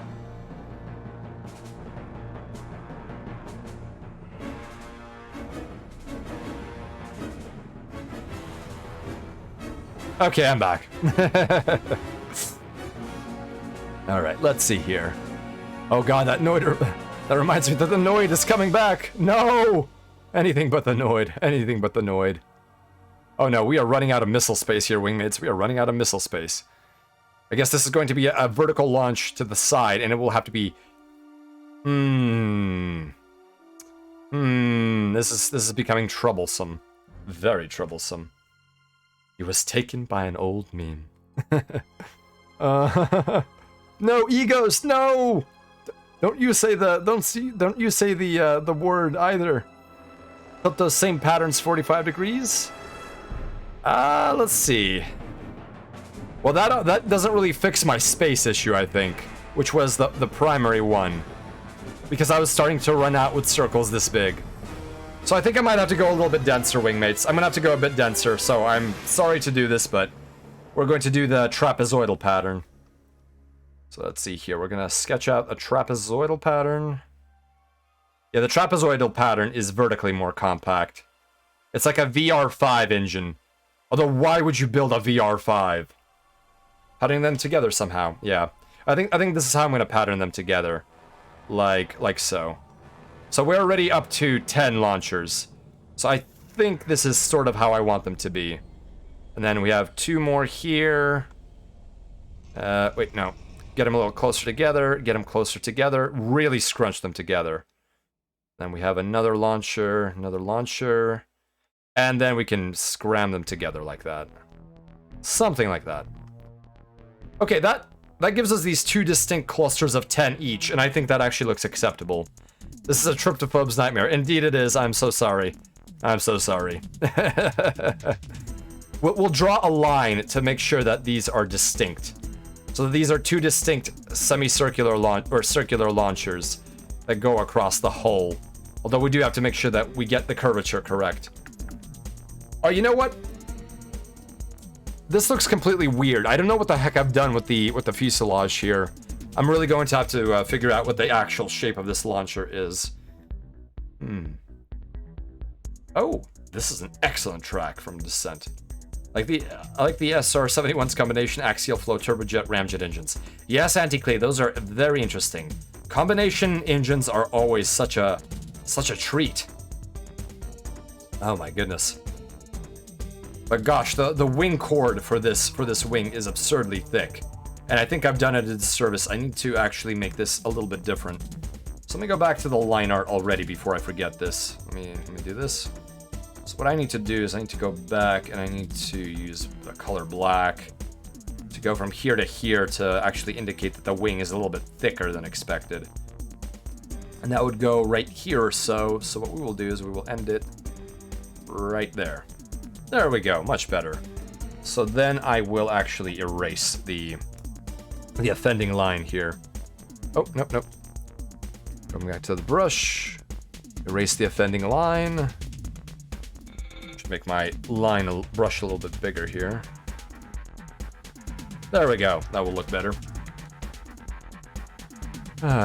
Circular barrels or hexagonal barrels? For the missiles, partly? Because I'm not quite sure which one would be best. Have you heard of a game called From the Depths? It mostly focuses on nautical combat. It might interest you. Yes, I've actually seen gameplay footage of From the Depths. It definitely appeals to a big part of me. The construction looks fascinating and it's incredibly in-depth, but it also runs into the issue of it being a game that takes a while to get used to. So I definitely think that I will have to figure it out if I'm willing to commit time to it. Okay, so I really need to make these. This is going to be very hard because I'm trying to draw on a curved surface. And I think... okay, so let me... What line art was that? So here's the detail sketch. So now we have a general idea. Why don't we actually try to do it properly? So we need to pretend, I'm going to use some green lines for this, that this is a curved surface. So here we have a curve. Here we have this curve that bulges out like that. Here we have this curve. And here we have this curve. So we need construction lines. We always need construction lines, inevitably. So we do actually have all of this bulging. And now I think that this doesn't match very well. Does it need to bulge more here? Or we may have to correct it on the other side. Let's see here. On a note, I heard of... I'm curious if he's heard of barotrauma either. Spacefish. Barotrauma? Is that a game, or is that just the principle of barotrauma, Shiloh? Because I'm having a hard time. I'm always thinking someone has a reference that I don't understand, but then it's actually what they mean. Just actual barotrauma. I wish I was that smart. Kelly Johnson, I think. Kelly Johnson. Oh, for the Skunkworks engineering. Oh, yes. Skunkworks is a very interesting place. Hexagonal, please. So hexagonal holes for the missiles is what you're saying, wingmates? Hexagonal missile holes. So kind of like this. Is that what's being implied? It is massively overcomplicated. Barotrauma. Oh my goodness. Detailed drawings are a strain on the nerves. They are. It's something in line with Space Station 13, but in a submarine. Oh, I see. Oh, yes, wingmates, we could honeycomb it. So that would actually be pretty cool if we honeycombed the launchers. Although that does leave little room for them to actually have room. So they're gonna have to actually stick out in order to indicate that these are packs that are. Oh, this is one of the most complicated curves I've ever done. Carvebide, why do you have to be Carvebide? Barotrauma is a game. Exploring the depths of an alien ocean planet is the premise. I see. Okay, so it is that Space Station 13-bit. Honk! Could you just have an outline? I'm afraid we have gone too far for just an outline. Rotary launchers. We could do a rotary launcher pack. And that way we could just have a couple of holes and pretend that behind them a rack is spinning. Okay, you know what, wingmates? I'm going to have to just jam holes out of this. Oh, this is going to be the worst construction lines ever. All right, so let me do this. Okay, I need detail geo, and I think it's going to have to be a vector layer.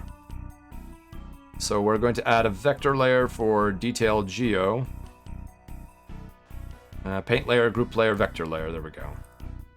Detail geo. Okay, so this is going to be a doozy, wingmates. All right, so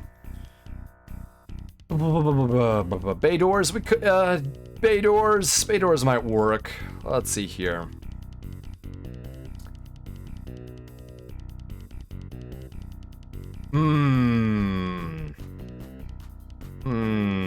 Okay. What we could do What we could do is have hatches opening up, and then just. But wait, no. The geometry of this fuselage is so horrifically complicated. Oh my goodness. Oh my goodness. This is beyond my powers. You were just born with the curves. Yes, give Carve plenty of holes. Oh my goodness. Okay, let's see. So if we do a stepped design, so if we do something like this, I do like the Itano design because I want them to launch vertically. So I do want them to come out of this surface area.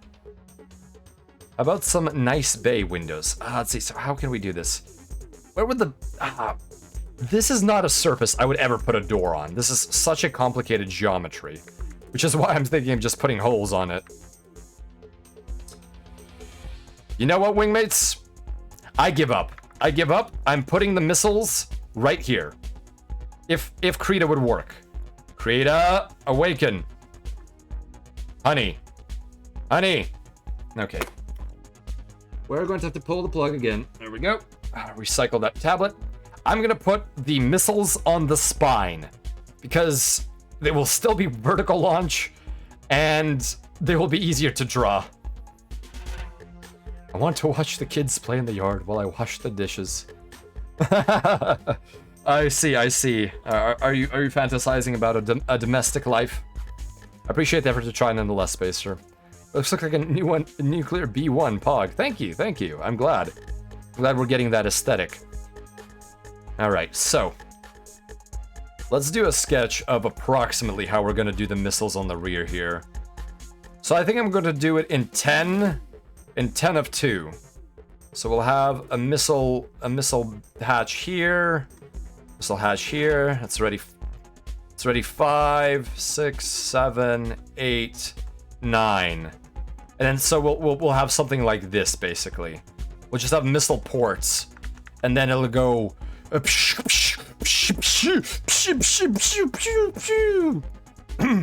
did my best. Yeah, like a boomer submarine. Yeah, exactly. Although these are the fusion drives, technically, this is BattleTech, so we don't have to care that much, wingmates. We don't have to care that much. And even it's no matter. It's no big deal. We could do 3. We could do 3, and that way we will have 9. We'll have 9. We have a total of 20 on each side. So 20 on one and 20 holes on the other. Since these are LRM 20s. And actually we'll put the lasers here to make up for that issue that we're putting the launchers here. Let's see here. Okay, let's see. 9, 10, 11, 12, 9, 11, 9. Are these number stations, Gorian? Are you trying to trigger sleeper agent programming in me? I just. Let's see, 9. Oh, I see. Soldat! Let's see here. Okay, so if we do one here, we can pretend that there's a third one on the other side. And we can actually show that off by having on the other side another bay like that. So wingmates, what do you think? We could do a launcher that is like this. So it could be 3, 3, 3, 1. Oh wait, no. That's not even remotely close to what I need. That's so 3 times 3 is 10 times 2. So we need 6. Oh my god, what is wrong with me? 20 divided by 3 is 7, almost. So we have row of 3, 3, 3, 3, 3, 3. So that is 9, 9, so we're at 18. And then 2. How's that sound? The numbers, what do they mean? The numbers, Spacer, what do they mean? Manchurian candidate. With the shortest row on the outer edge of the aircraft, 3 times a lady. So yeah, basically what I was thinking is 1, 2, 3, 4, 5, 6, and then 2 more here. So basically, it would look like this if you were looking at it in profile. There would be a launcher going out like this, a launcher going out like this, and a launcher going out like this. So that way you have 3, and then the very last row, so we have 3, 3, 3, 3, 3, 3, and then we have 2 that is a short one that looks just kind of like that. And that I think would be enough hatches on the surface. In fact, we could actually unify some of the hatches. We could actually do them in hexes, but hexes on a curved surface. Morse code, Morse code. Let's see, 3, 3, 3, 3, 3, 3. So this is 9, this is 9, and this is 2. So that is a total of 20, and we need 20. Are the wings not thick enough to integrate the missiles into them? Well, you see, we put the LRM-20s in the nose, so I want to kind of put them in something that's not the wings. Right there is our culprit. And that was sort of intentional. I kind of like trying out funny things, and I really wanted that Aitano Circus look. Right, I think we'll do that, actually. We'll do that. Need wings for fuel. Yes. Right, so we'll actually do a line art vector. So we'll do our detailed geometry, and we'll do it using line art, I think. So what we'll do is we will start with the launcher here, and we'll go all the way to the back, almost. And with the other launcher, we will also make sure that we have that curve. We will almost go. No, actually, the launcher is big enough that it goes all the way across. Oh, this is going to be a lot of details. Give it like a hump. It will help defatten it. Where are you thinking about a hump, Gorian? So in the missiles, or here somewhere? I'm trying to kind of think about the hump. Oh, anti-clay. Oh my goodness. All right, let's see here. Okay. So concurrently, we will also have missiles coming out of here, out of the back. There we go. And we will also have launchers here. And I'm going to not give them bay doors because that will take too bloody long to do. Way too bloody long to do. There we go. Oh, just after the cockpit. Yeah, let's take a look here. So we're on detail sketch. Or where are we now at this point? I don't know where we are. Line art. Where did my detail go? Did I delete it? Let me draw with a brush here. So something like that, sort of. Kind of actually give it the curve that it's supposed to have. All right, let's turn the stabilizer back on. And we are going to, at the very least on this one, take a look at how we can do the curve. All right, that looks solid. Okay, so something like that. And not all of them will be... you know what? I could do it in a simple connected rack. And that way it would be much easier to draw these cross lines, I think. Instead of having a space between them. I think we could just do them as an entire rack of 20 and 2. Weaken the structural integrity. Yes, we're giving it too svelte of a form. It's missing some of the thickness that it needs to be a proper combat fighter. Hello, Ned Kelly did nothing wrong. Welcome to the convoy. Good to see you here. Let me see this Discord attachment here. Oh, thank you. The missile racks are simply causing me a lot of pain. They are probably the hardest thing that we've had to mount so far. I see. So a hump that contains all of the missiles. Well, a hump might be appropriate for these pylons for the missiles. However, I think that's a good idea, Gorian. It's that I'm kind of running out of energy, so I think I'm gonna have to do them in the fuselage. That's literally why I'm doing it. She's a sexy bee. A brick house. Not really, Spacer. Russian fighter jets are similar in svelteness. Yes, this does look like a Sukhoi now. Wait a minute. No, no, no, no, no, no. We cannot have this look like a Sukhoi. This is a proud eagle. We must remove that. It must be thicker. This is a chunky boy. In an indirect way, you have reminded me of my true purpose, which is to be chunky. There we go. Chunky boy. We're back in action. This plane looks like a CFA 44 Nosferatu. I've not remembered what a Nosferatu looks like. CFA 44. Nosferatu. Oh, it's from Ace Combat. No wonder I don't know it. Ah, the Nosferatu isn't quite as juicy. Oh yes, we forgot the forward canards.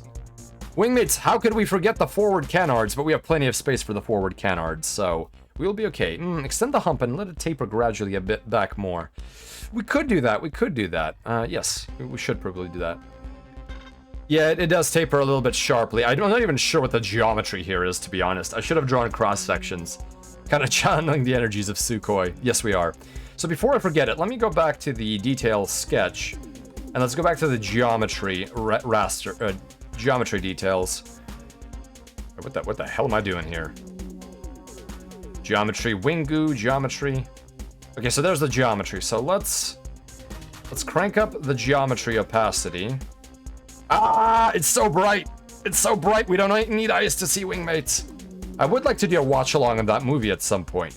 Wingmates, how would you feel about a watch along of how have I forgotten the title? My goodness.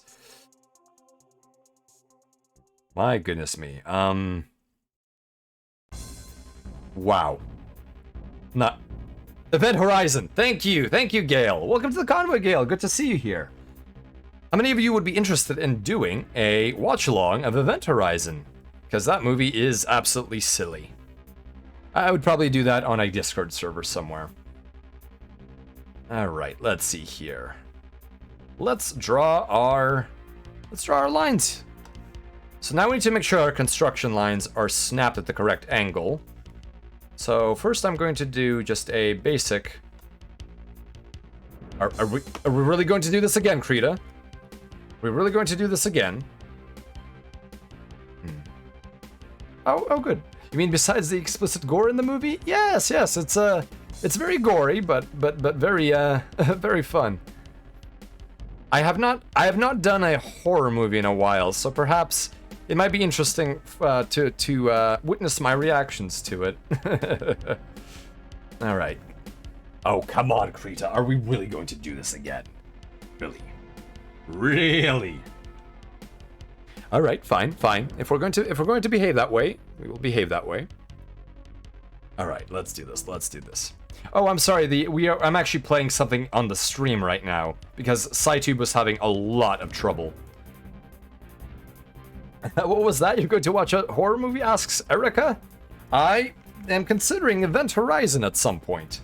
And that would be extraneous to normal streaming schedule. It would be a bonus thing on Sunday or something like that.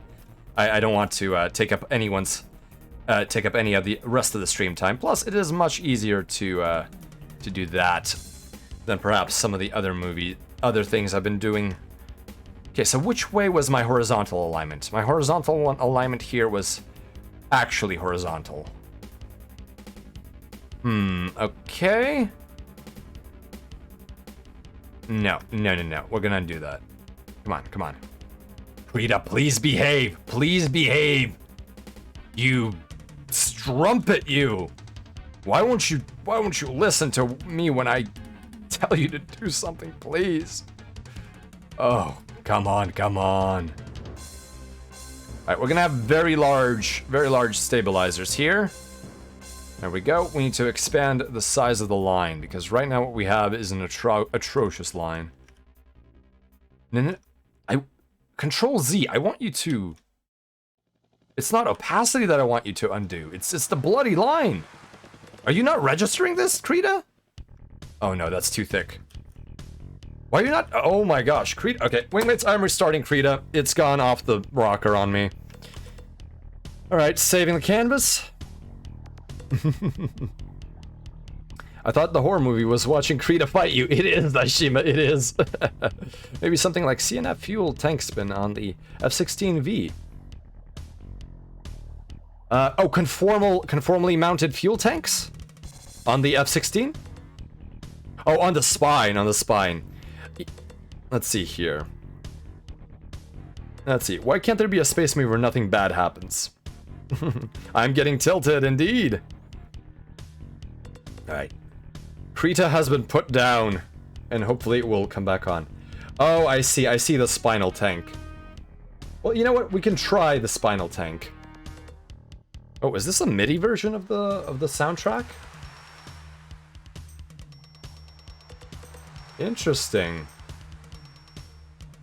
Oh no, this is just using some of the old stuff there. Okay. All right, let me fire up Krita again, wingmates. I apologize for this. Can't let you do that, Spacer. Let's see. What are space movies where nothing bad happens? Bad things happening is almost like the rule of movies and television. Dual seat F-16. Let's see how much we've lost. Okay, that is actually okay. We haven't lost too much. I don't know what was going on there. It might be the fact that I'm using an absurd canvas size of 8,000 pixels across. The latest Lost in Space remake was good and PG-15ish. Ah, yes, Lost in Space was actually quite wholesome in some sense. I would say that. Let's go back to our brush. Let's go back to our line tool. And so what I'm going to do is I'm going to draw where I want the canard to be. And then I will draw a similar... Really, Krita? Really? You're gonna... Please, just cease. Okay, at least Control-Z is working fine. Alright, let's try plugging it in and unplugging it again. There we go. Speaking of Space Horror, R-Type Final 2 is out. I haven't played much R-Type, but R-Type, from what I've seen, definitely has very creepy monsters. Martian didn't really have as much bad things happening. That is real. It's a very different kind of a darkness. Have you seen Sunrise? It got dark. I have not seen Sunrise. That actually reminded me of Pitch Black. Wingmates, have any of you seen the Pitch Black with Riddick in it? Let's go with about 5 pixels wide. I surprisingly enjoy Pitch Black. It is one of my favorite films. Because you keep what you kill. I'm Riddick. I have problems with my feelings. Alright, let's see here. And let's draw our line to the center here. Alright, and there we go. Not all the movies are the best, but the setting is fantastic stuff. Indeed. The third one is basically just Pitch Black too, yes. I really do love the world building of a Riddick. Oh my goodness. We're supposed to be seeing the art here. What? Oh! Thank you, Shiloh. I killed Krita and I forgot to capture it again. I'm sorry. That was my bad entirely. All right, let me go to properties and properly capture Krita. There we go. Hopefully that should wake up. There we go, wingmates. I apologize about that. Seems like the Riddick games were the only good movie games I've seen. Yeah, that's what I've heard, and what I've seen from the gameplay. You're liking Krita. It has some issues with the bigger canvases, but it's definitely been nothing but good to me, except when it isn't, but that's okay. Have I seen the animated short? The one right after Pitch Black, I think, Anti-Clay? Let's see here. What did I miss? I think I haven't watched that one. Oh, it's okay, Erica. Not every movie has to be watched. But I for some reason, liked the Chronicles of Riddick. I don't know why. I think I really like the Necromongers aesthetic, even though I find their entire lifestyle absurd. Thought so. Just surprised nobody else called me out before on it. Well, I thank you for being brave, Shiloh. I really do appreciate it, because sometimes I lose my mind like this. Alright, let's see here. I've been a casual fan of for a while, but once I got it on Steam, I no longer have to manually update it. I'm in love. Yeah, not having to manually update a lot of things is definitely helpful. Alright, let's see. So we need to move that out here, and that out here. It's going to look very funky. But that's what happens when you do 3D construction. You learn that everything looks a little funky. Brass monkey! That funky monkey! Brass monkey chunky! A funky monkey! Alright. There we go. Because of Riddick, of course. Necromongers, now with Carl Urban! Yes, just mindfully auto-update when you need to do some stuff. Yes, yes. Okay, so... now that we have our geometry here, we also might want to sketch out, using our purple here, our vehement purple, the actual winglets that we're going to be doing. So let me turn on the stabilizer, so even with the sketch, I can be somewhat accurate. So, oh, that is our vector layer, so we need to go back to geometry details, maybe? Or was it this geometry? No, it was wing... yes, raster geometry. Okay. So we have our cross. Oh, that is not the right pressure sensitivity on that brush. No. We're going back down to 6 pixels or so. Okay. I did not expect to hear that song. Yes. No sleep till Brooklyn now, Spacer. Just keep drawing. I am drawing. I'm still drawing. Technical construction is definitely one of the hardest things to do because all of the lines have to line up sometimes. So let me make sure I do technical construction on this side too. This stabilizer is really good for drawing airfoils. I will say that. I'm really liking this.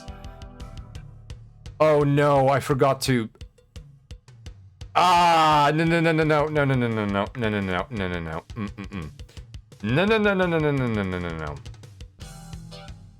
We're not doing this again. We're gonna do this the cool way. We're gonna go on a vector layer. And actually, oh, that never was a vector layer to begin with. Wow. How foolish of me. Alright, so we're going to start that. We're gonna start our wing. No, too thin. Let's go a little thicker. Let's have a thicker wing, okay. Let's see here. And yes, Spacer, designing in 3D is like that because of forced perspective cameras and other stuff. It's not really practical perspective view. Indeed. You have to really go in and mess with the camera settings to make natural perspective. And this is not natural perspective. This is entirely a technical drawing with a forced isometric perspective. Intergalactic planetary. No. It goes intergalactic planetary, intergalactic, planetary, intergalactic. Something into exile, intergalactic planetary. Alright, let's see here. Let's do our winglet here. How do we want to do our winglet? We'll do our winglet like this. Alright. Okay, I like the look of that. Alright, let's see. Perfect. And... no. There we go. Okay. So what we're going to do is we're going to copy this again. Because we're going to reuse it on the other side of the wing. Damn, the soundtrack is popping. Another dimension. Another dimension. I forget how it pitches up in and out. Some aircraft makers seem to not care. The lines added up to the last 4 years. Brings us great shame to the PWN. So in terms of what you said, Gorian, do you mean that the lines of production are kind of substandard in your opinion? That is sort of my confusion with the wording there. But I may also be simply running out of energy to some extent. Okay, so I need to copy this. Control copy, Control V. And in copy of Wing Geo, I need to merge with layer below. Okay, so I need to go to Wing Geo, and I need to grab my perspective tool again. There we go. Alright, let's mutilate this. That's perhaps not the thing you want to hear, but we're going to have to mutilate this. Alright, there we go. Oh goodness, what is going on here? Okay. Making it parallel that way. Oh, this is bad. I can't tell what's happening at all. The lines are way too thin. Alright, that's a no-go. That's a no-go. Alright, let's go back. Okay, let's make this with a lot thicker lines. In fact, we're gonna have massively thick lines. There we go. We'll make him 44 pixels across. That should help a lot. There we go. That's hunky-dory now. That's hunky-dory. Perfect. Perfect. Alright, that's what I like to see. What if you make a canard shape as a solid filled shape, and then you just trace the outline later when you transform it? That also might work. That also might work. Spacer, is the idea of a draw along with the chat the scariest thing you've heard so far? In a sense, what do you mean by a draw along? Is that you draw exactly what they say, or that chat also has access to the canvas, such as with a whiteboard sort of program? Lines of code for a specific autopilot function. Oh, okay. So you're saying, Gorian, that the autopilot is dismal in one of these craft. I'm just simply missing the context, I think. I've been keeping up with aviation news as much as I could, but some things elude me, especially things that are depressing, that I simply do not wish to read. I pretend I do not see it. Copy selection to new layer, and then we're going to put that onto the Wing Geo right there. We're going to merge with layer below. Okay, now let's do the Wing Geo transformation. This should be a lot better now. Okay, there we go. Let's do it. Let's do perspective. There we go. Let's move it into position and force our perspective onto this particular bit right here.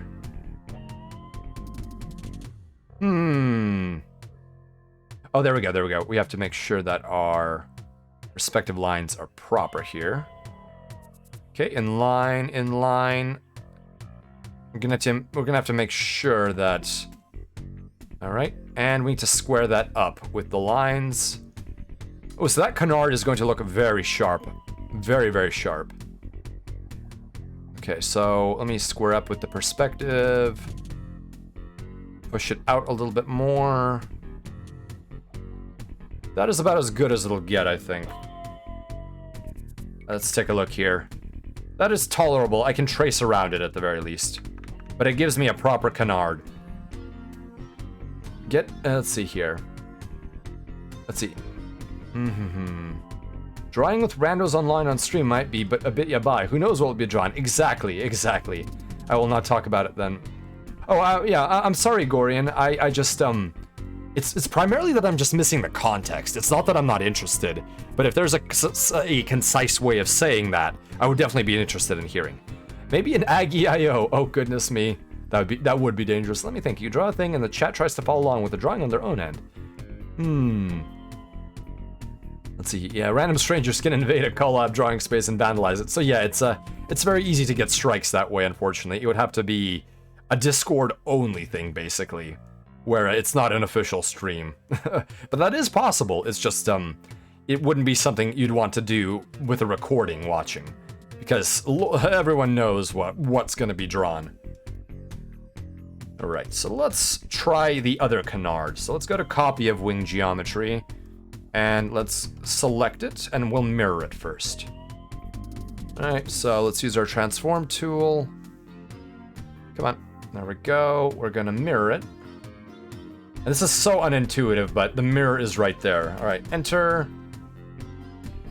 There we go, transform complete. Let's do the transform tool again, but this time with perspective.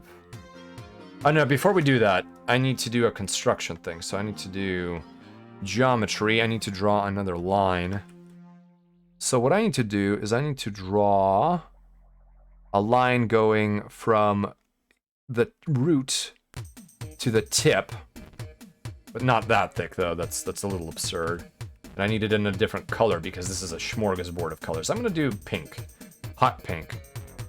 So I draw this line here, and then I make a copy of it, and then I will use that line to chart my length. So Control Copy, Control V, and I will move it here, and I will use that as a length guide for my perspective tool. There we go, perfect. So let's go back to copy of wing geo and get our selection going here. Let's see here. Okay. Get it. I would be slandering Boeing, a hometown corp, for cutting corners. Oh, you were slandering it. Boeing certainly cut corners from what I understand historically. So there's little slander there, if it's what apparently has occurred. Oh, we are unfortunately doing the wrong transform completely. We need to do perspective transform. I don't know how well to describe it in words other than everyone follow a drawing of their own, kind of Bob Ross. Ah, I see, a Bob Ross cafe kind of night. That is interesting, Ringo. That's a cool idea. Carvebide, you're heading to bed.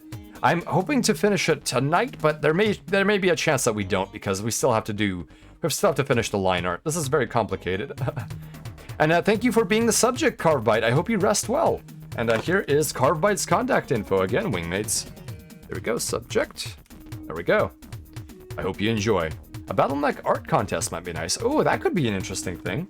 Have viewers submit their own art, and the first place winners will get what prizes do you wingmates? Oh my goodness, what was that? Wingmates, what sort of prizes do you think would be interesting to? That was really bad. All right, let's try that again. I'm sorry, that was a.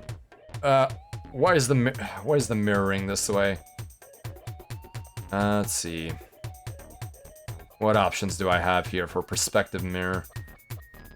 Let's see here. Let me check this here. Okay. Perspective, warp, cage. I forget what cage does. What is this one? Liquefy. I don't remember what liquefy does. Mesh, I also barely remember. Oh, mesh as a mesh transform. Okay, that I know what I'm doing with. Let's see here. So I'm doing a position. Okay. Let's try that again. Something's a little fishy with this. Liquefy is a photo editing gimmick tool. Oh, I see. I should try it at some point because gimmick tools oftentimes end up being useful tools and later down the line. It's a little bit funny sometimes. Okay. Let us gently bring the perspective in. Gently. Something is off here. Something is very off. Something is terribly wrong. Something is terribly wrong with me. What song was that? Okay, no, that's a lot better. That's a lot better, but it looks like garbage. Okay, that's looking a little less like hot garbage. So let's make sure these lines are parallel. There we go. That actually looks decent enough. All right. That is looking a lot better. Okay, let's fix that edge and push it back. Wow, these perspective things are weird. Oh, thank you for the clip, Dippy. Much appreciated. Much appreciated. It's for photo retouching like fashion and makeup photos. Oh, I see. I wonder how it works with transform. The fists have taught me to avoid the things named cage. Oh my goodness. Let's see here. Okay, I think we're about as aligned as we're ever going to get. Although, this doesn't seem very horizontal to me. I'm gonna give it a little bit of a touch up here. No, that looks pretty weird. You know what? That's fine. I think we'll be okay. Ooh, all right. So now let's turn this back to a low opacity on the sketch meta layer, and let's actually do the line art for these wings. So line art So I'm going to make a proper line art group, actually, because... Line art group. Because I was getting tired of those two being very different. Oh, what happened here? Okay. So line art vector and line art raster are now in one group. Liquefying drawing is a bit like putting fruit in a blender and watching everything swirl violently. Oh, that is interesting. Okay, well, I'm very curious now, so let me go to a junk layer. Is this a junk layer? This is a junk layer. Well, if it wasn't a junk layer before, it'll become a junk layer now. So let's see. Let's go with fruit. Fruit in a blender. I can't write with stabilizer on at all. So let's swirl it violently. All right. Let's take a look here. Let's use liquefy. Let's see what liquefy does. Okay, what does that do? What does that do? What am I doing?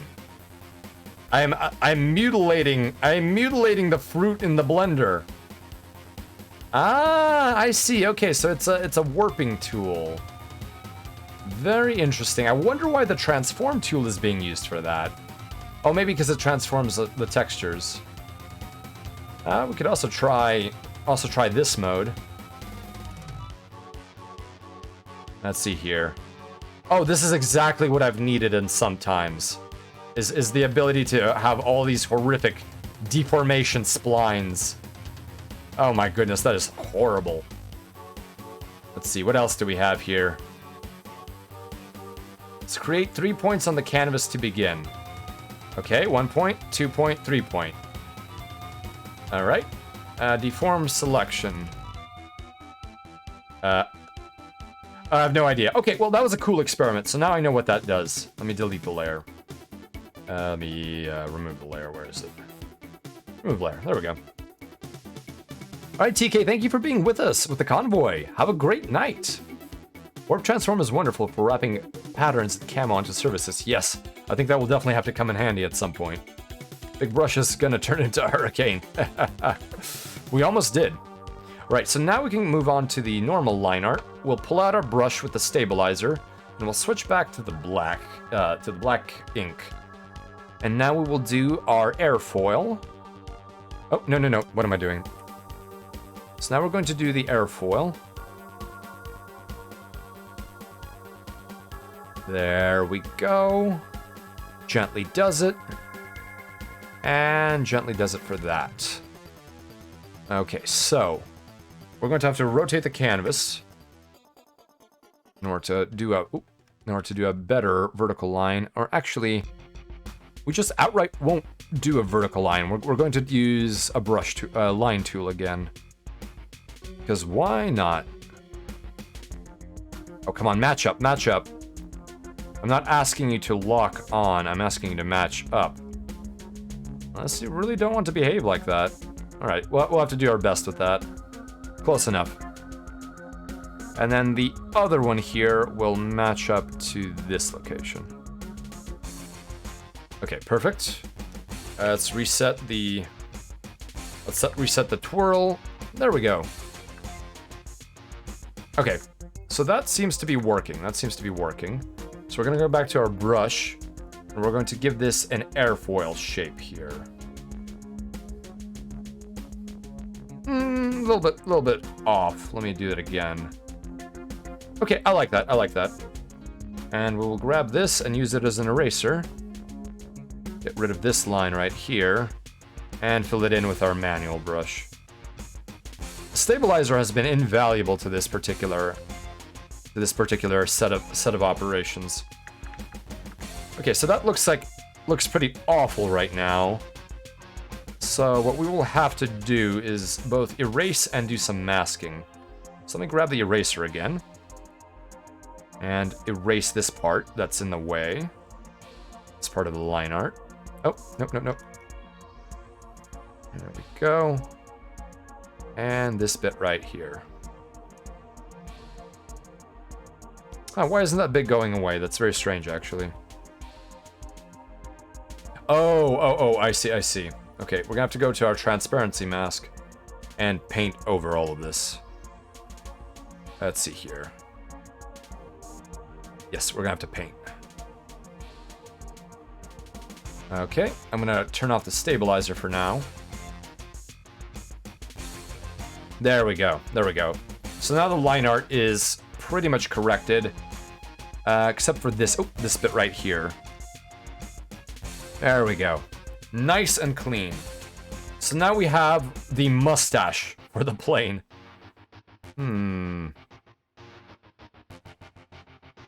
Something's a little off here. Something's a little off about the other wing.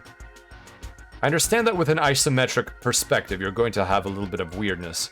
But this does seem a little weird. Oh yes, 5 hours mark. Thank you, Bird Moz. Definitely going to save now. Man, this geometric construction has been taking a while. I apologize, wingmates. I doubt that I will finish this today, unfortunately. It's one of those big ones. Especially since we haven't finished the missile launchers yet. Oh. Oh, my goodness. My goodness. Ooh. One of those mind-melting time spans. Indeed it is, indeed it is. Alright. Okay. Let's see here. Let's see here. Whew. So, I think I might go on for another hour, but this is definitely a 2-session art project, unfortunately. So something does feel weird about this. They're in line, but it looks unnatural. Then again, them being in line is a forced, unnatural perspective. It does make sense. It does make sense that the line is like that, and then this one... Okay, well, you know what? We'll give it a try. We'll give it a try. We'll see what happens. No big deal. No big deal. So, why don't we take our line art brush again? And we'll just do it. No big deal. And if it doesn't look good later, we'll erase it and we'll do something else. We have all the construction lines saved after all. Right, and we'll turn back to the brush. And there we go. Okay. Well, that looks halfway decent, I think. So we'll leave it for now. We'll leave it for now. Okay, yeah, that is starting to look like a plane now. So I'm gonna fix up a little detail right here. Give it a thicker nose and then erase all of this here. There we go. Right, and we'll go back to stabilizer because this was unstabilized apparently. Let me erase all of that. Get rid of that. Da-da-da. Oh, too far. All right, and back.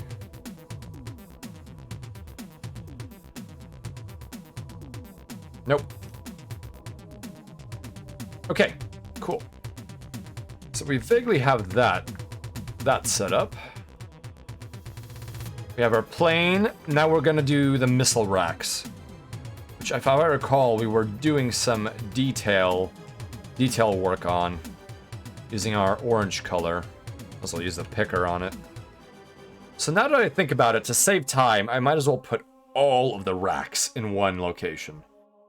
In essence, I would basically have just three lines of tubes, but they would all be connected, and that way I would save a lot of time in terms of line art. That would sort of make sense. I will still have to put ovals in each and every one of them, but at least it'll be a little bit easier. Yeah, I think I'll do that conceit. I think that's what I'll do. I simply don't have the sanity for anything more. All right, let's go back to our line here. Oh, why is the move not working again? Come on, come on. There we go, there we go. Okay, so we'll actually need the line art for this. Actually need the line art because we want these guiding lines here. So this is the top of one launcher. And then we have another launcher. If it'll work. If it'll work, of course, you know. Right, I'm going to save. We're saving the document. If it will save, of course. And we're going to restart the tablet. Isn't software wonderful, wingmates? Isn't it wonderful? What is one of the most frustrating software experiences that you have on the regular wingmates? I think for me it is in fact this tablet in my simulation behaving as it does now, where sometimes it just refuses to function properly with the rest of the system. Photoshop and Flashback in 2014. Oh, my condolences. I heard those were quite disastrous. Quite disastrous indeed. Let's see. Never trust the save. Oh, that is really bad if you can't even trust the save. That is dismally bad. A product should be recalled if that is the case, to be quite frank. I would be embarrassed if anything I ever did was of that highness of a quality. Why is the delete not working? Which layer is this on? Which layer is this on? I swear it's on the right layer. Oh my goodness. Oh, don't do this to me. Don't do this to me. Tell me where the layer is. Tell me where the layer is. It's not that. It's this one. It's this layer. Okay, well, we can delete that layer. So, shift delete. Alright, please erase these lines. I beg of you, erase these lines. Okay, I'll have to do it manually then. With the eraser. Oh, no, stop. Stupid stabilizer in the way. There we go. What? Oh, it's a vector layer. No wonder, I'm losing my mind. I'm losing my mind, wingmates. I could mention a specific system, but it would be super doxy. Ah, I see, Headless, I see. Are you using something like Bell Laboratories Unix or something like that? I'm just kidding, I'm not gonna poke. But yeah, that would be any kind of organization-specific OS or program would be a problem. People who don't read critical emails about their change to Microsoft Office license. Ooh, that's a problem. That's an annoyance. CorelDRAW. I work with it every day, even though it's stable and sometimes closes itself when exporting a file to JPEGs. That's a pretty bad bug. That should be the simplest thing it can do. Either way, taught me to save often and make backups. Gotta save multiple files. I learned now that projects up to file xfile 04b now, and so on. I see, yeah, so that's definitely taking a lot. I got a really good space noise out of this stream so far. It's been great. Well, I'm glad you're enjoying it, Dippy. Corel Paint is unstable as hell. It's so temperamental even with top-end hardware at the equivalent given era. Prejudice against JPEG tubers. But Little S, isn't transparency a lot of fun? Also, welcome to the stream, Little S. Or welcome to the convoy.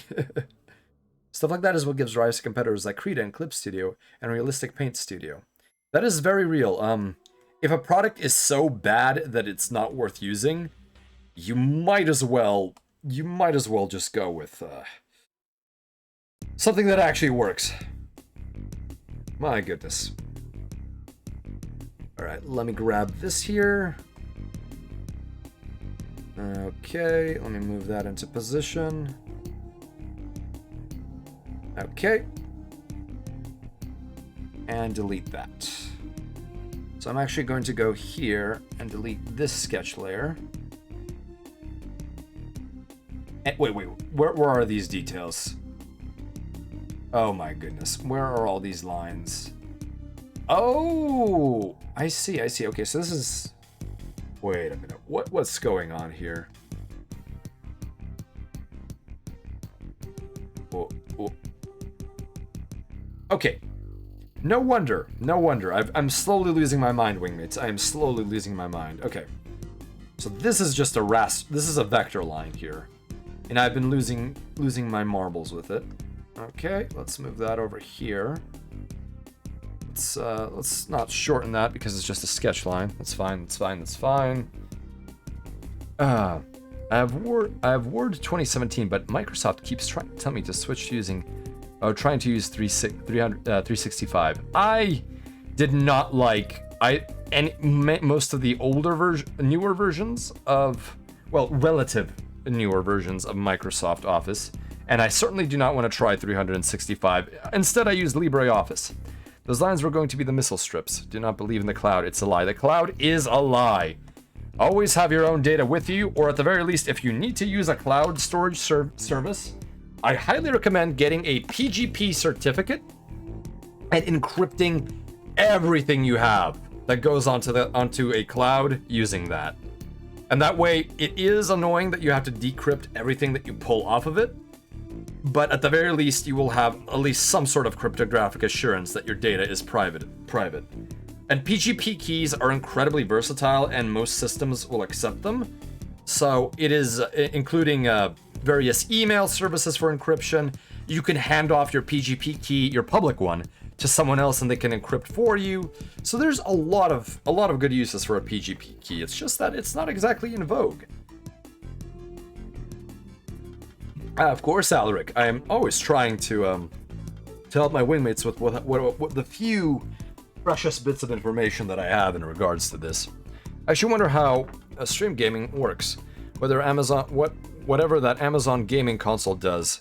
My guess is that it's just a server farm with a horrific layer on top of it.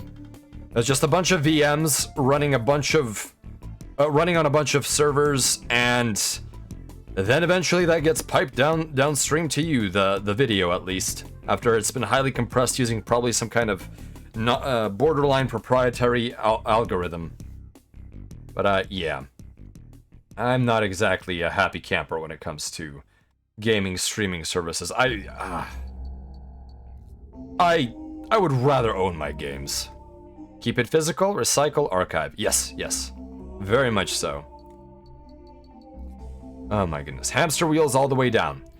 I will say that from my experience in the generalized principle of software engineering, if something seems sketchy about a product, there probably is. Always trust your gut when something might be too good to be true. Because the digital world, as much as it is bells and whistles, it is also full of lies, deceit, and garbage software. So, do be careful. So let's see, so 3, 3, 3, 3, so we need 6, and then the 7th row is the twin rack. Okay. So let me see if I can do that. No, I'm gonna have to put notches on this. Per tusens dotter vänge kallar vad deras skugg. Det gömmer som för länge, men när skuggorna lörvas stacknade det sängestock. I can't sing ancient Swedish. That was only my best attempt at it. Okay, there we go. We have one line, and I think I'm actually gonna shorten that down a little bit. Go. Okay. So I'm going to copy that line a lot and use it as my yardstick for these missile tubes. What? No. Whoops. Go. Control copy. Control V. There we go. Get over there. Get over there. Get over here, you rapscallion. Let's see here. OpenOffice, yes. I prefer LibreOffice, but OpenOffice is also a solid fork of those projects. Also, if something is free, you're the product being sold. Unless it's open source, then them wanting for you to contribute is the product, I suppose. True fact, the fact that you know IKEA is impressive already. Well, it's a definite Terran cultural institution that survived for quite a long time, so it would behoove me to understand it. Let's see here. Let's get that line alignment. Getting these little yardsticks for measurement set up. Oh boy, that's already starting to get pretty nasty. That's getting pretty nasty. Okay, that's 4. This is 5. And this is 6. And I need a 7th stick, I think. So 1, 2, 3, 4, 5, 6, and then 7. There we go. That's 7 equidistant ones. And I will probably just use the exact same strip on the others. Oh, no, no, no, no. Oops. All right, let me grab that. Grab, grab, grab, grab, grab, grab, grab. Okay. Control copy, Control V, and we'll slap these sticks onto here. Well, we've got ourselves a problem. Why isn't this equal? I think we'll have to shrink it down a little bit. The stabilizer might not be of equal length, so I'm just gonna do a little bit of a perspective scaling here and call it good. We're not gonna fiddle with it too much. There we go. And we're going to go back to the line art because there needs to be a fix done. I thought OpenOffice turned into LibreOffice. Was that a fork? I don't recall. There was Apache Office. You know what? Let me look up the diagram. Okay, let's see here. There's been so many forks of the Office project that it's hard to keep track of it. Let's see here. So, LibreOffice forks. Let's take a look at this. Okay, where is it? Ah, wonderful, wonderful. So it's Apache OpenOffice now. That's what happened to it. Oh my goodness. Okay, here we go. There you go, wingmates. Here's an SVG link to what is going on here. Yeah, LibreOffice is a fork of OpenOffice after OpenOffice started doing weird things and became defunct, if I recall correctly. Yeah, so it looks like we had OpenOffice, which branched off from StarOffice. Then we had Go OpenOffice. We also have NeoOffice, apparently. Then we had LibreOffice, combined GoOffice, and another OpenOffice branch. And you had Apache OpenOffice after Oracle took over for a bit. And so far it's Apache OpenOffice, LibreOffice, and NeoOffice of the 3 surviving branches after the mess that was 2002 to 2000, that decade, the messy decade between 2002 and 2012. So LibreOffice is the closest continuation of OpenOffice. It appears to be. It appears to be. Yes, OpenOffice was definitely the previous choice of many of these open source softwares. Okay, Office softwares, that is. All right, we have our stabilizer on. We're going to actually erase this bit here. Oh no. Now first we're going to draw what we want, which is our, oh, wrong thing. Is our airfoil. Ah, come on, come on. Do behave. There we go. That's what I wanted a long time ago. Let me clean this up real quick here. All right, let's grab a brush. Turn off the stabilizer, make it a lot smaller, and turn it into eraser. There we go. Wonderful, wonderful, wonderful. Okay. Open source software. Now, Dippy, now, don't you go insulting the honorable tradition of open source software. Hiss, hiss. You come into my port. You dock with my systems. You use my refueling stations, and yet you dare decry open source software. How rude, how rude. Heresy, Nurgle-tech. It's a pain in the ass to work with them sometimes. Indeed it is. I am currently experiencing that pain in the ass by working with Krita. Alright, let's see here. Let me do this line here. There we go, do another line. Do another line. Do another. That's looking pretty good, that's looking pretty good. Oh, no, did it too far. Nope. No, these lines don't look right. They need to be more curved. Ah. Do I really have to switch to the spline tool? I might have to switch to the spline tool. Because this is getting to be a little bit troublesome. Okay. And couple more. Couple more. So this is 3, 6, 9, 12, 15, 18, and then we have 2 on this side. There we go. Okay. And that one will have a line here too. We'll just assume it's on the inner side. Okay, so there we have our missile rack. Let's see here. Oh, little S, you want to be docked harder. Well, that would probably damage your docking clamps. So be very careful with this velocity at which you connect. So I will warn you. I know that most of your experience is probably terrestrial, but docking too hard is a surefire way to have incredible repair bills. Ah, Dippy, you have a rack of ribs. Wonderful, wonderful. I will cut you some slack then. Stay steady, Fast Spacer. Catch you next time. Ah, Birdmouse, thank you for being with the convoy for as long as you could. See you another day. Throw caution out the window, damage it! I see, little S, I see. Well, I admire your spirit. That is very necessary when you are, I suppose, running low on time and you must dock. But usually the automated systems will handle it for you. So I think there's not too much concern with docking. Now, if you try to rush it, that is when the problems happen. Just let the autopilot handle it, and it will all be okay. All right, there we go. Okay, doing our lovely splines here.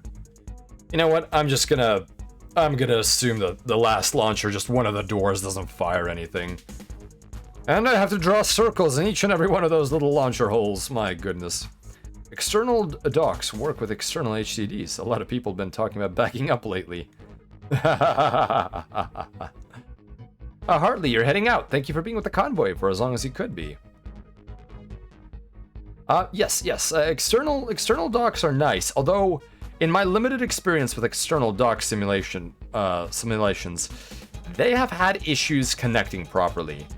So unless you require power for a 5-inch drive, I think that the USB 3.0 to SATA connectors are generally the best thing to use, since the docks seem to have some issues.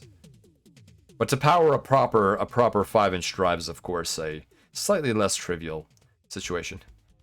S, your say-so image shattered. Well, she's smiling, laughing very hard after Spacer's response.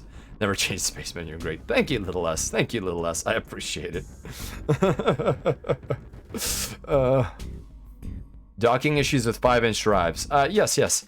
It is very common that when you use a larger drive, not a 3. Was it 3? Is it 3.5 or 2.5? My God, how have I forgotten? My goodness. Oh, you're saying goodbye to Birdmoz. Oh, you've got a few hours left in you at 3:30 a.m. Hartley, please take care of yourself. If you need to get some sleep, please do. You can get external docks for M.2 NVMe SSDs now. Oh, Gale, I didn't know that. They must be are those just simply connected to USB 3.0 or Type-C 3.0? I've never seen those, and that form factor, I suppose, doesn't really jive with me in the sense that I have nothing that I've simulated that runs an M.2. Okay, so USB 3.0. That's fantastic. But if ever I do run into that is a good way of doing it. That form factor is really strange to me. I can see it being good on laptops, but definitely not the thing I would use in a PC build. Without an adapter, that is. Okay, so we've done the detail art for that. So let me once again try the detail art for the canopy here. Okay, that's fine. Okay. So one thing we're missing is actually the exhaust here. So let me draw a line on this construction line. And we'll do an exhaust. Vaguely. We'll vaguely do an exhaust. And we need the same thing here. So the distance is about yay far. And we'll do about yay far from here. So that will be, it'll be a cross beam like this, and it will be a cross beam like this, and then we can do our cone here. It's good if you lack space. That makes a lot of sense. It seems like some motherboards actually have space for that, so you can avoid it. Avoid installing an SSD off of a SATA cable if you use those. You lack RGB. Ah, I see. RGB lighting? Do you mean? I also do not have any RGB lighting, nor do I care for it all that much, to be honest. I don't look at my simulated personal computer, so it can simply hide under a table. No, that's too tight. That's too tight. We're going to have to make this a little bit bigger. Actually, we're going to do it on the vector layer of all things, because vector layer will actually allow us to move it. All right, detail sketch, detail geometry. Oh, just going to group these two together. I keep mixing them up. Let's see, detail sketches. There we go. Organization really helps. Okay, so you're heading out. Thank you very much. This ship is taking a little bit longer than expected, but we will complete it eventually. I hope that you rest well. Heard that RBG makes stuff runs faster. Better looking hardware, better running, right? You could also save a clean line art and post it on Twitter and let fans do some designs. Yes, I think we'll be able to finish the line art at the very least, but the coloring will probably have to wait. The year is 2030. Hello, Feef-chan. Welcome to the convoy. And okay, Smod, those are all interesting ideas. I think I will post the line art regardless, because I'd like to show off some progress. So thank you, and good night, okay, Smod. Thank you for being with the convoy. Feef, the year is 2030. You go to your RGB kitchen table to sit in your RGB chair and eat with your RGB plate and RGB utensils. Now that is a dystopia. The one time I don't want RGB is when I'm eating in my simulation. I just want a moment of peace. I don't know about you, wingmates, but that is all I want from my meal. It's just a moment's peace. But no. The man in... how does Andrew Ryan's speech go? No, says the man in Washington. Your dinner belongs to the RGB cartel. No, says the man in Moscow. Your sanity belongs to... I don't know. But something like that. So let's see, we're doing our little bit of construction here. There we go, perfect. And now we can go to the vector layer and just draw some construction nozzles here. And that's the only one we'd need there. And that one is also blocked off. Okay, cool. So we have some nozzles that we have done the proto line art for it. Peace was never an option. Smart chairs, RGB smart chair. RGB face mask by Razer. Oh. US to the rich, Moscow to the people, forget the third. Might have been, yeah, I don't remember the last of Andrew Ryan's foibles and squables. I truly don't remember that. Okay, let's see here. So we also need some laser emitters, and I think those medium lasers we can just kind of tuck in here, honestly. In fact, I'll do something I normally don't end up doing, which is... okay, so I'll actually put the medium laser here. Nope.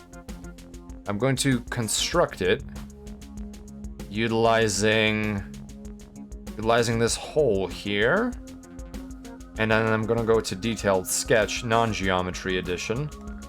And I think I'm going to pretend that it is in a nook. All right, give me the brush again, please. There we go. There we go. I don't know if that'll look like anything proper, but that's sort of my idea, that the laser's just kind of sticking out there. Or maybe I would mount it in the wing. I don't know. Oh, I'm glad that you're liking it. I'm glad that you're liking it, Alaric. Hopefully we'll have the line art done tonight. I definitely won't be able to color it tonight, I think. Unless I stay up super late, which I don't wish to do. I wish to hibernate at some point. I have smart lights all over my apartment. Almost the RGB lighting in my apartment. Almost all the lighting in my apartment is RGB. Ah, Vox Fox. So, may I ask you, one, how do you feel about... So, do you have RGB lights that use three LEDs, such as red, green, and blue, to create white light? Or do they have a secondary white light mode, where they use different LEDs, such as yellow phosphored LEDs to produce warmer light? And what kind of network, I wonder, do you use for that? Because if I was to do that in my simulation, I would use MQTT, and I suppose that sort of automation with Mosquito running on some sort of server, and also with let's see here. What was it? Oh, Tasmoda, yes. Oh, the name poll was put up. The name poll should still be working. I just think people have not been putting too much into it. I think Carve Bomber's going to win this one. Carve Bird. Carvebide. Carveblade. Carvebide's name is excellent for a fighter just to begin with, let alone without anything else. All right, let me see here. Okay. Ah, thank you, Headless. Yes. Philips Hue. It's expensive but easy. Ah, I see. Does that produce warm light, the Philips Hue? You don't even need smart lights. Even an external control with presets is enough. I suppose if you're not doing color changing, for example, you can use a Tasmoda flashed wall light and connect it to an MQTT server to a home automation system in order to just switch sockets on and off. But if you need to adjust the color, then I do think you run into an issue where the software must be capable of doing that. In hindsight, I do not like at all how this is mounted. I think I'm going to do it externally. I think this looks like garbage, frankly. Oh no. Undo that. Okay. So we're going to erase this. Erase that. And we're going to move this component elsewhere. Okay, we're gonna move it probably here somewhere. And we're going to have it be externally mounted, I think. I didn't like the way that looked. I like that a lot better. Or our laser. So let's go back to our primary brush.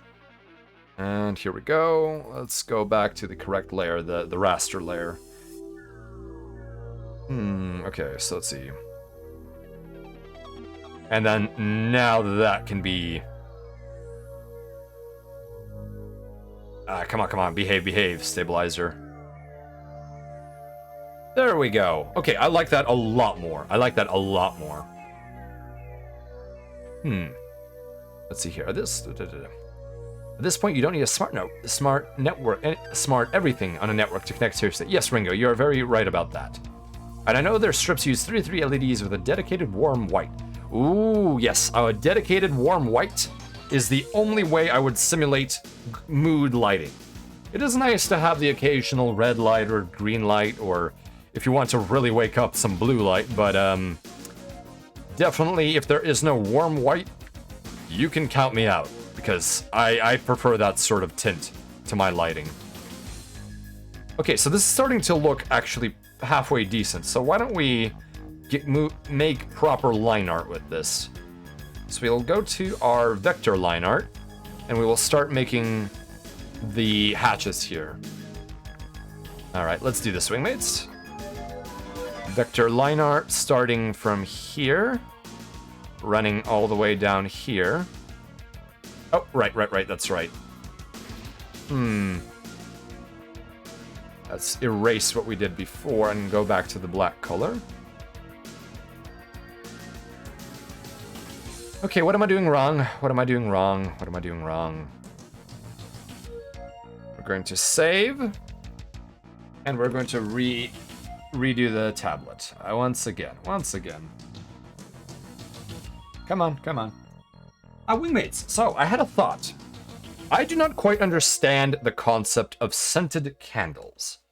I've never, in my simulations or within my time on worlds where oxygen would not be precious enough to be burned, such as a terraformed world, I have not found the need for any particular usage of such decorative elements. Although I can sort of understand them. What do you think about them? Because scented candles have been reminded to me by the ward mood lighting. They are fragrant fire hazards, pets. You use scented candles as pets? Cover up bad smells. I see. I was a little bit concerned that you were emotionally attached to your scented candles to the point that you considered them your pet. I mean, I wouldn't judge you too much on that, but you know, a little bit unusual. Scented candles are some sort of vogue. Let's see here. They seem to be tied to aromatherapy snake oil garbage. I see. Putting out a serious opinion, Ringo. I see. What? They smell good. Do you not like good smells? Well, sometimes I would say that I like a natural smell, but that may be an entirely a personal preference. Sometimes fragrances have overwhelmed me in the past. Cover up bad smells, yes. Let's see, they smell nice, but mood setters too, I guess. So I see, so they are mood lighting and mood smells, yes. Just use air freshener spray. I suppose the endurance of air freshener spray is far more limited, mostly for snoo courtship lighting. I see, and E-Ghost agrees with you. For the typical male. Just gotta put a little face in them, give them a good diet of pedigree, wax, and wicks. But won't they slowly lose their scent if you don't feed them fragrance in addition to wax and wicks, Hartley? I am a little bit concerned. Alright, let's do our line art here. Do we want to do a spline? I think we might want to do a spline. Alright, spline. Oh. How does that work? Come on, spline.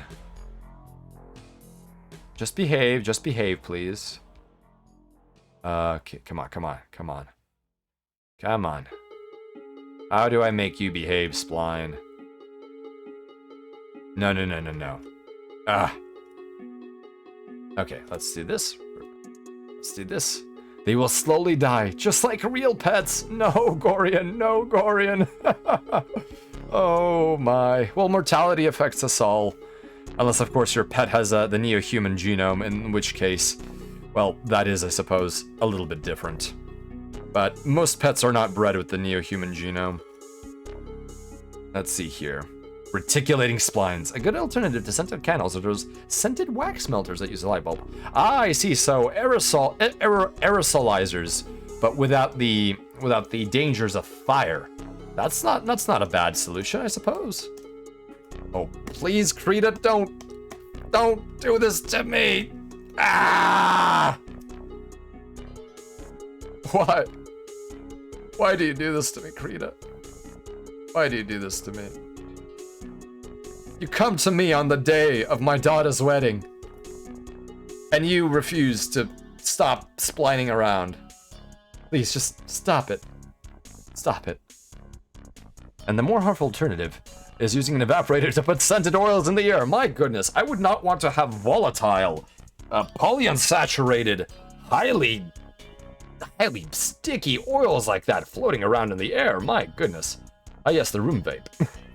People can go overboard with these scenters, and they set up people's allergies or aggravate something in their eyes, nose or eyes. My goodness, yes. I usually buy a cheap air freshener from the bottom shelf where they hide the cheap stuff. Ah, yes, frugal e-ghost. It's twisting like electronic cables somehow do. Yes, it is. We're tangling this. Our significant other has requested that we untangle the Christmas lights for hanging upon the holiday of Festivus. And unfortunately, we are running into a significant boo-boo here. My goodness. They're more convinced. They're convinced they needed to use more scented oils to fix their problems. Oh yes, I tend to prefer not to breathe any sort of vaporized particulates, and this is coming from a man who breathes in liquids for most of his life. I have tried hitting the escape key, and if I hit Control Z, oh, there we go. I had to hit Control Z, but it deleted two things at the same time. You know what's the issue? I'm not on a vector layer, so right now the splines are completely messed up. So let's try this again on a vector layer. Alright, come on. Come on. And now you won't place. Alrighty. We're going to save and we're going to restart Krita completely. I will get this line art done. Hell or high water. Don't get me started on essential oils. I won't get you started on that. unless any other wingmate would like to get Gorian started on essential oils. Oh my goodness. It is a topic that many find controversial. Gotta admit, some of those actually work as bug repellent. Yes, that would make sense. I would say that if you extract a plant, or the oils of a plant which are used as pesticide by the plant itself, as a natural insecticide, then of course you will have a natural insecticide available for you. Anything odorous enough is bug repellent. But also, I guess the question is it also neurotoxic as bug repellent? And I think that is one of the popular things. Thanks to our many enzymes, the human liver can survive quite a few toxins that would destroy an insect. Bestow us with your knowledge and lore. Alright, let's see here. What is this misbehavior? It will be punished. It will be punished severely by pulling the plug. The neurotoxins are fun. They don't want you to know how easy it is to make a neurotoxic organic mercury compound at home. Yes, Alaric, that is the case. There are many ways to make fun compounds. Although, please consult with an adult before you attempt to do this, wingmates. I do not suggest that you do any such thing. Cats have a beat on Osteopacer. A cat's body can actually process salt water, apparently. Well, there are many things that kill a cat, including some kinds of pollen. So I would say that it's a tie. It's a tie. I suppose there probably might be a limit on, or is it all salt water? If you want to do some reading, I'm only the one I'm thinking about is methyl mercury. I would say limit your interaction with it to only reading if you want to live. Yes, methyl mercury is quite terrifying. So lick their butts. Yes, Gorian, that's a good point. Yeah, essential oil is an evaporator, setting off sensitivities and dumping even more essential oil in the air to cure it. Well, Alaric, I'm sorry, but we may not be seeing you anytime soon again. 07, Alaric, 07. Oh my goodness. Alright, let's try to spline once again. I just want a vector spline. I just want a vector spline. Please give me a vector spline. It's all I ask. Just give me the forsaken vector spline. I just want to copy it across all of the launchers. Crumb, I just heard a knock at the door. See you all in 10 to 40. Good luck, Al. Is going to get too much methyl merc and somehow zero sum. Pretty black and yellow lines. Then your Alaric, then become an Alaric version of Dagoth. Spacer, your drawings. Oh, have I? Thank you for telling me that. I restarted Krita, and it doesn't catch the window anymore. There we go. That should catch it now. Thank you. Thank you so much. Thank you so much. Much appreciated. Okay. Let's try this again. Let's try to resolve our issues here. Okay, spline. I hit the spline. I bend the spline. But the spline mocks me. But why does the spline mock me? What have I done to deserve a mockery by the spline? Wait, whoa. What is this? What is this mess? What is this? What is this? Unacceptable. Please just give me a spline. Just give me a spline. Right. Is really that the secret? Is that the blasted spline secret? Oh, no, that's not the secret. That is garbage. That is garbage. Oh my goodness. But instead of Ash Plume Mountain, it's under the sink. No, the black and yellow lines are gone. Damn splines. Spline hates all life in the universe and would see a wipe from existence. The Splinioni. Spline Chama, why do you do this to me? And also my brush is so oversized. Let's throw it up to 4 pixels or so. Okay, do I have to use this? I don't even know what this does. What is that? Oh, is that auto spline? That looks awful, but that might be auto spline. Let's see, can it run with stabilizer? Precision, curve, raw, straight. Optimized. Don't know. Yeah, sure, optimized. Let's see what that does. No, that's not optimized at all.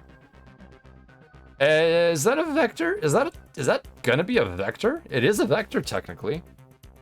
The excitement of Spacer's voice saying auto-spline is precious. But the auto-spline is... I'm just trying to get this blasted thing to work. Okay. I will try one more spline. Oh, no. Not the pepperoni. Not the ear. Okay. So now I spline it out. And it still does this garbage to me. Unacceptable. Okay. So how do I bend a spline? So... It really just wants to berate me. Can I adjust the spline once it's done? No, unfortunately I cannot. I seem to have I've lost control. Oh, okay, no, I can jiggle it. Okay, so I might do that. All right, let me go back and let me do a spline, and then I will try to copy it. Okay, so we're gonna use the spline tool here. We're going to adjust the stuff around and we're going to zoom in. Spline secret. No, not the pepperoni, no. All right, let's adjust our splinionies here. Oh, yes. This is a twin adjustable spline. Oh, we are cooking with gasoline now, wingmates. Oh, yes. This is just like a World War II mess kit, where for whatever reason gasoline was the preferred combustible of choice. We are doing it, we are go. Woohoo! Alright. The spliniones! Maximum splinage! Okay, there we go. So now what we're gonna do is we're gonna make this vector a little shorter. I really wish Krita had a better vector mode, but we'll have to live with this. Okay. And now I will take my precious Splinioni, and I will move it here, and I will just duplicate it. See, now I get to be lazy, wingmates. You see, successful people draw a spline once, and they never draw it again. Unsuccessful people do art without duplicating everything they're doing. If only I could actually reference them. Oh wow, yeah, my curves were really off, weren't they? If my current spline is like this. Yeah, that's a solid enough curve. Alright. Oh ho ho ho ho ho. Oh ho ho ho. Splines. Might have to redo it. But thank you to the vector layer. And one more. And this spline is a little too high. There we go. And now we need to move this line here and here. And then this needs to be moved rather than anything else. Okay, perfect. We're going to use the vector adjuster tool to fix this here. Perfect. Look at that, the epitome of laziness. I didn't draw that at all. I just used optimization. We threw the spline problem a curveball. Gorian. Optisplinization. Was that a secret message around everything around us is very flammable? Everything around us is very flammable. Just don't light it on fire, Headless. Just be very, very careful. You got it backwards? Who got it backwards, Gorian? Oh no, I am so confused. That's okay. Confusion is my natural state, wingmates. Very natural state. The pepperoni. Alright, there we go. Let's make sure we're careful with this. I might outright just copy this. I think I'm going to outright just copy this. Wingmates, please shut your eyes, look away, open up a book of prayers. Do something. Do something that won't... Uh-oh. Did we have a jam? We have a jam. We have a jam, wingmates. Why can't I select anything else? Cease your infernal madness. Okay, fine, if that's how you want it. If that's how you want it. Okay. Excuse me? I don't know what you want from me, but I know it's nothing good. Okay. Let's just select all of these vectors then. No. Krita, you are being really, really ornery today. Ah, you're opening up free space too. Nice, Headless, nice. Yeah, Krita is not liking me tonight. You can't tell me what to do. I'm gonna light a glass of fire on water. Oh, did I really say that? A glass of fire on water. I'm clearly doing well, wingmates. Krita, I just want my pepperoni. Let go. Stop it. Ah. Stop it. Okay. I'm using my trackball now. You've done it. We're just doing vector work with a trackball anyways. Okay. There we go. Okay, trackball time. Real Chad hours. When we're using the trackball. Okay. Styluses are no fun anyways. Right, there we go. Right, Control Copy, Control V. And we're gonna simply plop our lattice here. Because we have no time for any further fiddling around with this. And we need to scale it down, unfortunately, because we have an issue here. We're just going to make it fit. We're just going to make it fit to the best of our abilities. There we go. Nah, that is acceptable, I think. That is acceptable, and we'll use another mask on the vector layer to clean it up. Yep, that is acceptable. Oh no! Thank you for clipping the madness. That's what you got going on there, lad. Lattice. Lattice madness. Lattice madness in the house.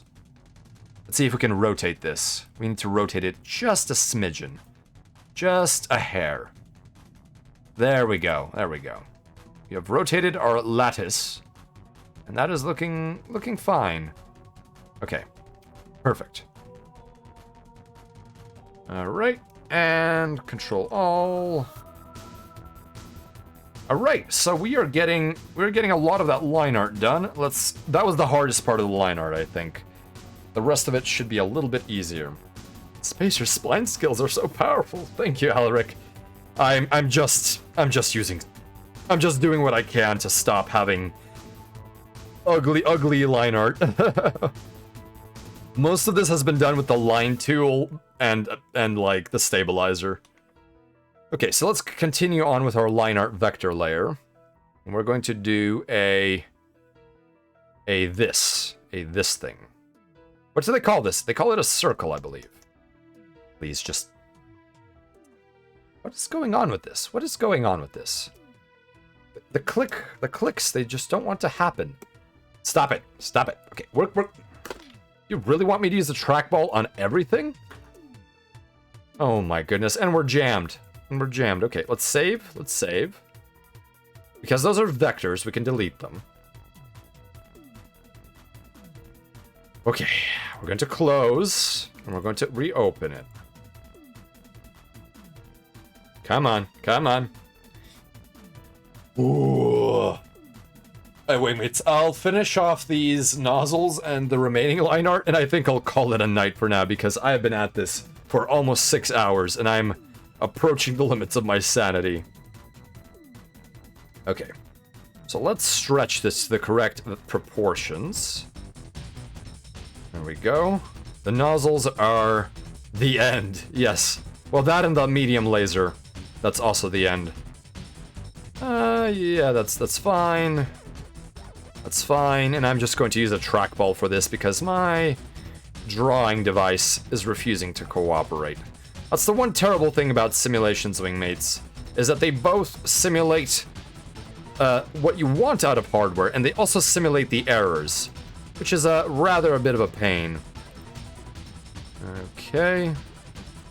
Stretch that out, and we have it. So let's do this. Okay. Perfect. And let's do our laser here. Let's do another ovoid. Oh, we're getting better at lining them up.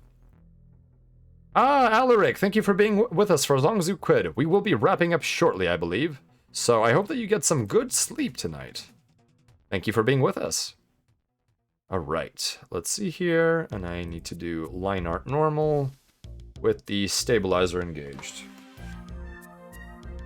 Okay. Let's see here, so... Come on. What is going on? What is going on here? What color am I using? Should be using red or black. Okay. We're on the line art. Oh. We're on the correct layer. We're on the raster layer. Hello, Heatwave 0405. Welcome to the convoy. Good to see you here. I am in the process of creating a Carvebide Aerospace fighter, and it has been quite a battle because I have done a more geometric construction than I ever have before. So this is almost like designing a craft. It is akin to a F-15, but also with a HAG cannon underneath it. And this is quite difficult. But I'm trying to wrap up details so I can do coloring another day. Oh, thank you. I'm glad you're liking it. And here is Carvebide's socials. There we go. Perfect. Okay, let's see here. Why is this not behaving? Right, we're gonna save it. And we're going to restart Krita again. I just don't care anymore. We're restarting Krita again and again and again. I think it's this massive canvas size that is utterly wrecking me. I really should have scaled it down. But for now, we're putting up with it. Although I actually can scale it down a little bit now that I've figured out my proportions. Come on. There we go. We can scale it down that way, and we can scale it down this way. Now, we will have to scale it back up when we do missiles, but that will be another thing. And we may actually do a composite picture where we basically plop this down as a PNG. I worry about its stability going forward, as do I, Gorian. Are you sure you want to save an image with the size of 500 gigabytes? No, Koopa, I do not. But I am creating one of those. I'm not even sure how many megabytes this PNG would export to, even with one layer and only a insignificant amount of color. Oh my goodness. Alright, we need to restart Krita again, because something is really fishy right now. Okay, restarting Krita and restarting the blasted tablet.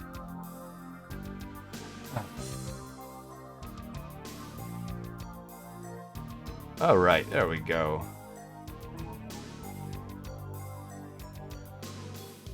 Ah, Dippy, you are noting that Koopa is up at an unusual time for her. I'm sorry, Spacer. All of your clips sound like I made you sound like a lunatic out of character. Oh, don't worry. That is the impression I wish to give off, because it scares off my opponents if I am to sound like a lunatic. My enemies won't know what hit them, or they will fear what is to hit them. So allow me to drop this down to a proper pixel size. If you sound insane, no one can prove that you're not, and thus you are safe from ever being judged as a normal human being. That is all you need. Spacer's gonna become a space pirate with this kind of talk. Absolutely not. I refuse to engage in space piracy. That is not the kind of thing that I will do personally. Alright, let's continue on with the line art here. Give it a little bit of a hump. There we go. I think that hump is just fine, giving it a bit of Sukhoi vibes. Been caught being up when I shouldn't run. I am not one to talk, so I only say it in jest. You are welcome with the convoy, Koopa. You're welcome to fly with us. I am wrapping this up shortly, though, because this line art has been a 6-hour endurance test of myself, and I should be doing this with the art rotated, actually. Let me shift space, was it? Yes, there we go. Much better. Going topsy-turvy. I forgot to show it on stream again. Dang it! I am so sorry, wingmates. Krita. We're going to have a talk, Krita. Okay, there we are. I apologize, wingmates. I think I need to make sure I have a bot that can give me immediate alerts, such as !dumbass, and then what that will do is we'll have an instant message pop up in front of my screen, letting me know that I'm a dumbass, and to check the system. Or I could use sleep. That too. All right, let's see here. Ah, I see, Koopa, initiating the bets, even on this particular channel. Well. You have stumbled into a house of pain. Or you know, whatever it may be. Into a convoy of pain. Let's see here. Oh, the soundtrack is such a banger. All right, let's see here. I want it like that. Ah! I want it like that. Okay. This stabilizer is wonderful. And let's reset the spin. Spin to win. Okay, I think that is most of the line art. Now I just have to do some masking on the transparencies here. So let's remove the detail sketches, because I don't need them anymore. And I'm gonna remove the sketch. And now I can clean up this line art a bit. Now, let's see here. Ah, Thief, you also think I'm a dumbass. I also have a bonk, Fitzpipe, Rappelkopf wire. Bring it. Oh, Dippy, why are you giving Koopa ammunition for our impending collaboration? My goodness, you. All right, let's turn off the stabilizer, go back to basic, and let's paint our mask black here. And remember, when you mask, at least in most programs, you only have black to white. And depending on how between those you are, that's transparency or completely being blacked out. Let's see here. So right now I'm basically applying a black color, but that black color becomes transparency. And that's how most masks tend to work. Okay. Look, man. She has the M2. I'm the ammo chain guy. We're a firing squad, and she's a good shot. Ah, I see. I'm being destroyed here. I see. That's how it goes. Well, it was good knowing everyone. I'm being utterly blasted apart. Oh, that's okay. It's okay. All right, let's see here. Let me get rid of that. There we go. Though I didn't see that earlier with the sawn off. Okay. Is this seriously finally coming to life? This looks like a Sukhoi fighter. No! What happened to my splines? Where are my splines? Give me my splines. I stole my own splines. Okay, I see the issue there. It looks like a Sukhoi. It does a little bit. You will hold to your wager, Spacer. I will. I'm an honor-bound individual. Wingmates, to those of you not aware, I am actually going to be doing finally a Worms Armageddon collaboration with Miss Koopa Fortuna this coming Tuesday. And I forget the time, unfortunately. And we will have a wager, and we will, of course, call each other terrible names. So if you wish to see that, please do so. You're summoning Pavel Sukhoi's spirit. I am. There it is. The Carvebide special, which we will have to color in another time. And this is about as line-arty as I can get. What does my mask look like here? I want to see the mask. I am the man with the iron mask. Honestly, only the inlets look Sukhoi-ish. Yeah, the nose might look a little Sukhoi-y, but it definitely isn't that good. Fatter B2, just give it huge square intakes and make the tailpins larger. Well, we're trying to go with a sort of an eagle sort of look here. Okay. Ooh. All of these details were definitely madness-inducing. Very madness-inducing. I'm gonna hide paint layer 1. Okay, we'll have to color that in and give it some more details. Blaine Bloken can't even remember the time. Neither can I. Neither can I. That's okay. We'll put it up at some point. Okay, I think my madness has reached its limits. I need to put down my drawing surface, and I think find someone that would be amenable to a raid. So let me turn off the soundtrack that's been playing all this time. Wingmates, that was the Complete Descent 1 and 2 soundtrack, which I think one could enjoy. Alright, so far in the poll, Carve Bomber is leading, but we may leave it open for another day. But Carve Bomber, for the name of this particular craft. Oh man, my goodness me, this has been a marathon. As all of these drawing streams end up being. You still want to raid outside your usual circle? I wouldn't mind that. Let's see. Koopa says that Shady is doing a 24-hour stream. I would not mind having a option presented that is outside the usual raids. But also, if Shady is doing a 24-hour stream, I am also up to support him. Bat and Doki are online. Doki as in, I know Bat I know Bat, but Doki I'm not quite sure about. Learning about new streamers is, of course, interesting. Let's see here. Who is in my IFF logs?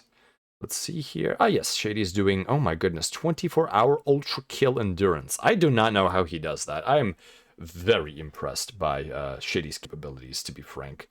Because that is 24 hours? I'm dead after 6 hours of doing this design work here. My goodness me. Let's see here. You found a jar VTuber? I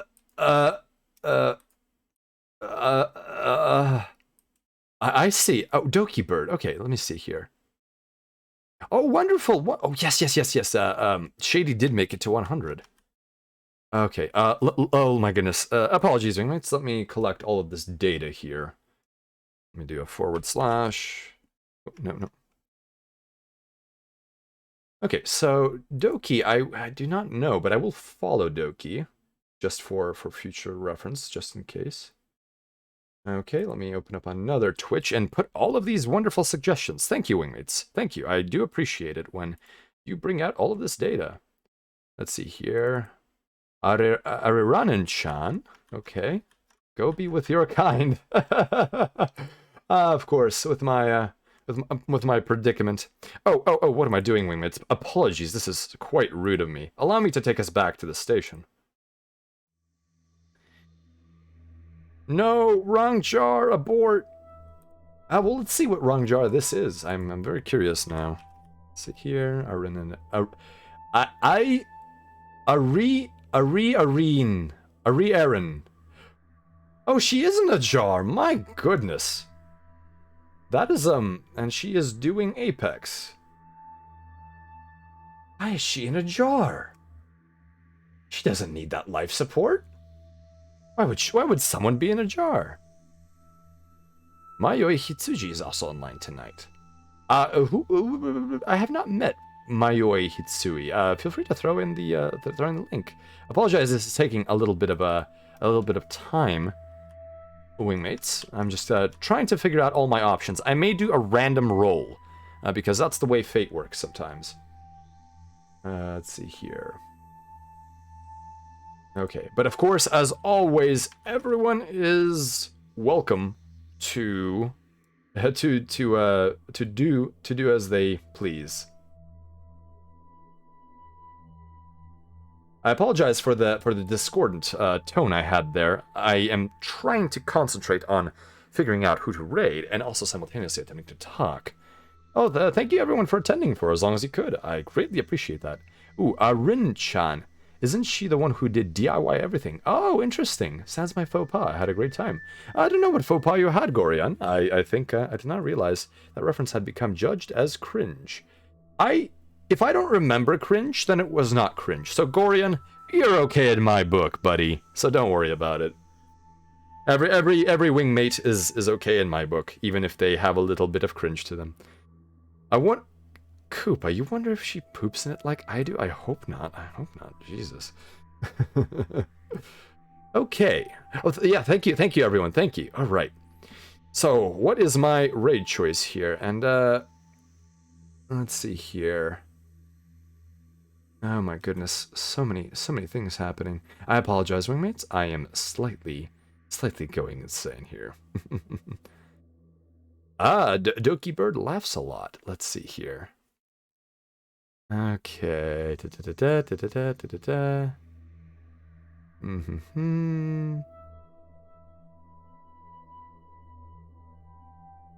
What am I even looking for? I don't know what I'm looking for. Okay. All right.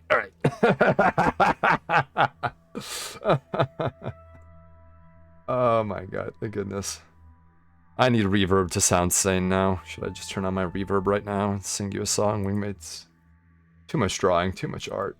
Okay, so our options are Shady, Doki Bird doing his marathon. We got Doki Bird doing some Minecraft. We have how do I pronounce that? Arya Rin-chan in a jar playing Apex. We have Toast-to-Toes, who is doing a singing stream. Yes, it appears to be a singing stream, karaoke. And then so we have 4 options at the present moment, wingmates. I apologize for my indecision. I might have to roll a die here. Let's see. Oh!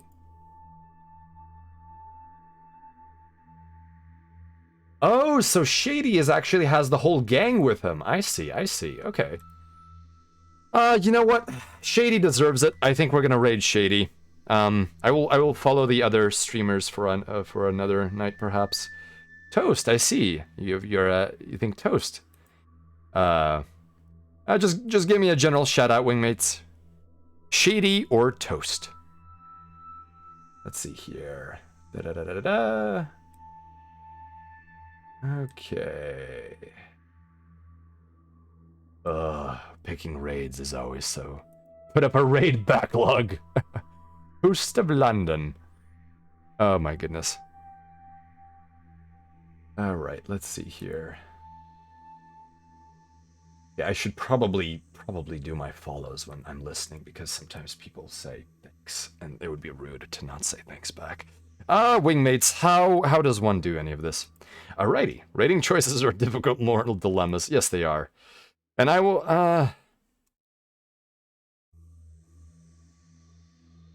I would like to watch either karaoke or ultra kill. I think those are my interests right now. I'm not feeling Minecraft or Apex, especially not after this stream that I just did. My blane broken, wingmates. My blane broken. Okay. Oh, yeah. Thank you, everyone. Okay, so we're going to raid. Gonna raid. Can you hear me, Toast? We're going to raid.